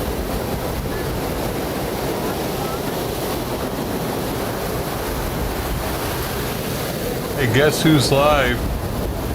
Guess who's live, y'all? And the closing ceremony starts at what? 3 p.m. local Eastern time?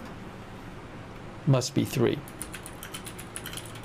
We're gonna know when this fucker hits, aren't we? It's a Lipner. We couldn't do it without him. Yes, the closing ceremony starts at 3 p.m. Local time. It's supposed to last, according to NBC, a little over 2 hours.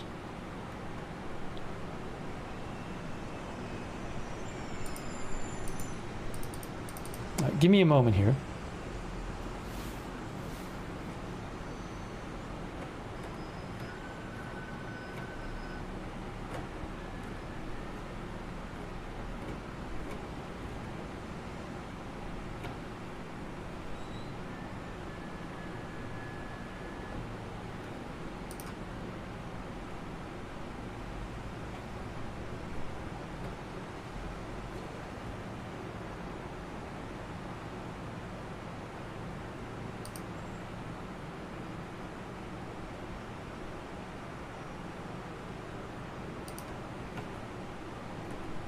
This is some breaking news type shit right here. mentioning mentioning a report I saw to you. Oh, and also I want to thank Gerard Robson, our new member. Thanks, Gerard Robson. Josh Barnes, thank you, Josh, for your support as a member. Debbie James, thanks for the gift membership. Thank you so much to Chris Canada, Quebec City.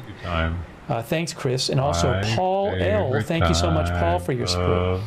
So, there was an interesting report from Barak Ravid.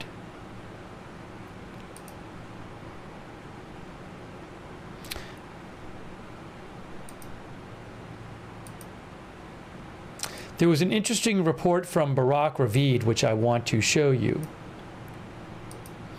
Barak Ravid is a Israeli reporter who also works for Axios and for CNN and for Walla News, I think.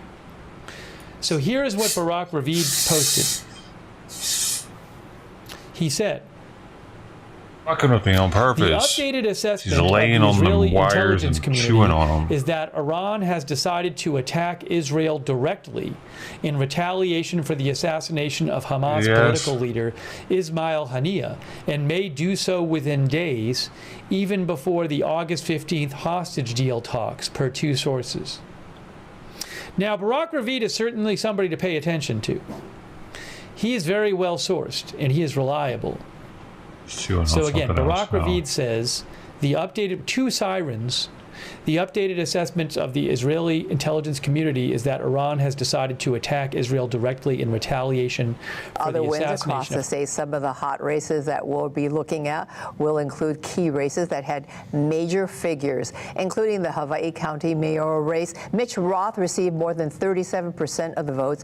His competitor, Kimo Alameda, came in second at nearly 27%, but that was not enough to avoid a runoff in the November 5th general election. Incumbent U.S. Senator Mazie Hirono kept her spot with nearly 84% of the Democratic vote so far. She won in a landslide with more than 161,000 casting their ballots for her. And there were a lot of people vying for a spot to go against Hirono on the Republican ticket. Former state lawmaker Bob McDermott earned that spot with more than 45% of the votes. In the state legislature, it appears that House Speaker and incumbent for District 25 Scott Saiki could lose his seat to opponent Kim Koko Iwamoto. She took his spot, taking nearly 49% is like a destination place for homeless people. She beat Saiki by 4 percentage points. That's overwhelmed a difference of a little with more homelessness than at the 200 moment. votes. We still have to wait on the final results. They were when I was there when too. all votes are expected probably to gotten be way counted. worse. To the state in District 23, representing parts of East Oahu and the North Shore. Ben Schaefer is so far victorious against former OHA member Clayton He. Schaefer now has more than half of those votes, while he got a little less than 40%. The winner will face Republican incumbent Senator Britton Awa, who is running unopposed in the general election. Now, back in the House, David Holt is keeping his seat so far as representative. Less than 40%. The winner will face Republican incumbent Senator Brenton Awa, who is running unopposed in the general election. Now, back in the House, David Holt is keeping his seat so far as representative of District 28, representing Sand Island, Iwilei, and Chinatown. He received more than 1,300 votes. That's 63% of the votes cast. His opponent, Ernest Carvalho, received only 379 votes. Over in District 29, incumbent so May few Besario, votes are getting these people Mizuno wins. lost her seat to newcomer Ikaika Hasi. Now, he received more than 56% of the votes. Hasi will now go against Republican candidate Carol Kau Hivai Ka'apu. And Republican Trish LaChica jumped to a commanding lead in the second election returns over newcomer Ken Inouye. Now, he is the son of the late U.S. Senator Daniel K. Inouye. Now, based on the results of the second printout, incumbent Trish LaChica appears to be keeping her spot as representative of the Mililani town, Mililani Mauka, and YPO Gentry. She'll now go up against Republican candidate Taylor Ka'au Moana. And we're not available to cover every race in our newscast. Many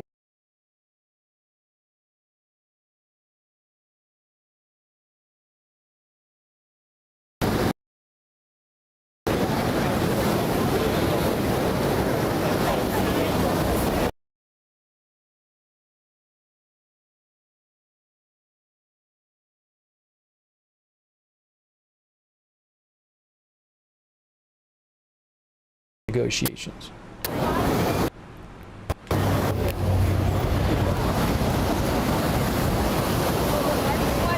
So that's a big story. That's a big story. You know, it's also very interesting. Amakai Stein, who I follow with Con News, noted this. The IDF spokesperson posted this shortly after Barak Ravid reported that Iran was planning on directly striking Israel. The IDF spokesperson Daniel Hagari posted this.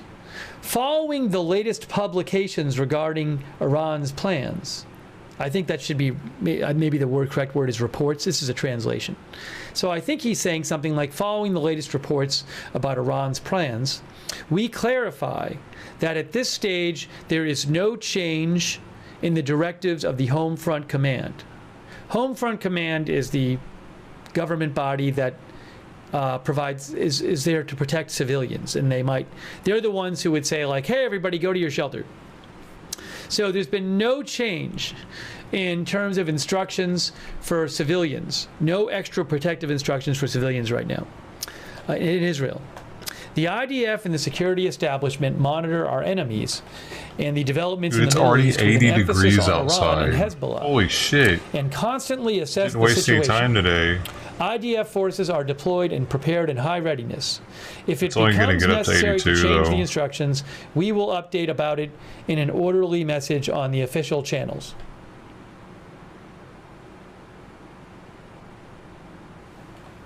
It's so warm in here already. 85.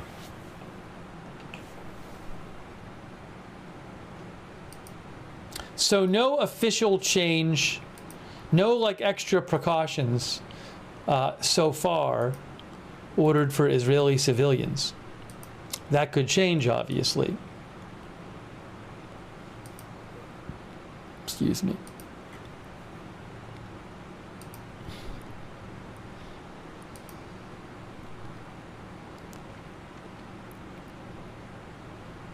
Again, at some point, we're supposed to have the Israel-Lebanon camera back. As I mentioned earlier, the news agencies, the major news agencies where I buy my live feeds from, almost all of their live feeds now are about the Olympics closing ceremony. So the normal feeds of Israel that I've been showing you are not available at the moment because they are all showing like shots of the crowd outside the stadium at the closing ceremony. I'm not kidding you.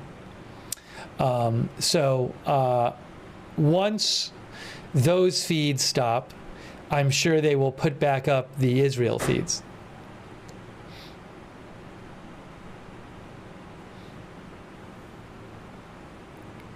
So, hey, Queen, how you hopefully there's nothing really Real big kick now, going huh? on in the sky that we would normally see on our live feeds before we get those feeds back. Because this is the only one I have. And again, I don't anticipate much. If Iran and Hezbollah or Hezbollah attack Israel, I don't expect much to be coming from Gaza. The Israeli military has been conducting operations in Gaza for like close to a year. I don't think there's going to be a big attack from Gaza. But this is the one shot I have at the moment.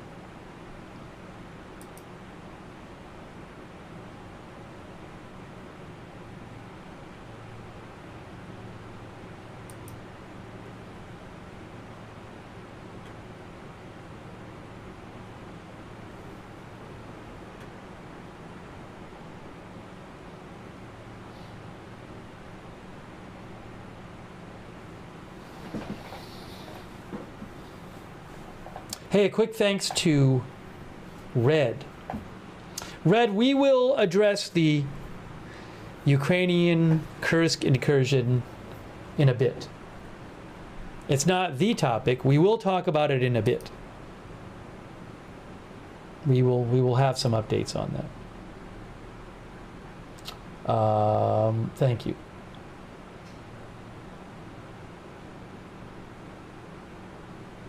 And also, I appreciate your support, Red. Thank you so much. Also, thanks to J-Spike. J-Spike says, remember 12 hours ago when Iran said their response was hours away? Well, just to be clear, Iran officially did not say their response was hours away. There was one person, I don't know if it was a member of parliament or something like that, but they were not speaking for the country, that they said something about hours, but there was not an official pronunciation from Iran that their response was hours away. I think maybe one Iranian, I don't know if it was a member of parliament or official, said something like in the coming hours or something like that. That what it was. I think it was they said in the coming hours. So I know what you're saying, but I just want to clarify that it's not like the Supreme Leader said, we are going to strike in hours.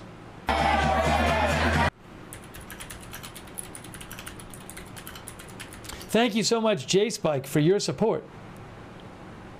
Yes, I just looked it up. It actually was a TV anchor. It was a state TV anchor. It wasn't even an official. Because Iran International had posted about it. This was 8 days ago. It was an Iranian state TV anchor who said, in coming hours, the world will witness extraordinary scenes and very important developments. So to be fair, the government didn't say, a state TV anchor said it, but I just want to be clear on what happened. Thank you, J-Spike. Thank you also, Kelly C, for becoming a member.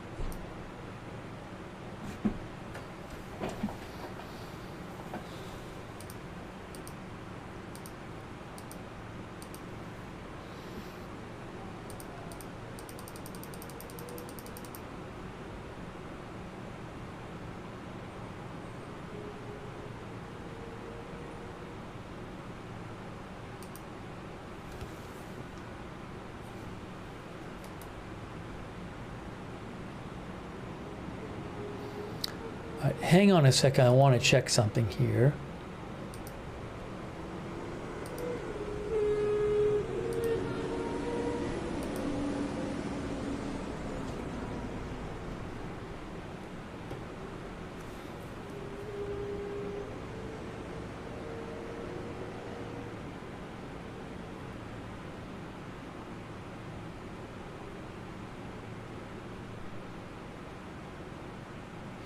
I'm seeing a couple of things, and just give me a second here, guys.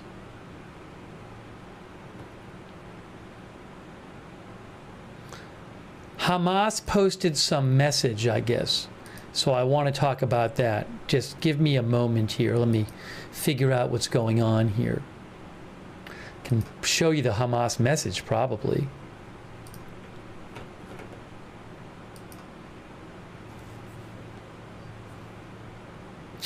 Hamas issued a statement about the ceasefire negotiations. Hang on.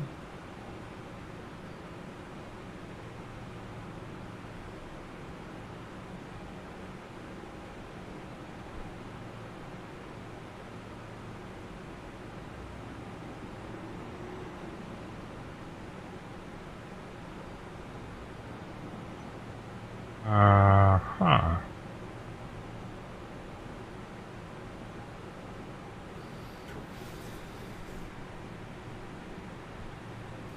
Yeah, I gotta read. There's a new statement by Hamas, and I'm trying to figure out what it all means.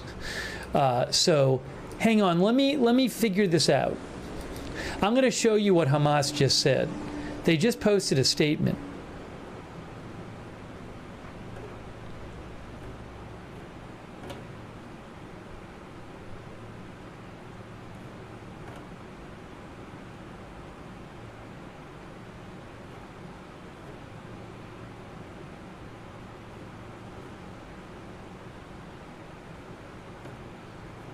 Okay, here is what Hamas said.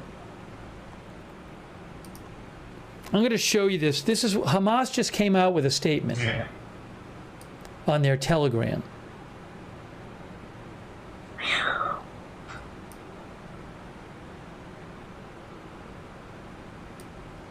I do like her not having to have the cone on anymore. It's pretty sweet. He is biting a little bit down there. And That's the statement right there. So, doing now.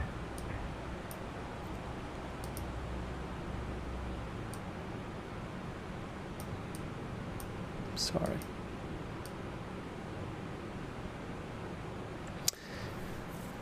Let's see. Since the beginning of the aggression, the Islamic resistance movement Hamas has been keen to ensure the success of the efforts of the mediating brothers in Egypt and Qatar to reach a ceasefire and agreement to end a genocidal order on people. It's a firm disorder. All right, so they're saying in the first paragraph, they say, we've been trying to reach a ceasefire agreement, basically. That's what they've been saying. You know, just whatever. I just want to get to what the import here is.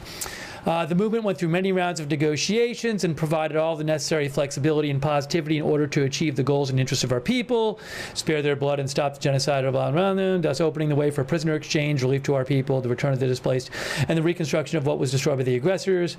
In this context, the movement agreed to a proposal on May 6th and welcomed Biden's announcement on May 31st in the UN Security Council resolution on 2735 in this regard, which the enemy met with rejection and continued massacres against our people and continued to affirm its position that it was not serious about a permanent ceasefire and its aggressive practices were truly our people are practical proof of this. Fine. Although we and the mediating brothers in Egypt and Qatar are aware of the true intentions and positions of the occupation and its prime minister, the movement responded to the recent agreement dated July 2nd, which the enemy faced with new conditions that were not presented throughout the negotiations. They're pushing the whale out now.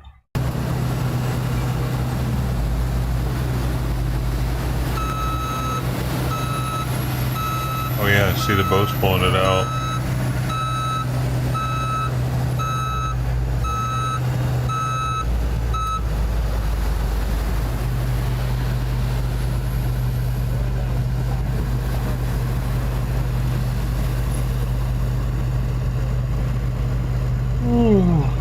I do.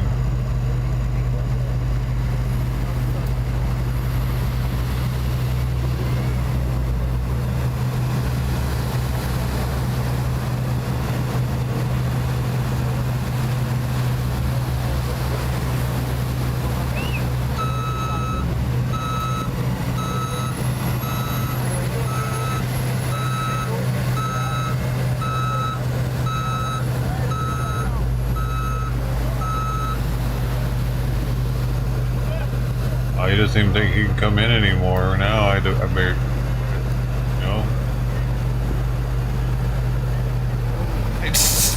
No. No. Do I need to go get the fucking water bottle? The phone's not on. Hey, do me a favor, hit the thumbs up. Ooh, there's a blood in the water. Here we go. They're pushing and pulling. It's dropping a lot of blood.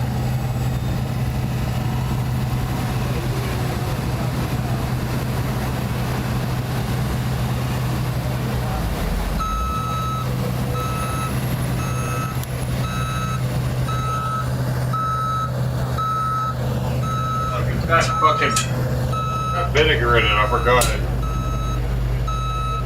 Stop.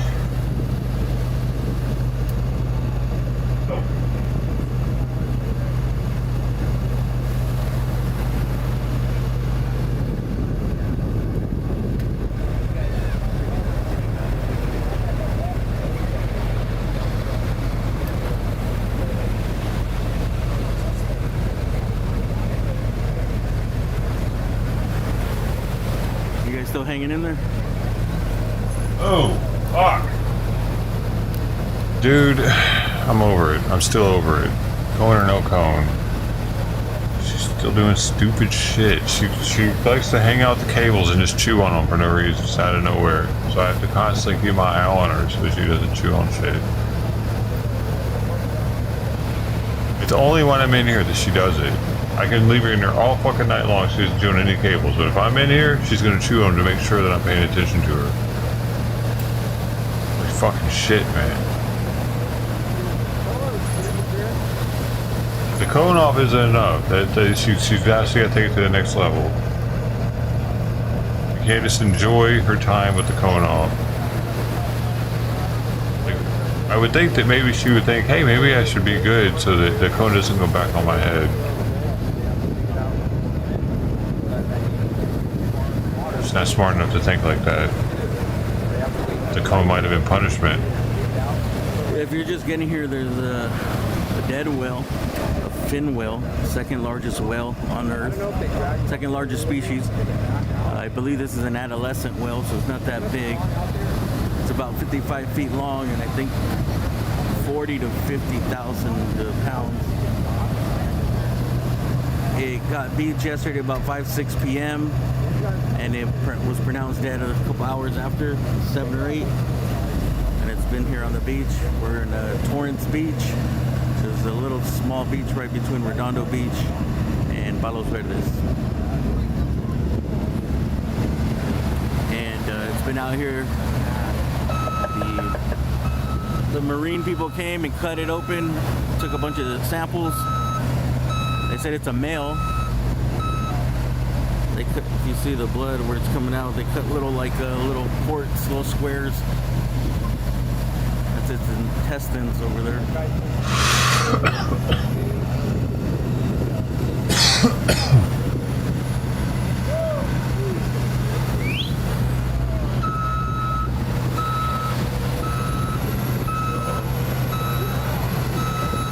Well, I gotta pay attention here.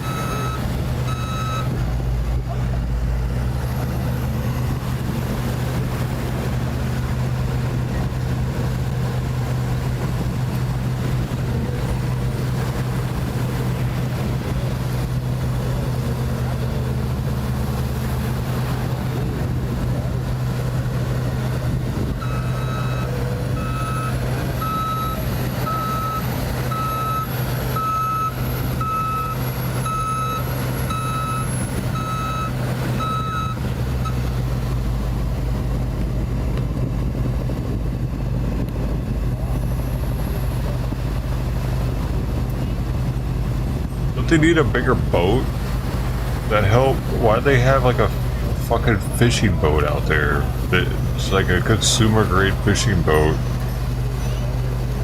Like what the fuck, man? Was that the lowest bidder? I'll do it for $5. Yeah, I got a boat.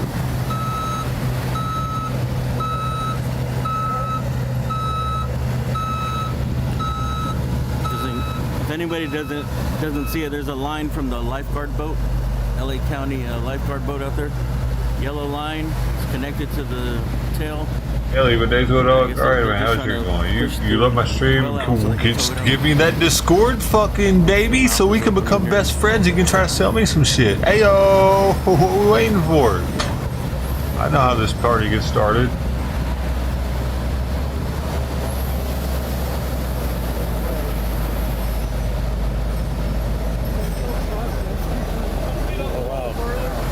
Dude, is it falling apart?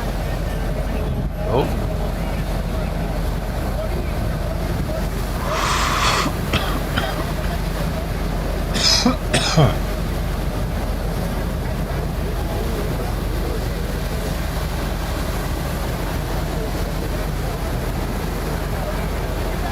I think it's splitting in half.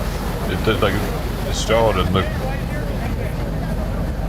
Now what's she doing? By the way, now I can put that back together. Litter box can go back. Thanks for reminding me. I don't know if they're going to start going right now. I don't see that the line is very tight.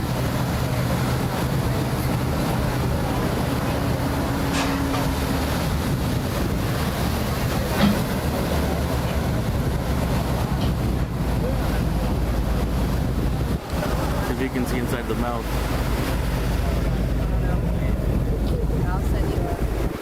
Perfect.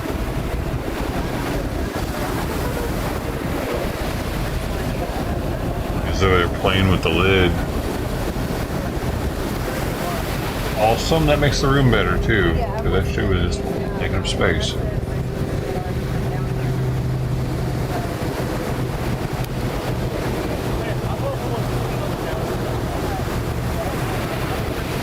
She was like, can we put this back now? Certainly we can.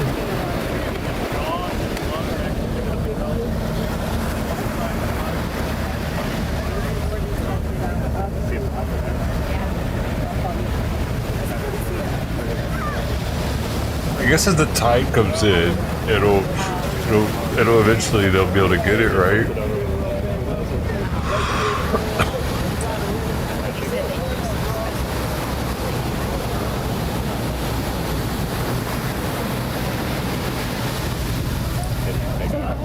It looks like it's starting to turn. You're not going to see them maybe because it's too close to shore. But... No, like up there. You're pulling on the line? Or does tide go out at night, actually? Actually, tide goes out at night. Maybe it depends on where you're at in the world, but in Hawaii, it went out at night.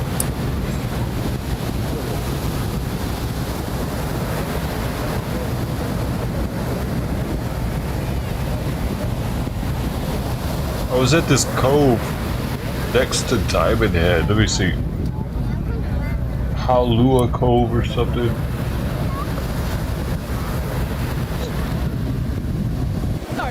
This is a fin whale. It's the second largest whale. Whale Kaya.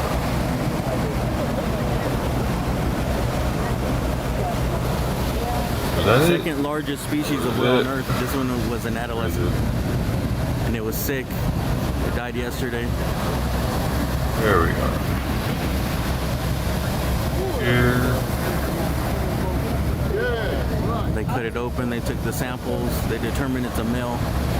Besides that, the lady said it would take a long time for them to process the samples.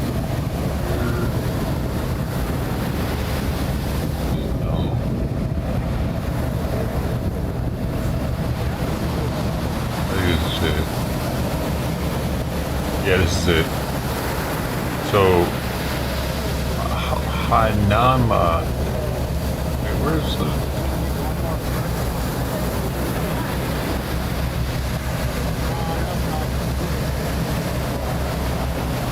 According to KTLA, they're saying it's a 51-foot fin whale. And this is Torrance Beach. Just in a second. Pretty cool. But I'll show where I swam and why I know about the So tide washed doing up that. ashore about 6 p.m. yesterday. really It was scared. pronounced dead an hour after. I About did 7 p.m. Did some dumb shit. I was always doing dumb shit in And it does Hawaii. have a lot of leads, a lot of bumps on its Like skin. that. Like one time I went up the trail in a mountain in a rainforest. That was a big mistake too. I almost got hurt really bad. I just kept climbing and I was in good shape, but then I realized that I wasn't going back to the trail. I had to get back down. Getting back down was harder than going up. And if I descended too fast, I would start falling, and then I could fall past the trail and keep falling down the mountain. I could have fallen through the trail once I got to it.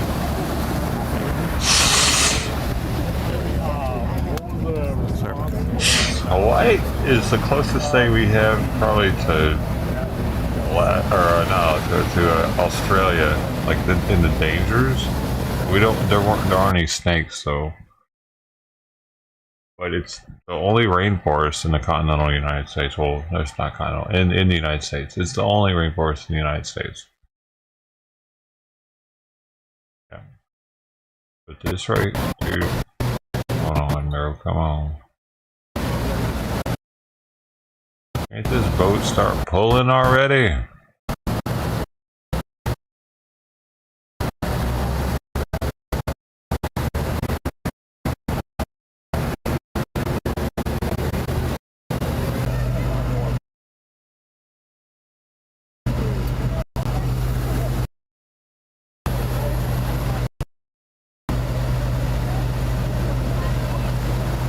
Hey, for $1 million, would you drink a cup of that water?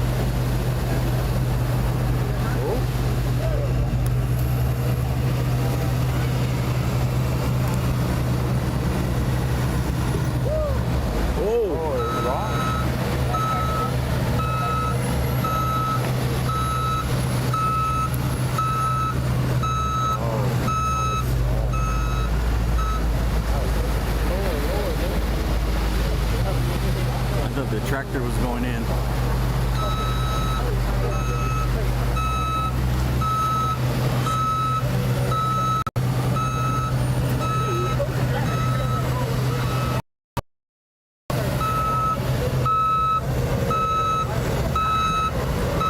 I wonder how they knew it was dead if they had to like. You're still by looking at it from a distance. From a distance.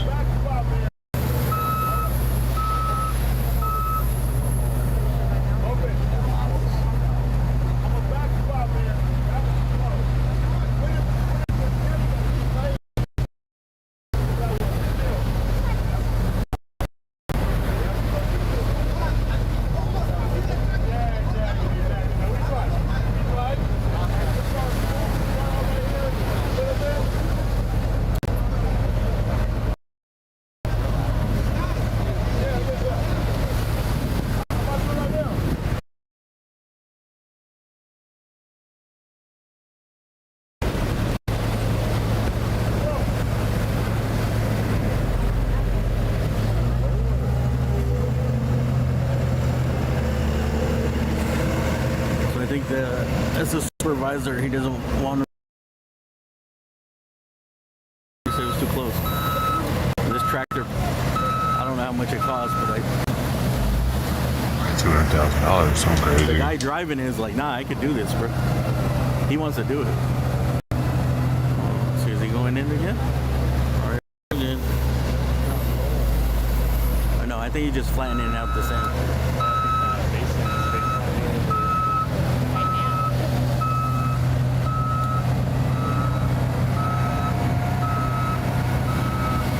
There's its eyeball.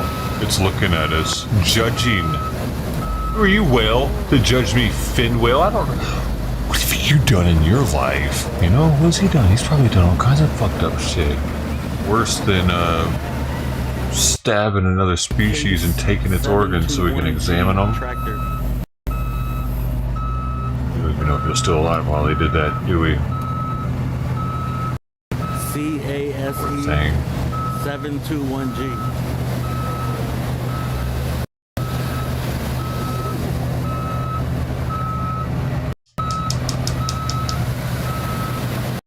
I'm sorry, Will.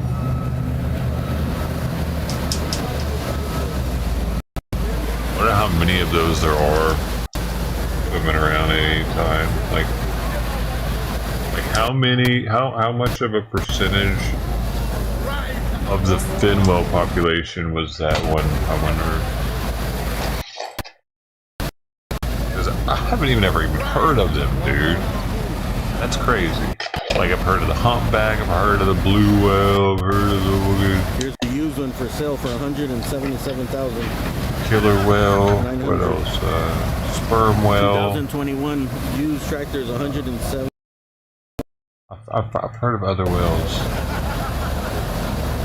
Never heard of the fin whale. And it's the second largest. We still haven't heard. So they must be kind of rare. I think they're gonna start.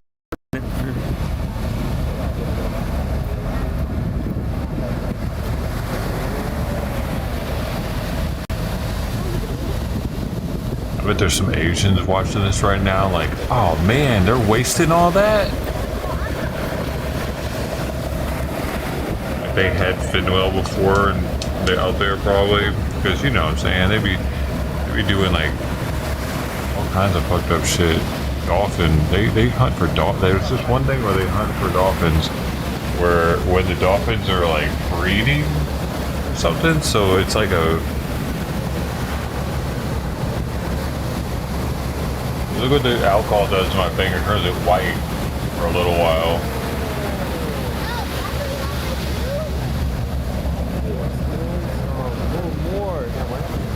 Fills the skin. That's a sign right there, ain't it? Alcohol's bad, okay?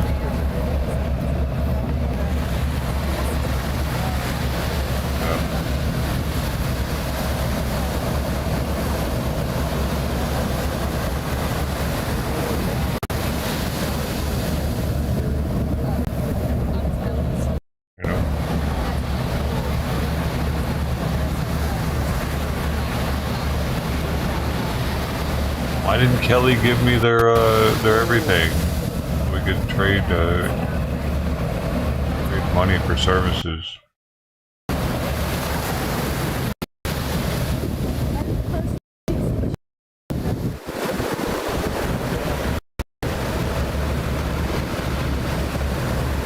Yeah, the tractor, because the tractor almost went into the water when they were pushing it.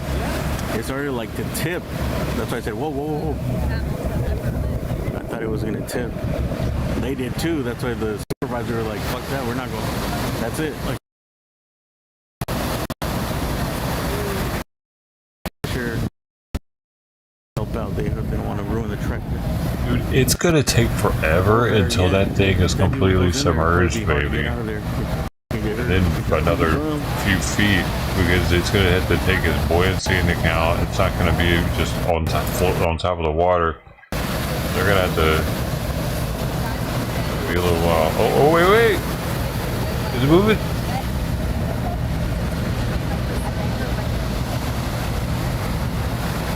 Look at that, dude. You're not going to see this often.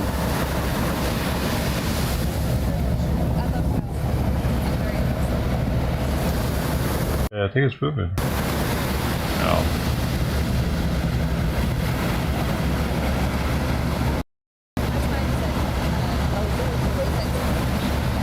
Eyes are so little compared to like a cat's eye. Would be if they had a cat. Imagine if they had huge eyes. And they looked more like a fish. That'd be cool.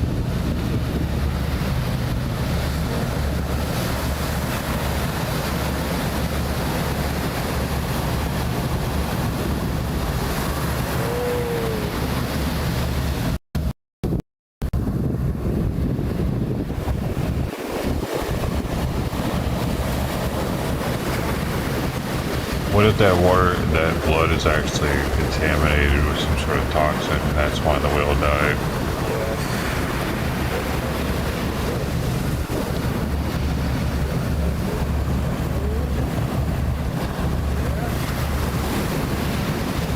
What if something's in that water now? It's about to fuck up humanity. Don't breathe in the mist, man.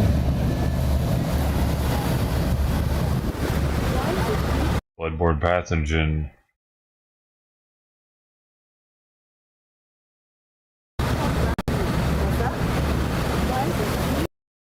Now that's tropical punch ocean spray.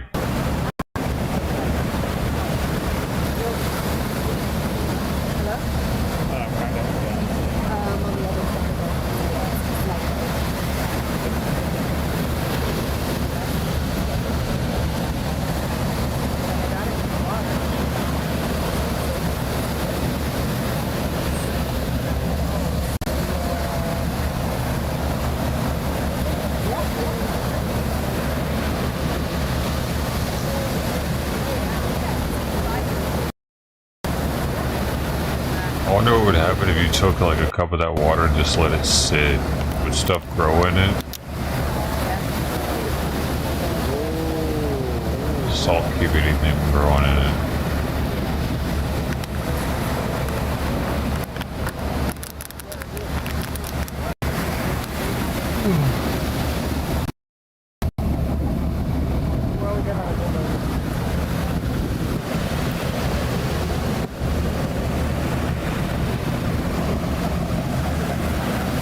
This is for people that wanted to see a red wave in November.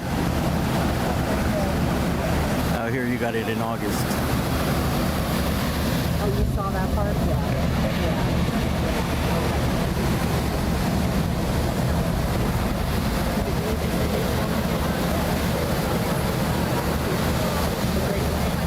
I didn't see that.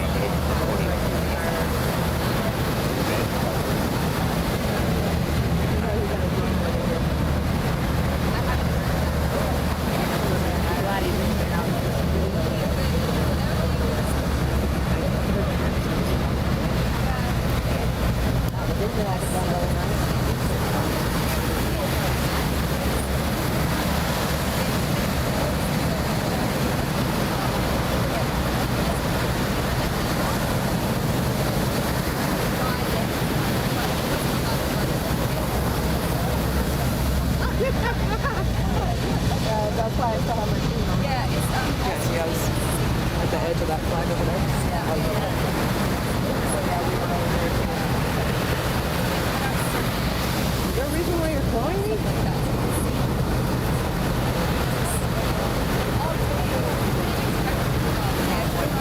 Oh yes. Oh, he was the one that was out there and just like waiting.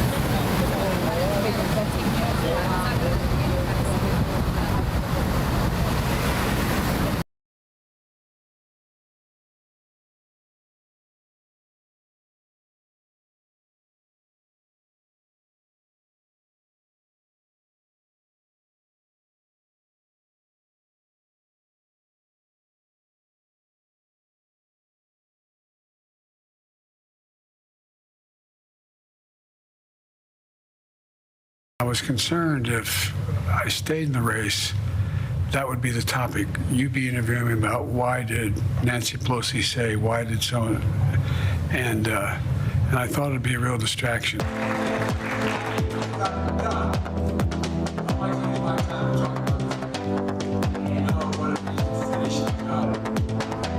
I don't want to listen to music. Well, I thought I unsubbed from them, damn it.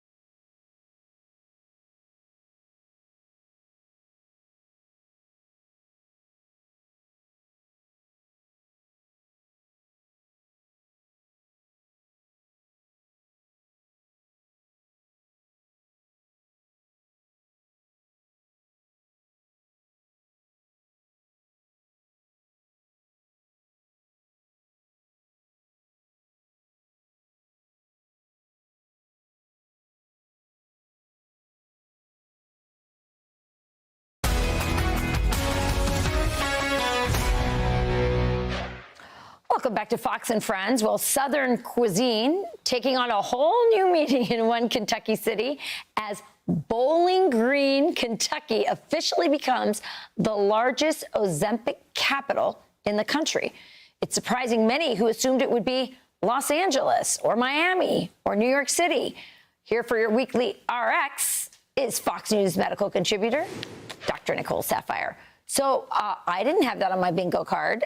Well, actually, we kind of saw this during COVID. We saw that people in the South were having more severe outcomes with COVID, and it was largely attributed to the obesity population as well as the chronic illness that comes along with obesity. So it's really no surprise that we're seeing increased rates of these GLP-1 agonists down in the South, where we know we have more chronic illness. Unfortunately, what we see when it comes to these GLP-1 agonists like Wegovy and Ozempic and Mounjaro and the others is that 2/3 are actually using this medication for chronic illness, cardiovascular disease, diabetes, and only 1/3 are using it for weight loss. But isn't that a little bit backwards? Shouldn't we be using these medications for weight loss more so we can prevent that chronic illness from starting? Patients who have obesity or overweight cost the country about 3 times more in healthcare bills every single year. So my mantra is always prevention. So we want to prevent these medical diseases. It seems, I understand your rationale. That's what I was just talking about yesterday, dude, with the fucking everybody being like, no, you just let them be fat. Let them keep getting fatter. It's just Royce being Royce, man. Come on, love him for who he is. No. But I understand that the studies done on the rats, they got thyroid cancer.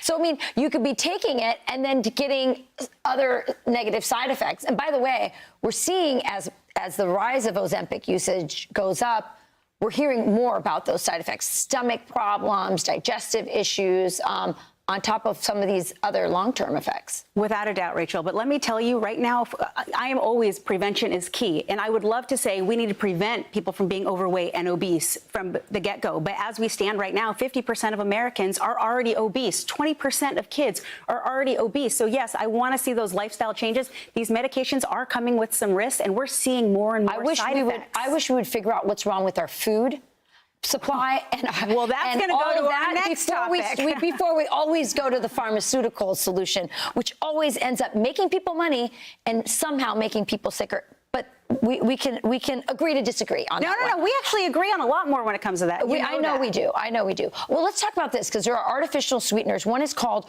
erythritol, and they're saying that it could elevate heart disease risk. So what is erythritol for those who are listening and don't know what that is? So erythritol is a plant alcohol.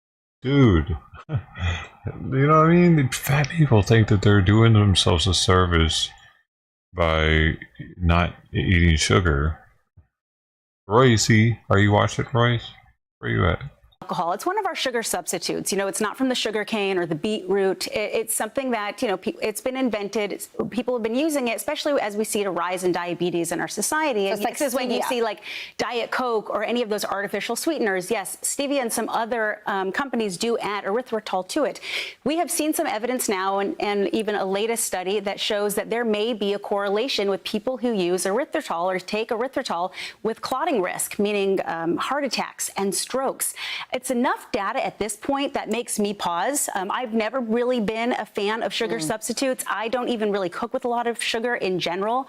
But for me, I like to use more natural ways to sweeten things like ginger, rosemary, maple syrup, pure maple syrup, and honey. Of course, if you're diabetic, you have to work with a nutritionist for your glycemic control. But I personally am not a fan of these artificial sweeteners. I'm sorry, Pete. I know you loved your Diet Mountain Dew. Hey, awesome. But we should try to get away from that. Just drink some water. 8 months in a row. 8 months in a row. Speaking of natural, the better. Your social media has a lot of great natural tips. I encourage you to go to it. I go to it to get some good tips on how to keep things natural and stay healthy. Thanks so much. You got it. I'm Steve Ducey. I'm Brian Kilmeade. And I'm Ainsley Earhart. And click here to subscribe to the Fox News YouTube page. Oh, speaking of which, what do these have in them? My work or something. Good morning, everyone. This is Troy Miller coming back at you with yet another Let's Try. And today on the docket, See, it's taking so much awesome out. to be trying Your one and balls only energy drink. Amazon Prime. That's right, I'm going to be taking balls to my face. This one is already open. Why is that? Because I was trying to do a live stream and was doing a live taste test when someone started calling me. I don't know who it was. I didn't answer. It was a local number, so I'm assuming it was either my work or something like that.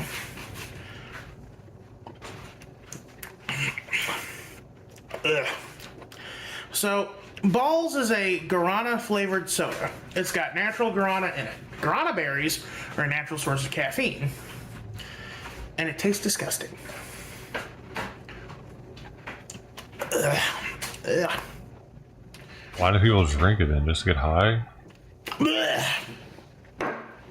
Excuse me. How do they even have a I'm taking brand? my dog to the water park today because he deserves a little treat, don't you, Clark? It's He's gross. my cousin's dog, I know. How do they stay in business? So I gotta be energized. Next up, we have cherry soda. Nostorova. Ooh, that's actually very pleasant. You know, the last time I had a clear cherry... Oh, I see. The guarana, the normal guarana tastes like shit. Excuse me. It was a magnesium soda. Tasted terrible. It was sour cherry. It was just so bad.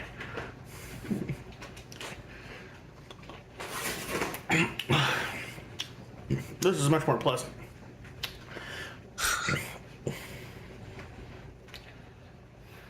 Is this caffeine? Is this still caffeinated?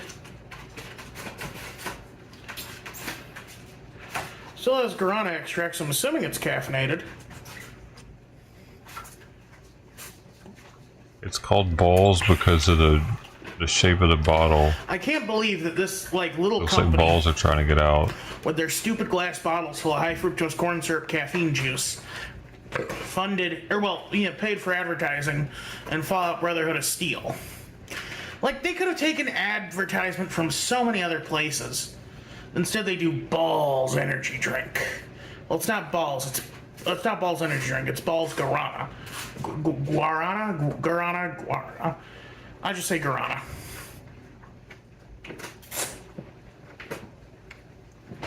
Ugh.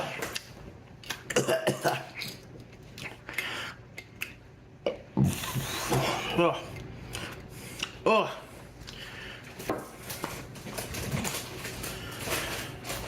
I'm gonna get heart palpitations from all this awfulness. Clark is just having a grand old time with some of the excess cardboard.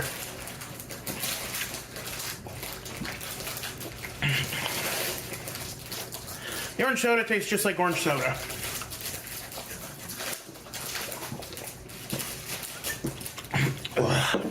Yeah, that's half of the bottle. Excuse me. I don't know if I'll post this because it's only been 4 minutes, not even 4 minutes now, and I'm already most of the way through all 4 bottles. Well, whatever. Yeah, I try to do fun things, and people interrupt me in the middle of it. I wonder if part of me's worried that the person who called me was a local person who knew I was live streaming, because I don't think it's work, and I don't think it's my dentist like I originally thought. It had a number similar to my dentist though. So he doesn't even know who it was.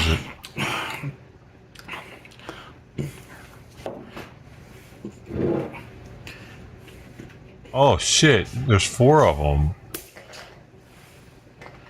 I thought he was done. Last one. I'm gonna leave you. Ooh, that is really good. That's very smooth. It is high fructose corn syrup, but it tastes good. Because it's root beer flavored. I mean, root beer always tastes good. Root beer is like pizza. Even when it's bad, it's still pretty good.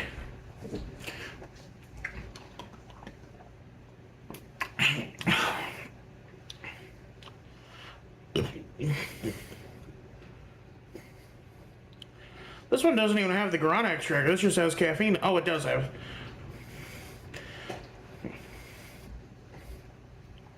Twinsburg, Ohio. Apparently, Fallout Brotherhood of Steel takes place in Texas. I always thought it took place in Chicago, or thereabouts. Chicago. Little retarded. So how does Balls end up in Texas? Dude. What the fuck? He acts like he's chugs right now. Wretched. What do you mean? What? Did you just say?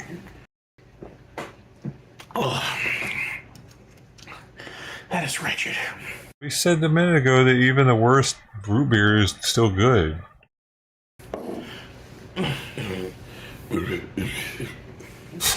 Alright, well. I don't know. I'll be honest with you, after a while, all you're getting is that guarana aftertaste where it's kind of bitter and like this. Luckily, I got a palate cleanser here. What? Oh my fucking god. Just, what the shit? Fuck, dude. Yo. Excuse me. Anyway. I was gonna go sleep. That's gonna be it for me today. I'm bummed out my live stream didn't go according to plan. Y'all have a good one. This is Royce Miller. I'm outie.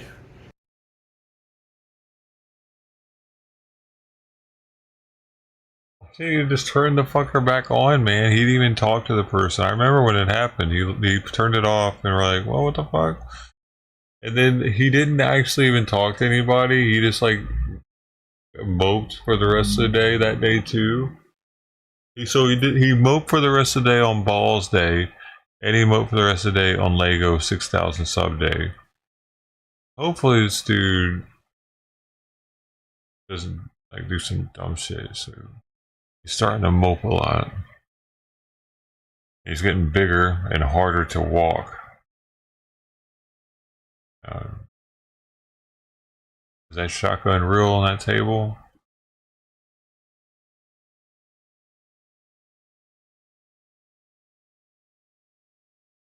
For several years now, China's been the world's top importer of meat. Analysts often compare its demand for protein to a vacuum cleaner, sucking up surplus meat from around the globe. Really? Which is a fitting analogy. In March 2021, China set a new record by importing over 1 million tons of meat from around the world. By the first quarter of the year, imports had already risen by 21%, and the numbers continued to climb. Even after setting a new record in 2021, China's beef imports rose again in 2022 and in 2023.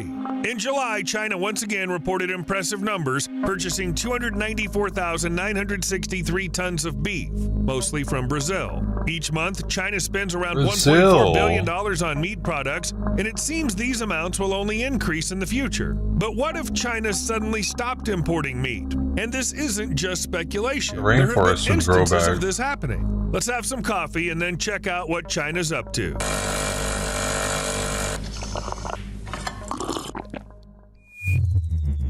Here's an unobtrusive reminder to hit the like button if you usually forget to do that by the end or while watching. To evaluate the potential impact of market changes on such a scale, it's essential to understand the basics of meat production. This process hinges on contracts between producers and buyers. These contracts detail the amount and quality of meat to be bought in the following year. This is how it turns out to make plans for the year ahead. To raise a set number of animals, such as cows, by a particular date for a particular customer. As it happens in any business, if a customer suddenly cancels an order, it hits the manufacturer hard. However, there's one thing that's specific to meat production. Stability is absolutely crucial. You can't quickly grow a cow on demand with the right quality meat. You can't just leave cows that are no longer needed to live quietly and grow old either. It's just too costly. It's no surprise that meat is expensive compared to other goods, very high production costs. Raising animals, especially cattle, is expensive and labor-intensive. For just one bull, you need 300 tons of water, not to mention the food, and you need a lot of bulls. Contracts and agreements do protect producers. Buyers, including those from China, can't just back out of meat purchases. There has to be a valid reason, such as livestock disease or something like that. Something that affects the quality of the meat. These kinds of situations come up, and it's nearly impossible to be ready for them. The only thing the manufacturer can do is deal with the consequences. If China were to stop buying meat, the consequences would be enormous. As I mentioned, China has been the world's largest meat importer since 2019. Japan is in second place. But just so you understand the gap between them, in 2022, China imported 43% more meat than Japan did. In 2021, China consumed nearly 27% of the world's total meat supply. What the Forecasts hell, from statistical China? models suggest Yo. That says something about those people, doesn't it? What does it say?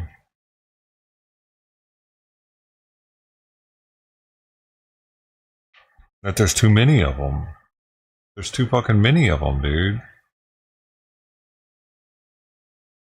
They don't have enough space in their own land for meat production. They've overwhelmed their own space. They're going to try to take Taiwan or something. They're going to try to take land soon, probably. They need it. They're going to get tired of having to buy shit from other countries. that this consumption will continue to rise until 2031.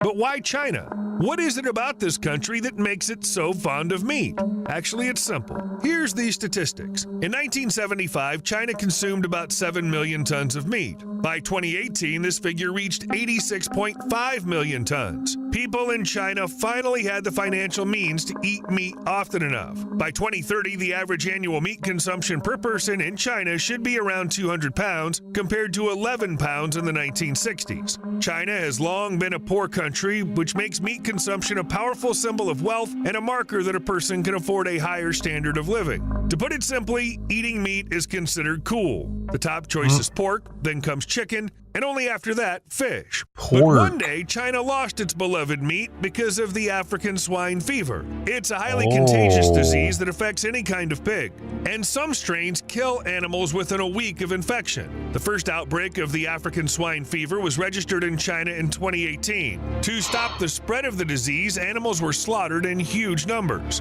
Most analysts agree that China's fight against the disease led to a serious protein shortage. In 2021, a new strain of the same fever was registered in China, and just at the beginning of 2021, it caused the death of about 8 million pigs. This map shows economic losses clearly. The redder the region, the more damage there is. Given this, meat imports just had to go up.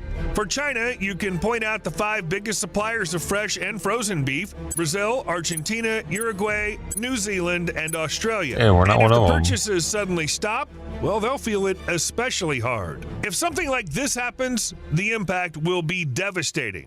Manufacturers in any of these countries will face a nightmarish scenario of falling prices and declining profitability if China limits imports. Order cancellations will lead to massive business losses, and a complete halt in exports could become a potential nightmare for a huge number of people. The consequences in that case would affect the entire world.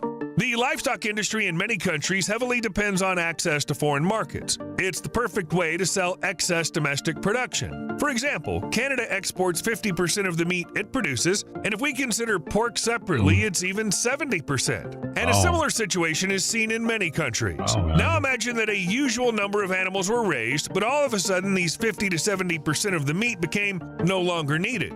The regular buyer is no longer interested in the deal. I wasn't kidding when I said that many people will suffer because the damage will hit the entire supply chain, from farmers to processors. There will be job cuts, slaughterhouses closing down, and you can't just shrug and say, whatever, we'll eat it ourselves. Replacing China quickly will be hard, since for many countries, it's the top market. And not just because they eat a lot of meat.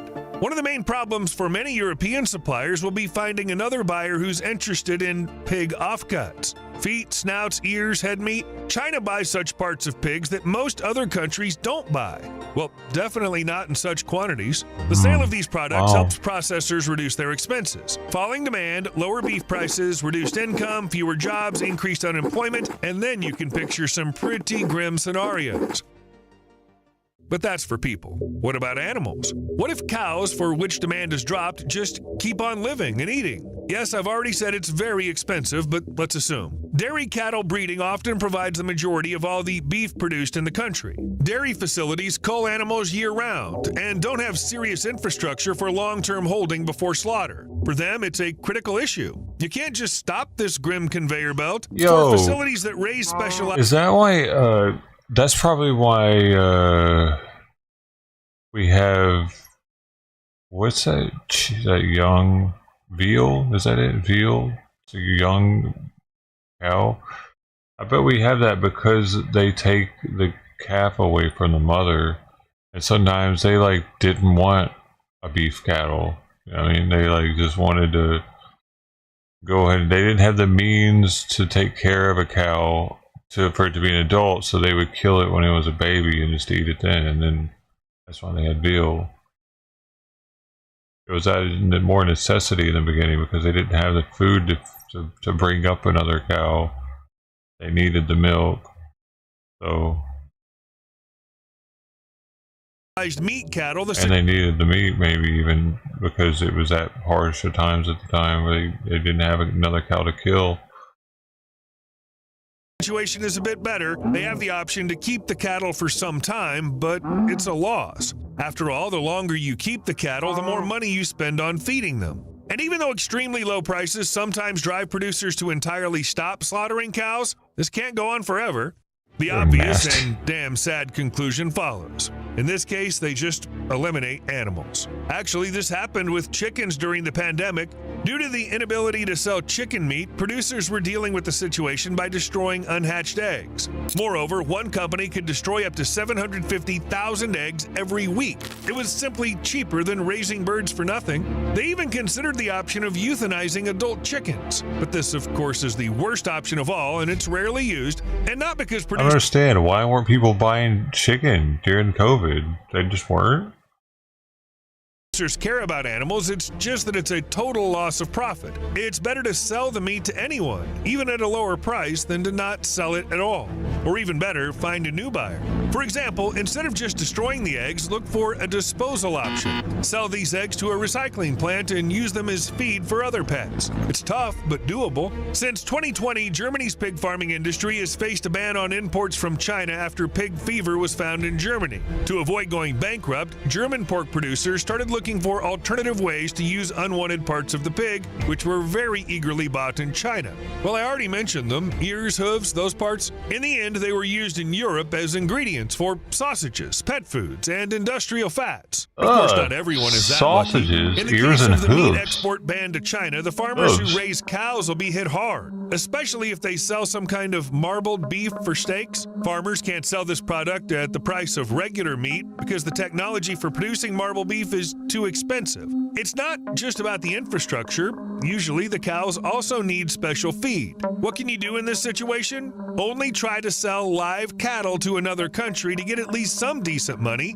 Well, or donate the excess livestock to charity. I was surprised, but it turns out there are food banks and programs where you can donate extra meat. For example, the farm, which had to destroy hundreds of thousands of eggs, donated part of its chicken to charity, specifically to organizations that were preparing meals for emergency medical workers. This was, I remind you, at the very beginning of the pandemic. But all these options, except for simple destruction, are only possible if the animals are healthy. As I said before, the relationship between producers and buyers is regulated by contracts. If a contract is signed, China is obligated to buy the meat that was specifically raised for it. Legal refusal to purchase is only possible in case of problems with the meat. For example, if there's an epidemic among livestock in the producing country, like with the swine fever in Germany, and in that case, sick animals have to be killed. For example, if cows are sick with mad cow disease, their meat is banned from consumption because this disease can be transmitted to humans and leads to death. And when there was an outbreak of the disease in the UK in the 1980s, to stop it, 4.4 million head of cattle were killed. Just killed,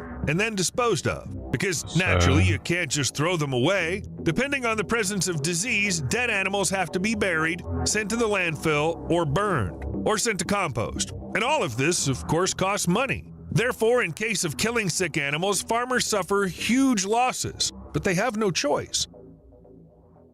We can only hope that in the long run, things will get better.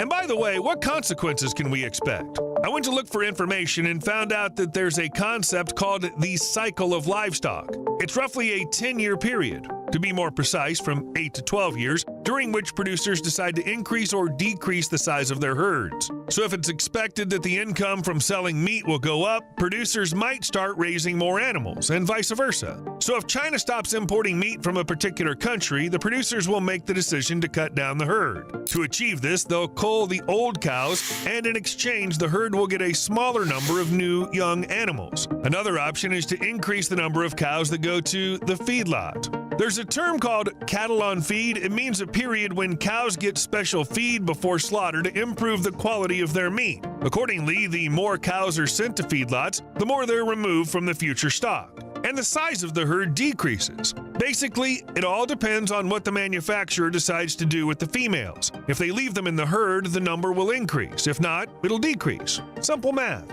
But these are the consequences for farmers. For regular people, stopping exports to China means that meat will disappear from the shelves. There's even a specific example. When in 2020, China stopped buying meat from Australia because of the pandemic, it led to a threat to food security. The industries had to quickly restructure, and in many supermarkets and butcher shops, the meat just disappeared. Later, of course, they managed to adapt. However, the thing is different. After a sharp drop in meat prices, there will be a surge. That is, first producers will actively slaughter cattle, including breeding stock, and try to sell the meat to anyone. And after that, the country finds itself without a stable herd, which can take decades to restore. No herd means prices skyrocket. Basically, it's just a bunch of problems. West Coast under a ban. Remember at the start of the video I said that countries stopped buying meat for some serious reasons? Well, the last time China banned meat exports from cold storage on the western coast of the U.S., and it happened in June 2024. China had a good reason. Traces of a feed additive called ractopamine were found in beef batches, which is used to increase muscle mass in pigs and cattle. And while it sounds like something normal, ractopamine is banned in over 150 countries around the world. So the ban is more than justified. This measure became a painful time for beef, pork, and poultry exporters from the USA. Australia's back in business, but while in one place imports are stopping, in another, they're on the contrary resuming. How much of that shit's in our food, China though? imposed a What the ban on hell? beef imports from Australia in 2020. It wasn't about the threat of coronavirus, but rather that the Australian Prime Minister called for an international investigation into the origins of the pandemic. After that, Chinese authorities imposed restrictions on a whole range of Australian imports, including coal, wine, barley, and lobsters, and, well, on beef. So just recently, China lifted its ban on 5 Australian producers. Naturally, they're really happy and expecting a big boost in profits. People in China love meat. More meat than you think. People in China love meat, and probably a lot more than the official statistics on imports and per capita consumption show. Because smugglers annually ship illegal, unregulated meat into China through Hong Kong's waterways worth millions of dollars, and the government seems unable to stop them. When it comes to smuggling, you usually imagine something different, definitely not meat. However, smugglers constantly bring millions of pounds of pork, poultry, and fish into the country. Every night, 80 to 100 boats set off from Hong Kong to the mainland. Yes, in China, people really love meat. In fact, I do too. See you later. People in China love my meat, that's why I gotta get down into Tennessee.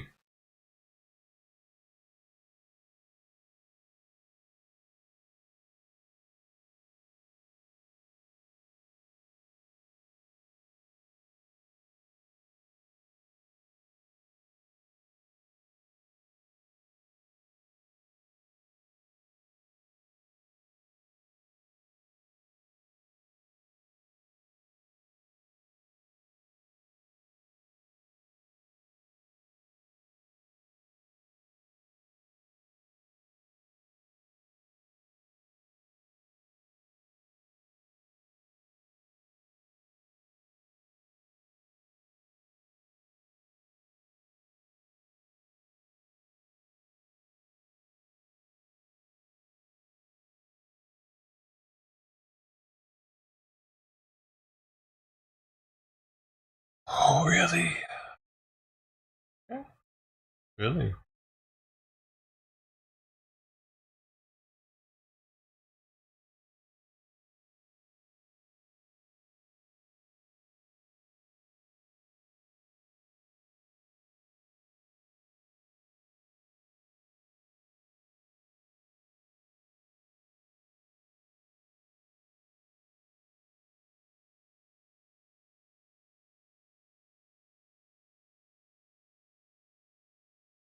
1, 2, 3, 4, 5, 6,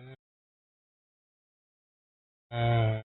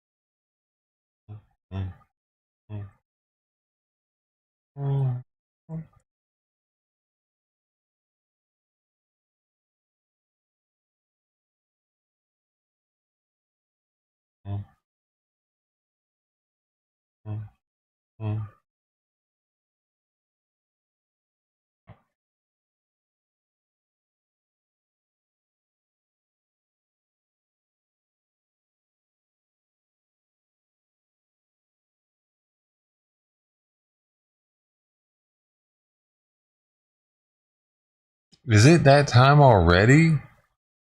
Is it freaking PUBG time already?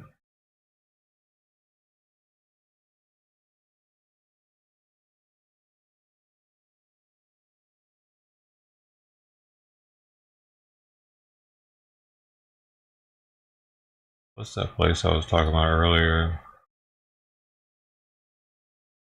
I went in Hawaii. It's called Hanama Bay.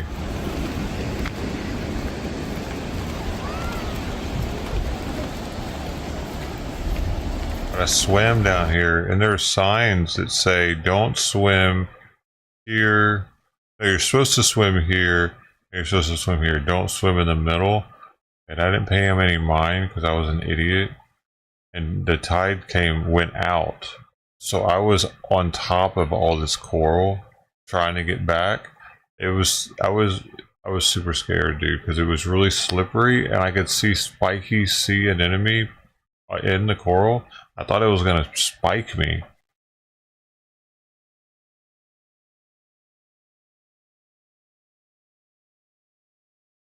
That's what it looks like from the ground. I can't really see it very well. You can see Diamond Head from there too. That's why I was like, it's near Diamond Head.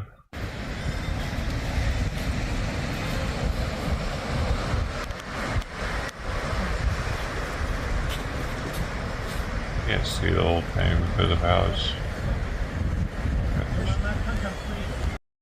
Why that's there? Oh, there. Where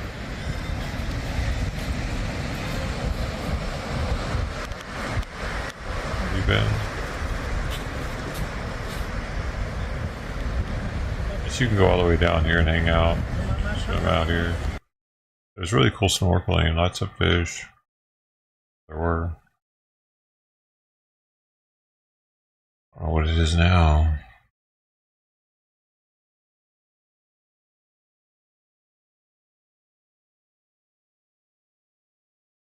Jesus!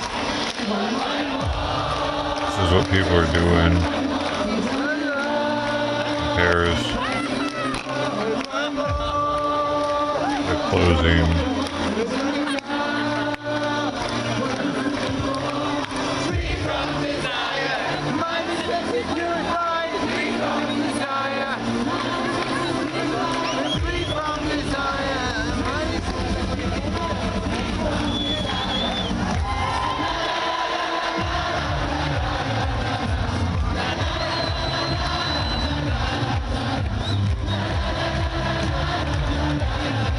avancez un peu là, vous bousillez mon image là.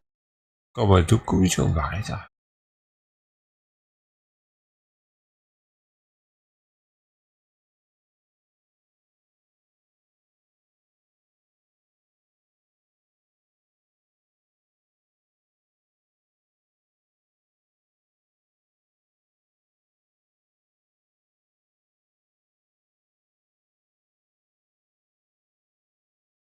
I'm so faded.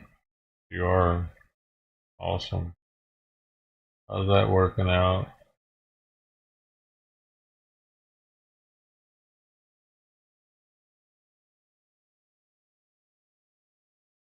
Working out, man.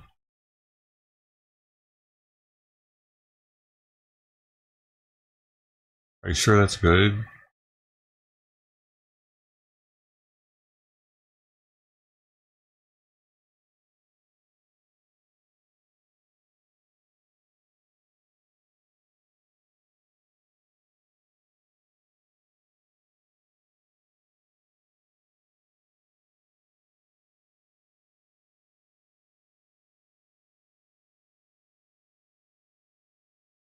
Oh, the new one?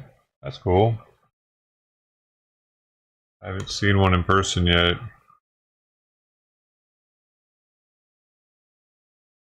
What's the difference between it and the, I guess the heating chamber is probably the only big difference between it and the regular or the Puffco Pro. Okay.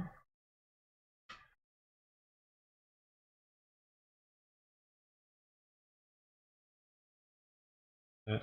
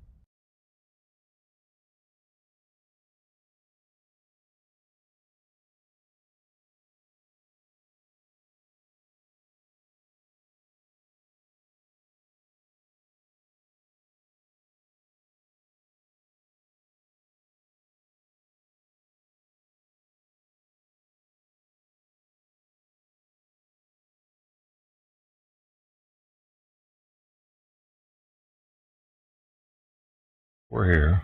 I'm here. You can hear, man.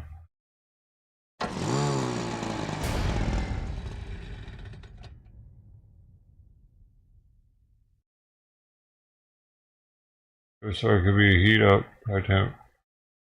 Oh, interesting. It looks a little smaller than the Peak Pro. It'll probably be better with an aftermarket top, though. A lot better, probably.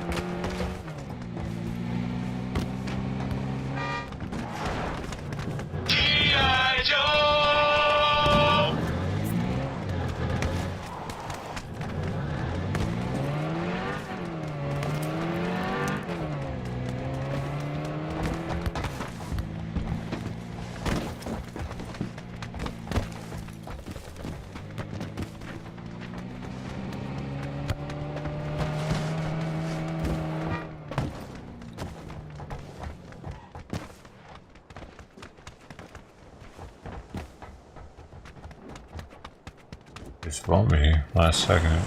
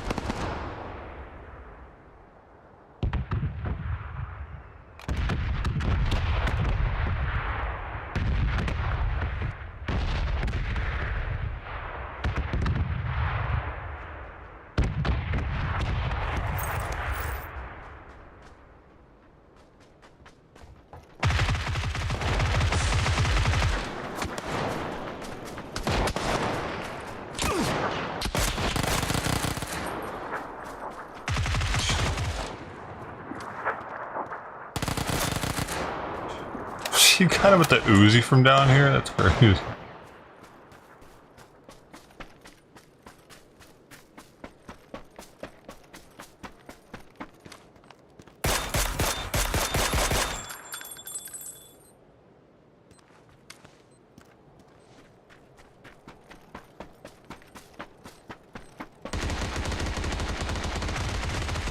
Oh, fuck.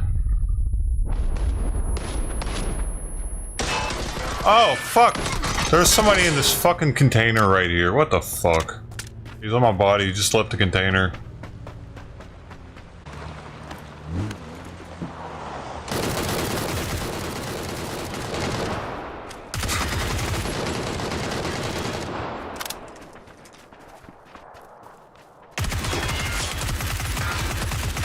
I think that's him.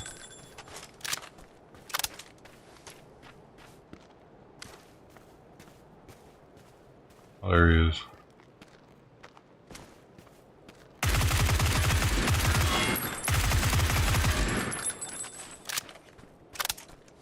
What's he doing in there?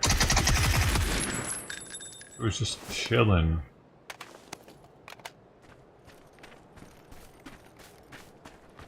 Blue's down.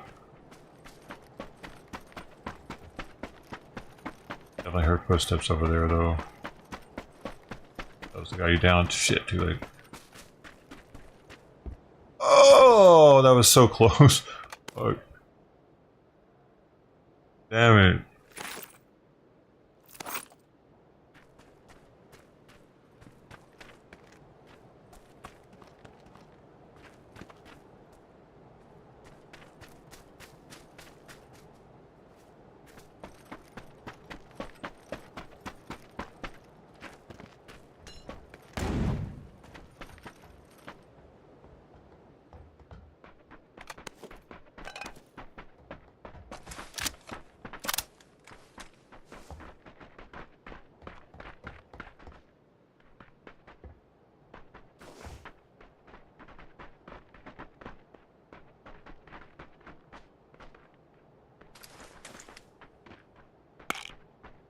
I have a feeling we're not going to be gotten back.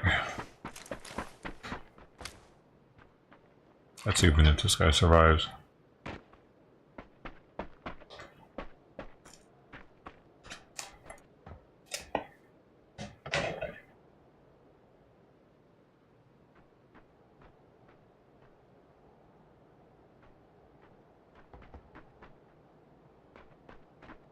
I'm a survivor. Okay, it's lunchtime.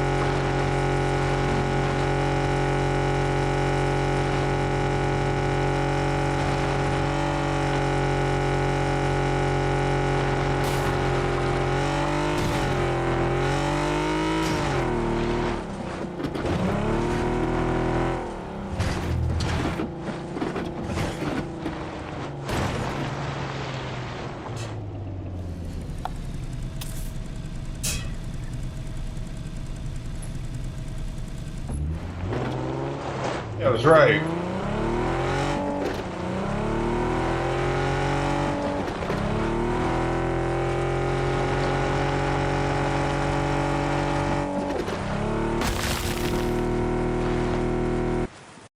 I'm so smart.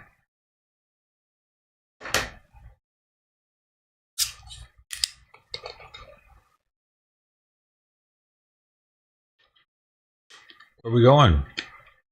Let's go. What do you mean?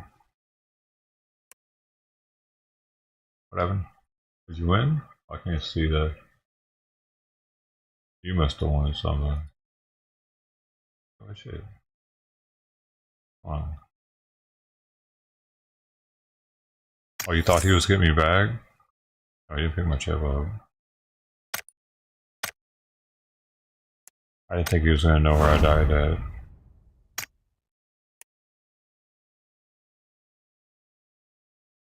He didn't get me and another guy. The guy that was in his clan, he didn't bring back either. I don't know. He wasn't paying attention where we were dying. I was right near him too. It was right around the corner.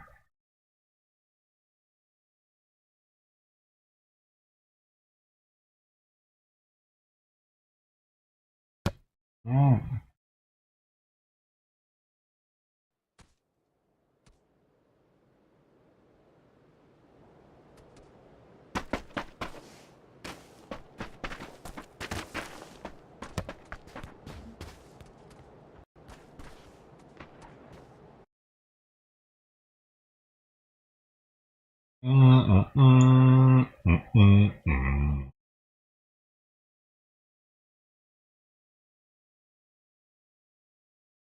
It was not the 18.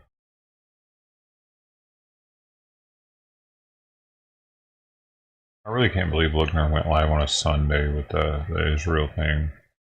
Just to sit there and look at the sky.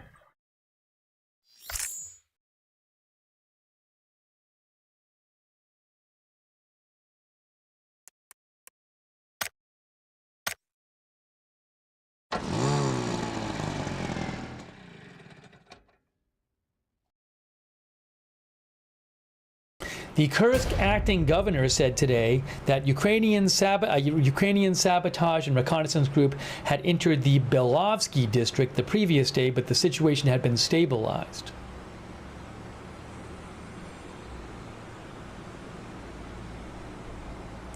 The Russian Defense Ministry claimed that 35 drones were shot down overnight over the Kursk, Voronezh, Belgorod, Bryansk, and Oryol regions of Russia. Ukraine hasn't commented on the Sunday drone attacks inside Russia, but they come as Ukraine. Oh, of course, all over the place.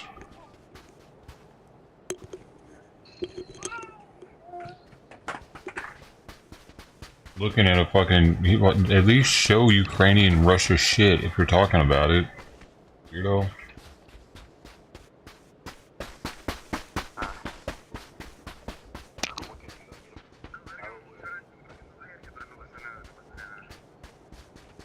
Hey.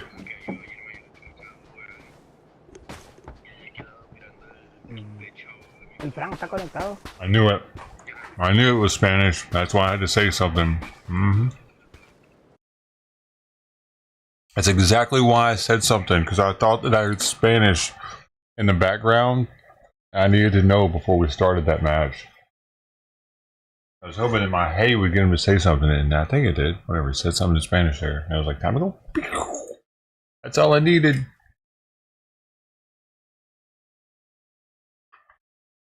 Can't communicate, man. They'll say that they'll communicate in English, and then when shit hits the fan, it goes back to Spanish.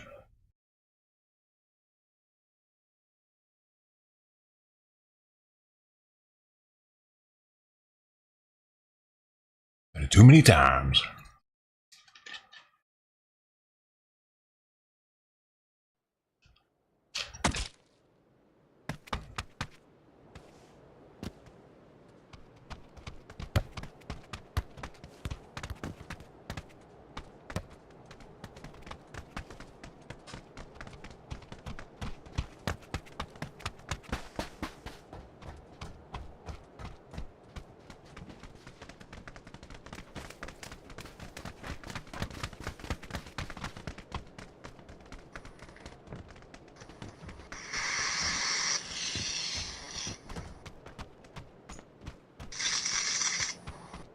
hell is that?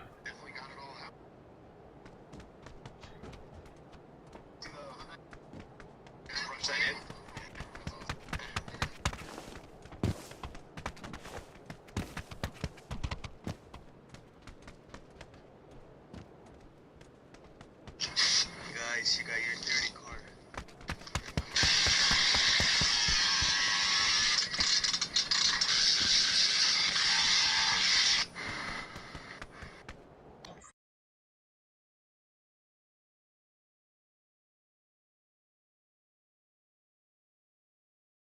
Mm-hmm. Mm-hmm.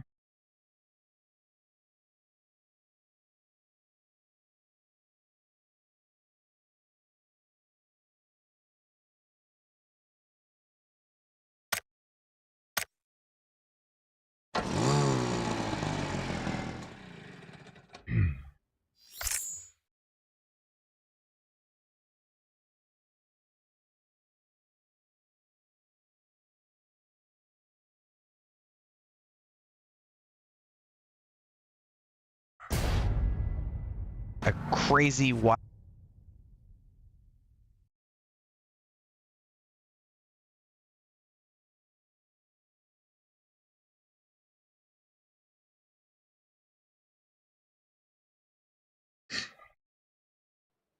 The one.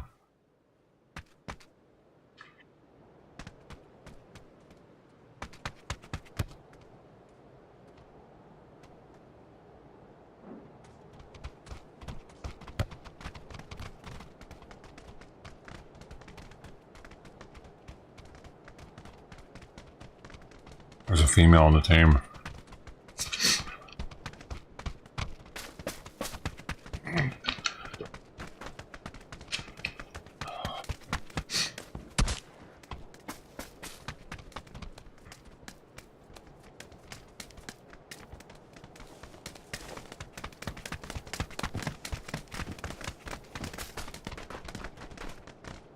Watch this.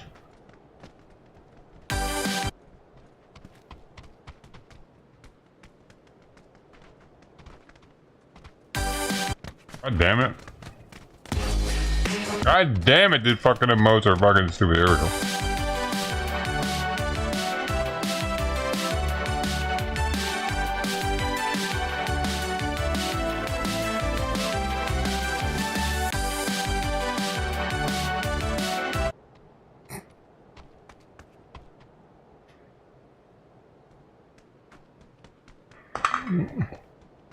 I also knew what that looked like.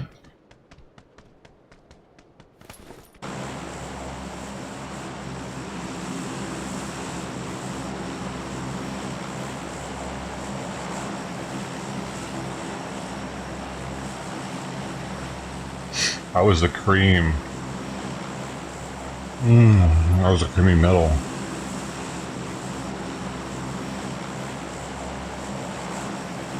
They're all retarded. I'm playing with retards.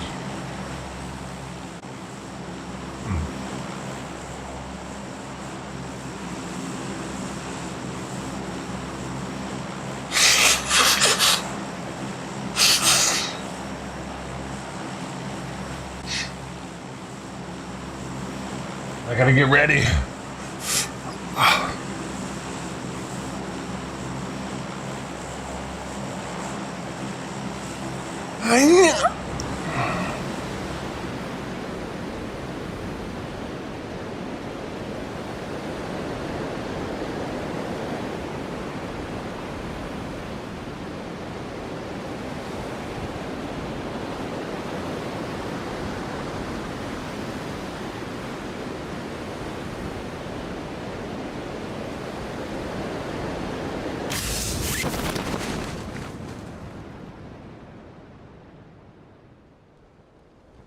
Dude, this is where we all just died a minute ago. The same exact spot.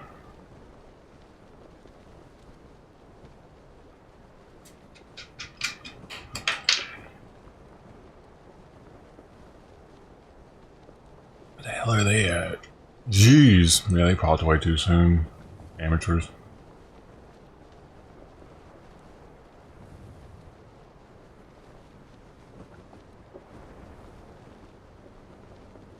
Solo? Oh, where's he going?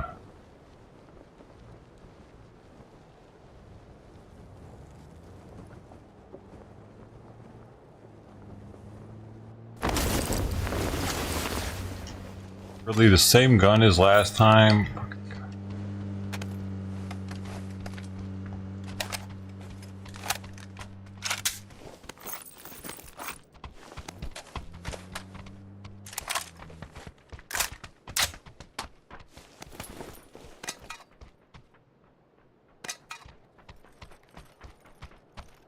It's outside. What's that? Fuck, there was a guy right there. Fuck.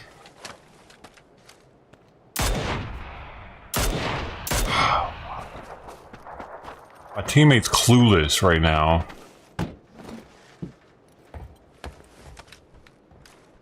Fuck do you go?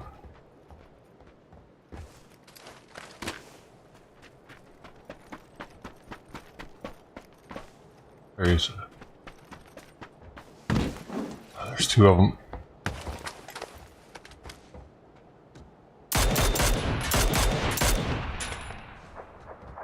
Come on, there's two over here.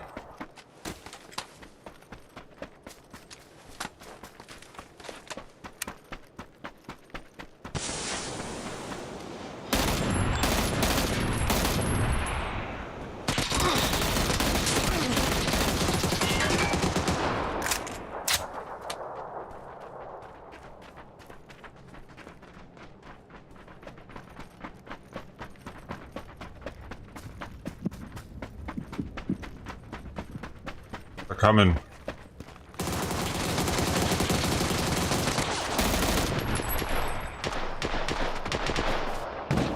Fuck!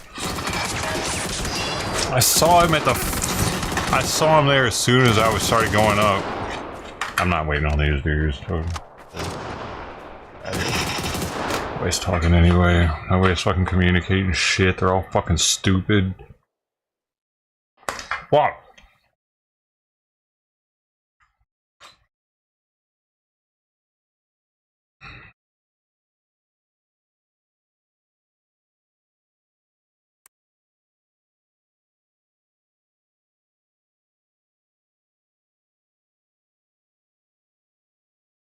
Go figure. Like, homie was fucking clueless that those people were in the bin. They had guns and everything. He just jumps up there trying to find a gun. Instead of jumping up there to shoot him, he jumped up there to loot shit. Fucking clueless.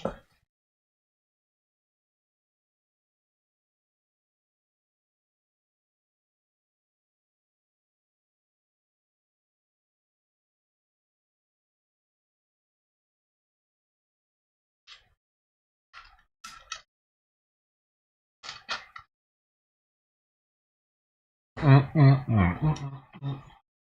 gotta get this out of here.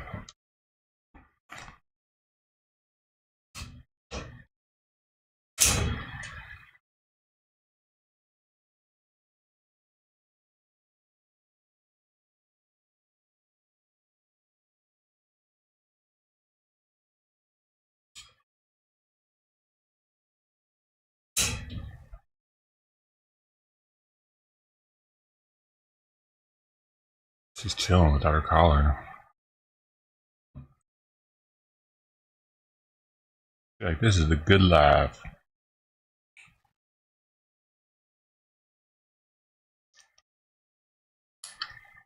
Must be nice. Finally having that thing off.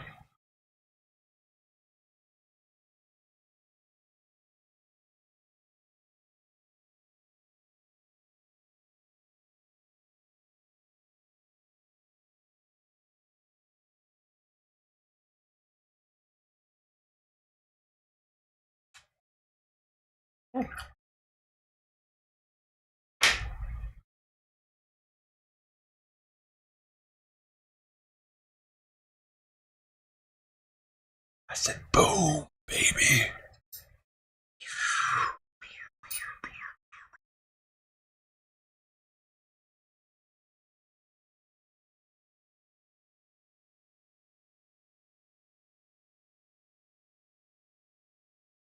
There we go. That's all better. That's gonna make everything all right.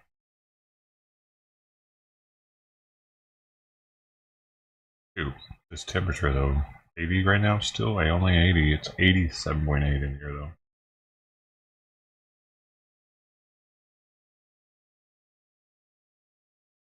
$80 would be pretty sweet right now.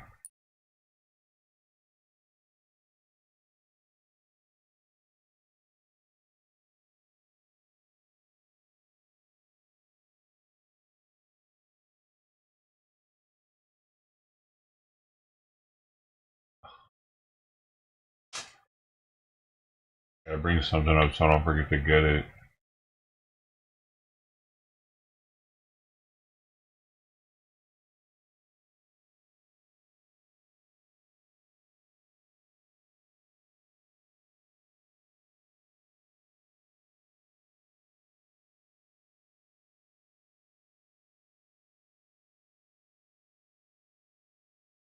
Boom, boom, boom, boom, boom.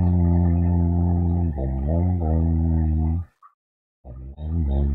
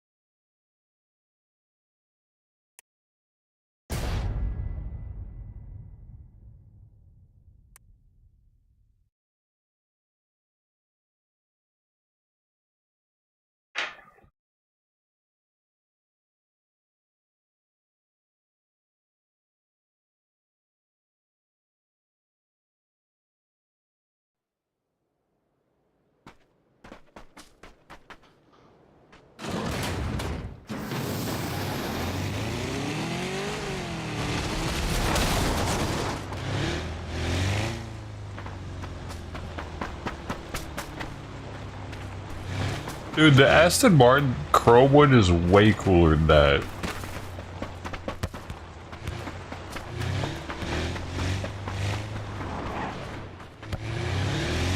Like, I ain't even grinding for one of those, bro. I'm definitely not gonna use my points. Even if I had enough to get one of those, I would much rather use the Aston Martin. Even though it's obnoxiously loud, that's kind of like part of it at this point. It's like, fucking dude. We out here. We out here chromed out. Might as well be loud. I don't want to hear this person. Hey, hey. Y'all hear me? Yeah, I hear you. Alright. Sorry, I was having one of my crazy talk to myself because I'm a psychopath moment. I couldn't hear you. I just saw your mic moving, so I was making sure that mine was working.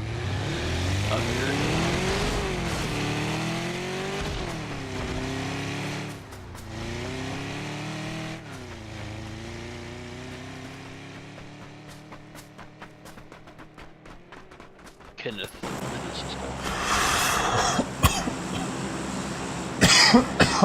Alrighty, where we landing?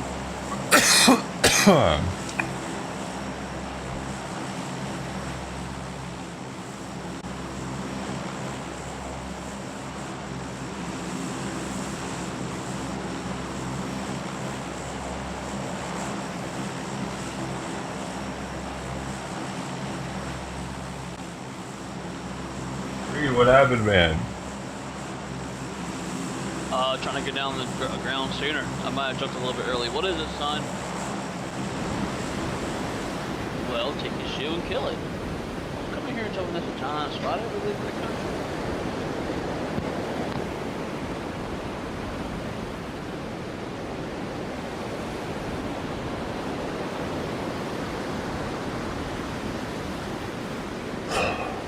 Damn, dude, that was dumb. I should have. That sucks.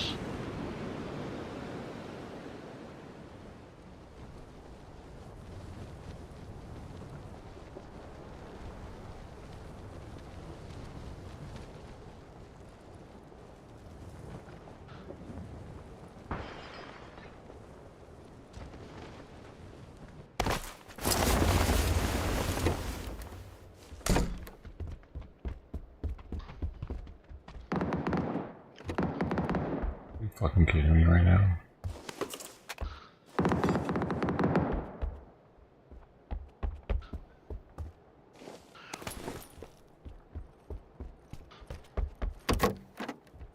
I'm going all else. There's one down here though. I'm about to get shot getting it.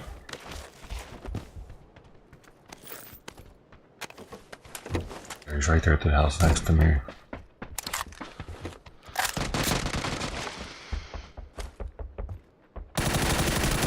God damn it! Holy, I pre-fired and fucking everything, dude. Jesus Christ. I literally was shooting before he even made the turn.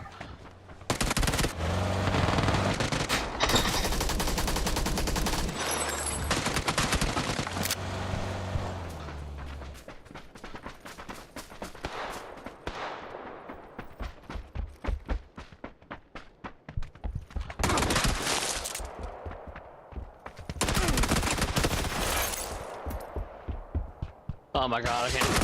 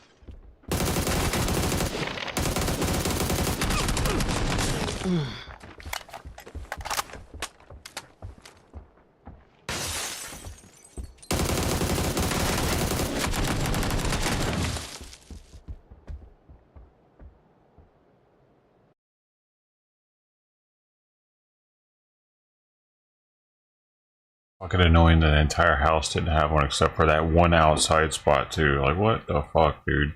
The game be kind of whack sometimes. Not even a pistol. I figured get in the house first, then get a weapon because it's safer in there. I won't get shot in the ass. And then I had to go outside anyway to fucking get one. Like, sometimes I think the Koreans are watching this, like streamers of this, and just fucking with us. Somehow, like a developer's like, pink, yeah, no guns for you today. In the house. American. Maybe. I don't know what kind of powers they have.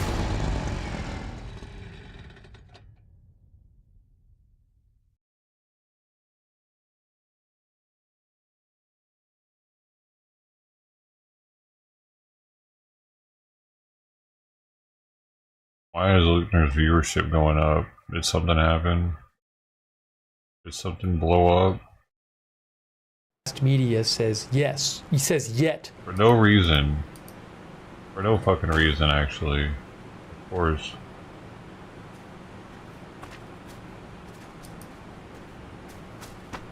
Hopefully this will be the only day when we're so restricted on the feeds I have from Israel. It is only because of all of these other nothing right now. That's all hilarious. of these Olympics closing ceremony feeds. By the way, the Olympics closing ceremony is almost over, I think. I mean, it's supposed to be around 2 hours long. I'm just looking at darkness. And it's already been an hour and 37 minutes. I haven't been watching it, and maybe I'll look at it later. Israel-Gaza border, by the way, doesn't really have as much to do with Iran as it... Again, this feed is not going to be probably that helpful to us if there's some sort of attack. No, it's not. Because it's of Gaza. Exactly. You're looking at this for no reason. Yeah. It's like, it's going to happen at the Lebanon border. Hezbollah. Hamas is pretty much fucked right now. Like, they don't have much going on. I don't even hear the drone anymore. News linked to an article by TASS. And TASS...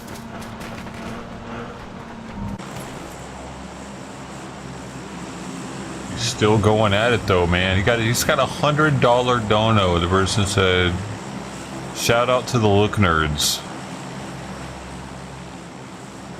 Right.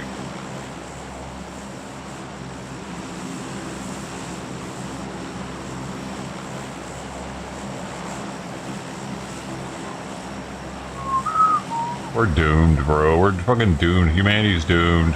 They're proud of being look nerds.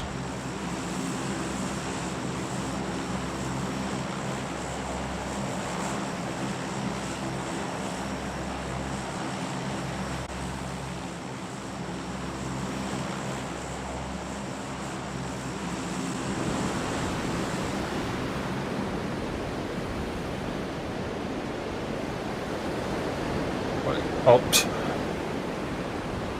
really? Really? What the fuck, man? I changed it.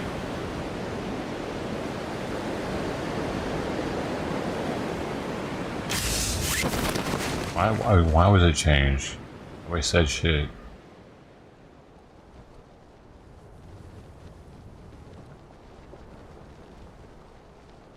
Oh man, you're fucking stupid. You're all fucking stupid as shit.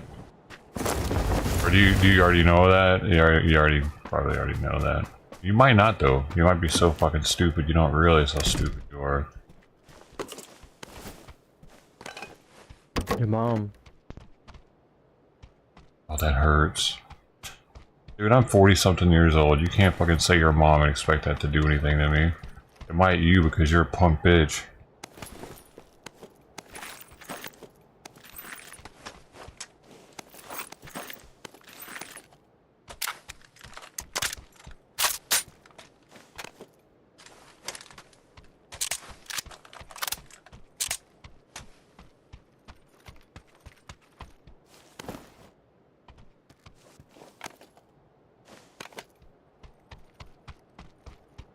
It is your mom.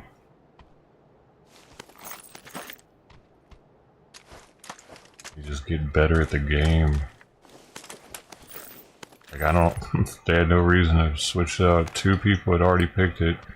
Who the fuck said your mom anyway? Which person? Was it the person that marked? Was it...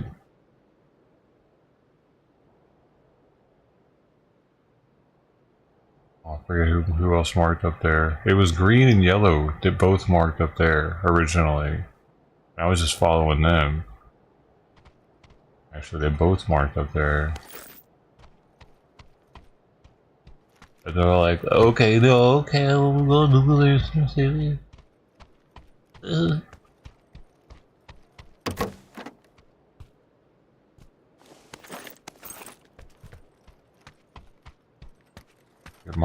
Your mom, how long has your mom like that been a thing, you think? Like thousands of years people have been like saying that shit in Hebrew?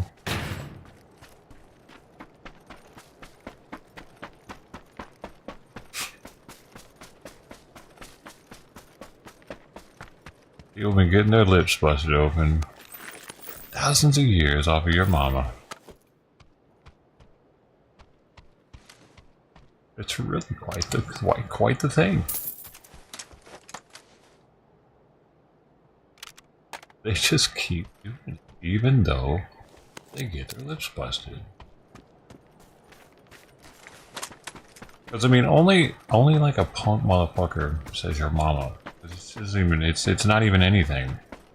It's just some blank bullshit that you're trying to instigate some shit. Trying to get somebody to punch you in the mouth for some reason, so it's like, well, I guess I'm obliged to. If you're asking for it, it doesn't really bother me, but if you want to punch in the mouth, man. Oh. You can only really do that in jail, though. Hey, you do it outside, you might get arrested. But then you can do it all you want. Up. Alright, nowhere. You're almost like inclined to do it if someone talks about your mama in front of everybody in jail, though.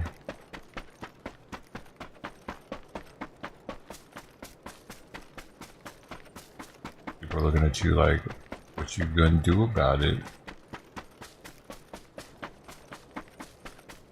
You gonna be the pod bitch now? Light boy? Ah, the whites are always the least numbers. Well, unless you're in some weird fucking county. Like in the boonies and the sticks somewhere, maybe there'd be mostly whites, but it's kind of rare. Hey, Buzz, people better watch out. Watch out with that. I don't understand why you're bragging about that, though, Ted. Probably something to brag about. You know what that's doing to your brain right now? Shrinking it. Literally, it does that. It shrinks your brain while it's there. It goes everywhere. The more fucked up you are, well, guess what? The more it's shrinking it.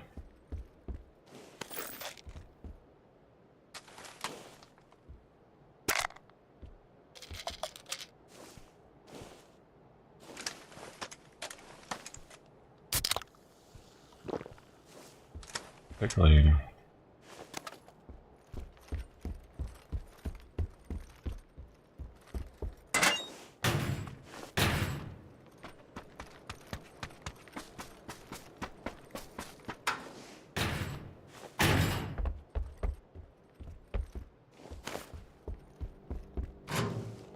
This fucker's gonna come team kill me now. I can already get it. It's gonna happen. I don't even need them to fuck with me. I'm good. Good picking up my own loot. My own.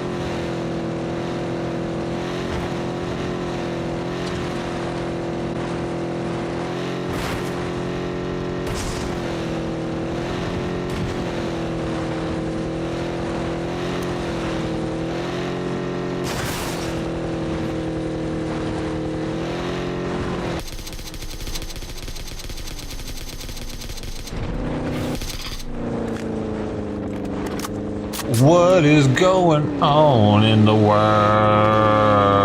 today? Are you ready? I'm ready, bro. This map has been empty so far. Doesn't look like they've ran into anybody the whole time either. Oh, there's somebody right there. Oh, he jumped out. Damn, I pressed the wrong button. That's crazy.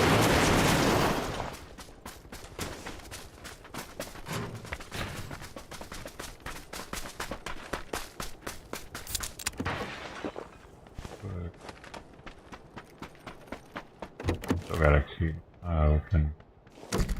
Oh boy. Talking about mamas out here.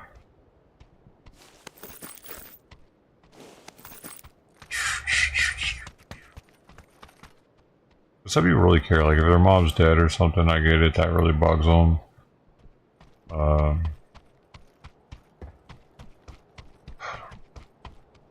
Kinda fucked up. He doesn't know whether or not, because I'm like pretty old now. That's probably why he shut up.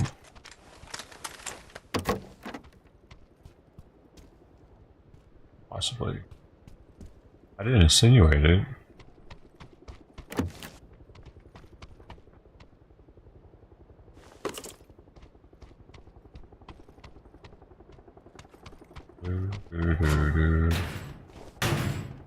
Insinuate. Insinuate.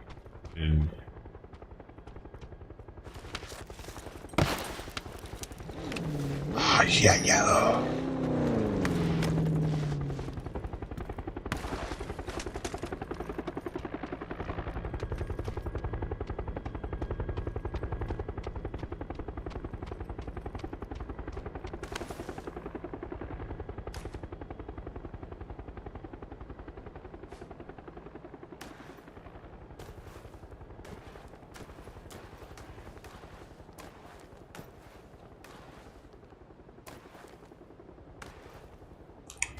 These two, somebody still could come out of the storm.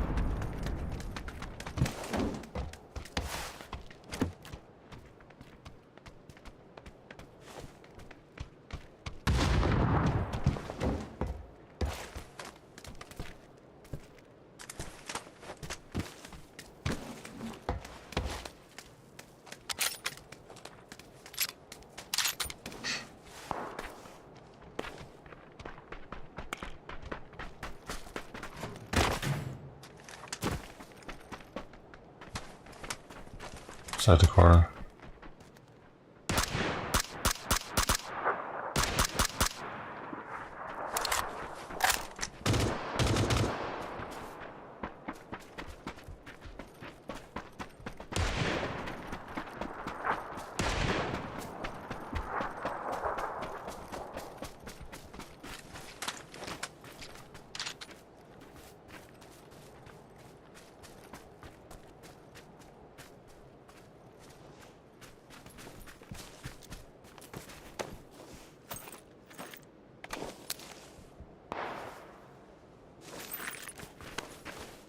Fuck, I should have looted my kills sooner. They got everything.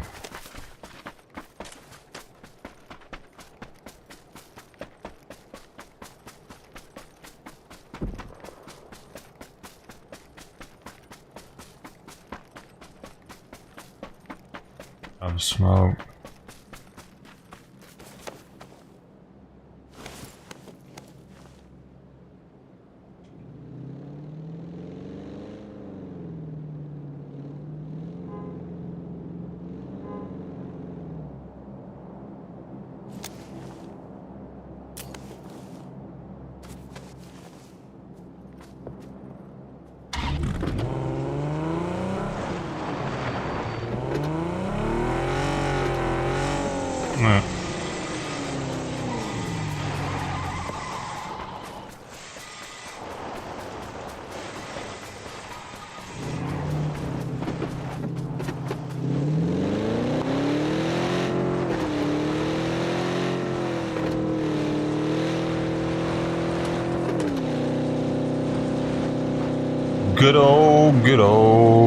Good old, drink some water, Ted.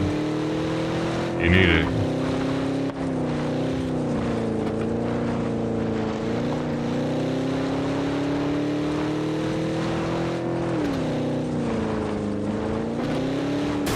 What is this guy doing? Okay. Well, that didn't work, did it? Or did it?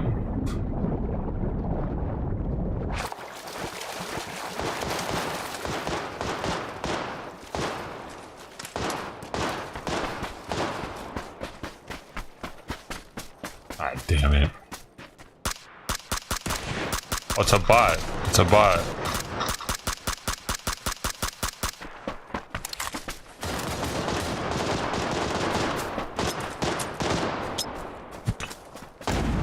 Jesus Christ.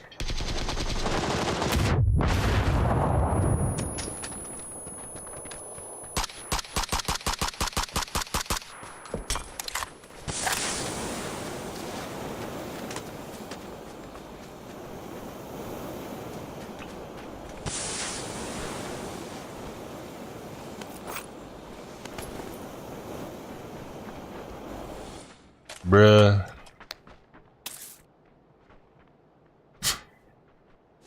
You banged me pretty good, man. Pretty good.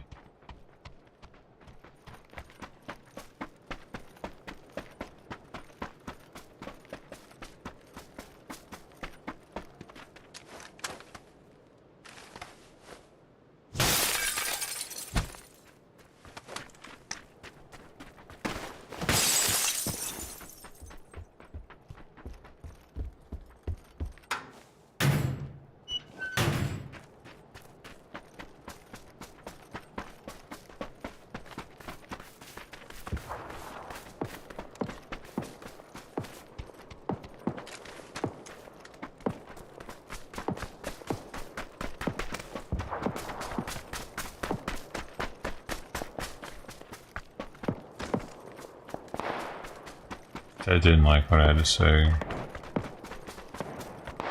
How about the brain shrinkage?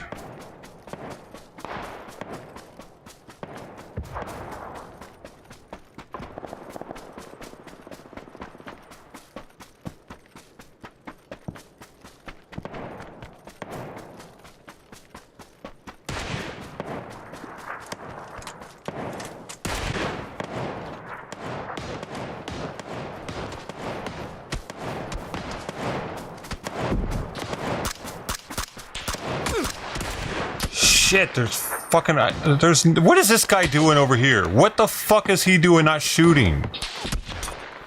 Jesus Christ. Then what was he doing that whole time? Just sitting there thinking about getting his smokes out? Maybe he doesn't know how to get them out. He was like, how do I get my smokes out? I don't know. Cause I got a level 51, level 59. Oh, the 398. Oh, that's the guy that was downed apparently.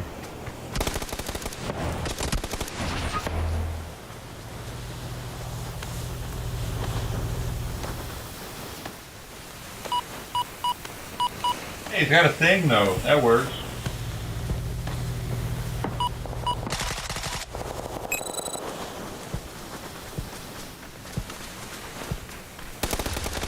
Hey, that's cool.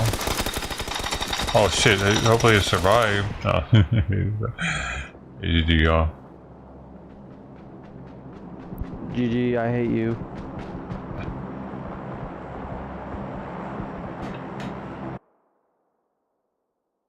Alright.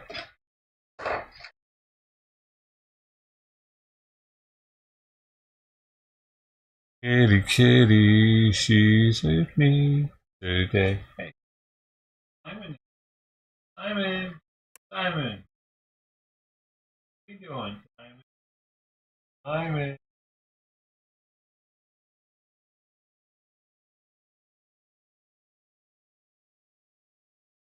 Here.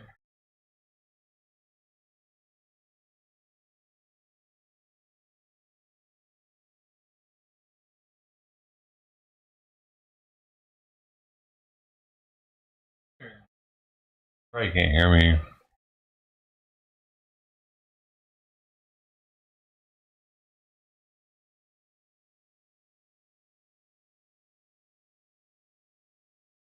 $45, 15 more to go.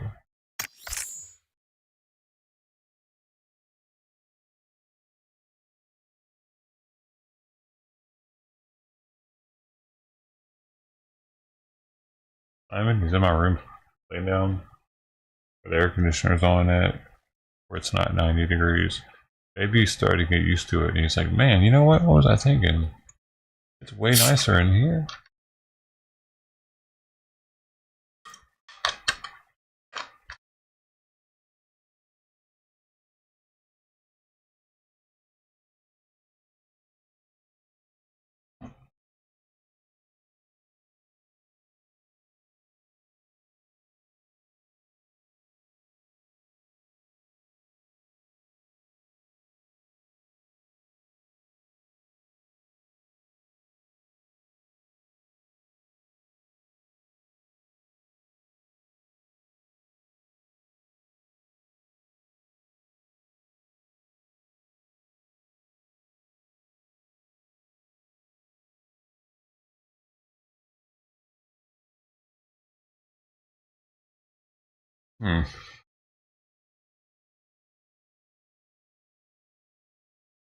Anything new happening in Israel?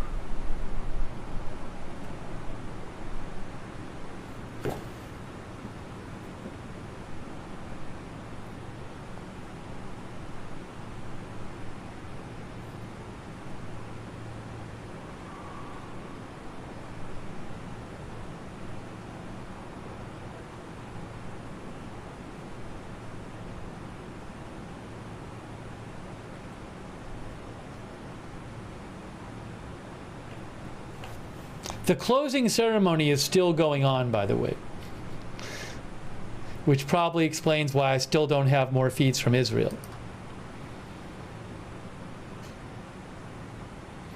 Oh, Why don't you go back to actually doing the news, man, instead of just watching KB length Axel feeds? N for your support. You know? What the hell happened to this guy?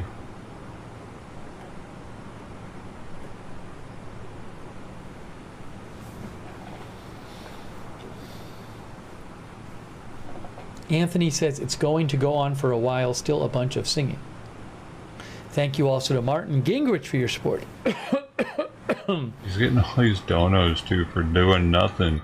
For just being like, hey guys, here's the here's a skyline. What do you guys think? You gonna give me money now? I got the skyline ready for you to look at. And I'll give you the hourly updates about the Olympic closing ceremony still going on.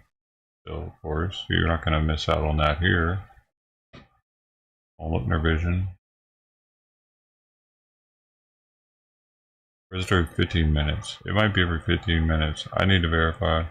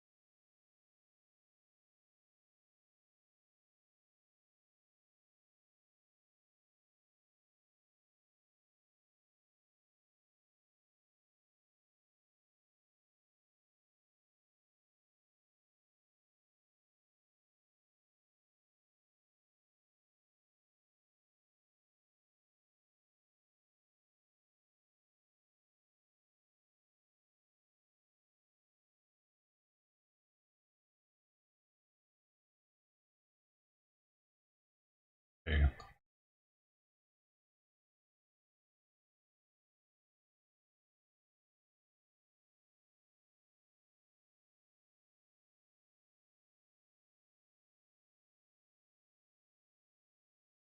Vision. I don't know. Surprised nobody's on today.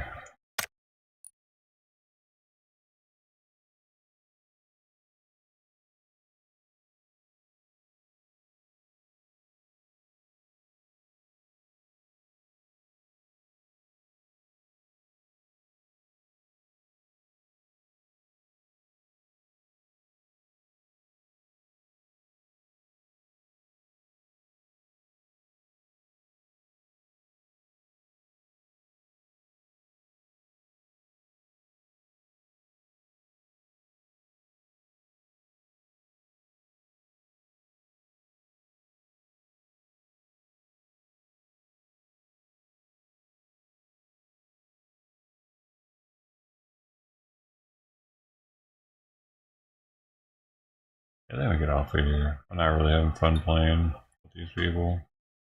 Random people. And I don't have any content going on. There's nothing really happening Sunday. Pretty slow.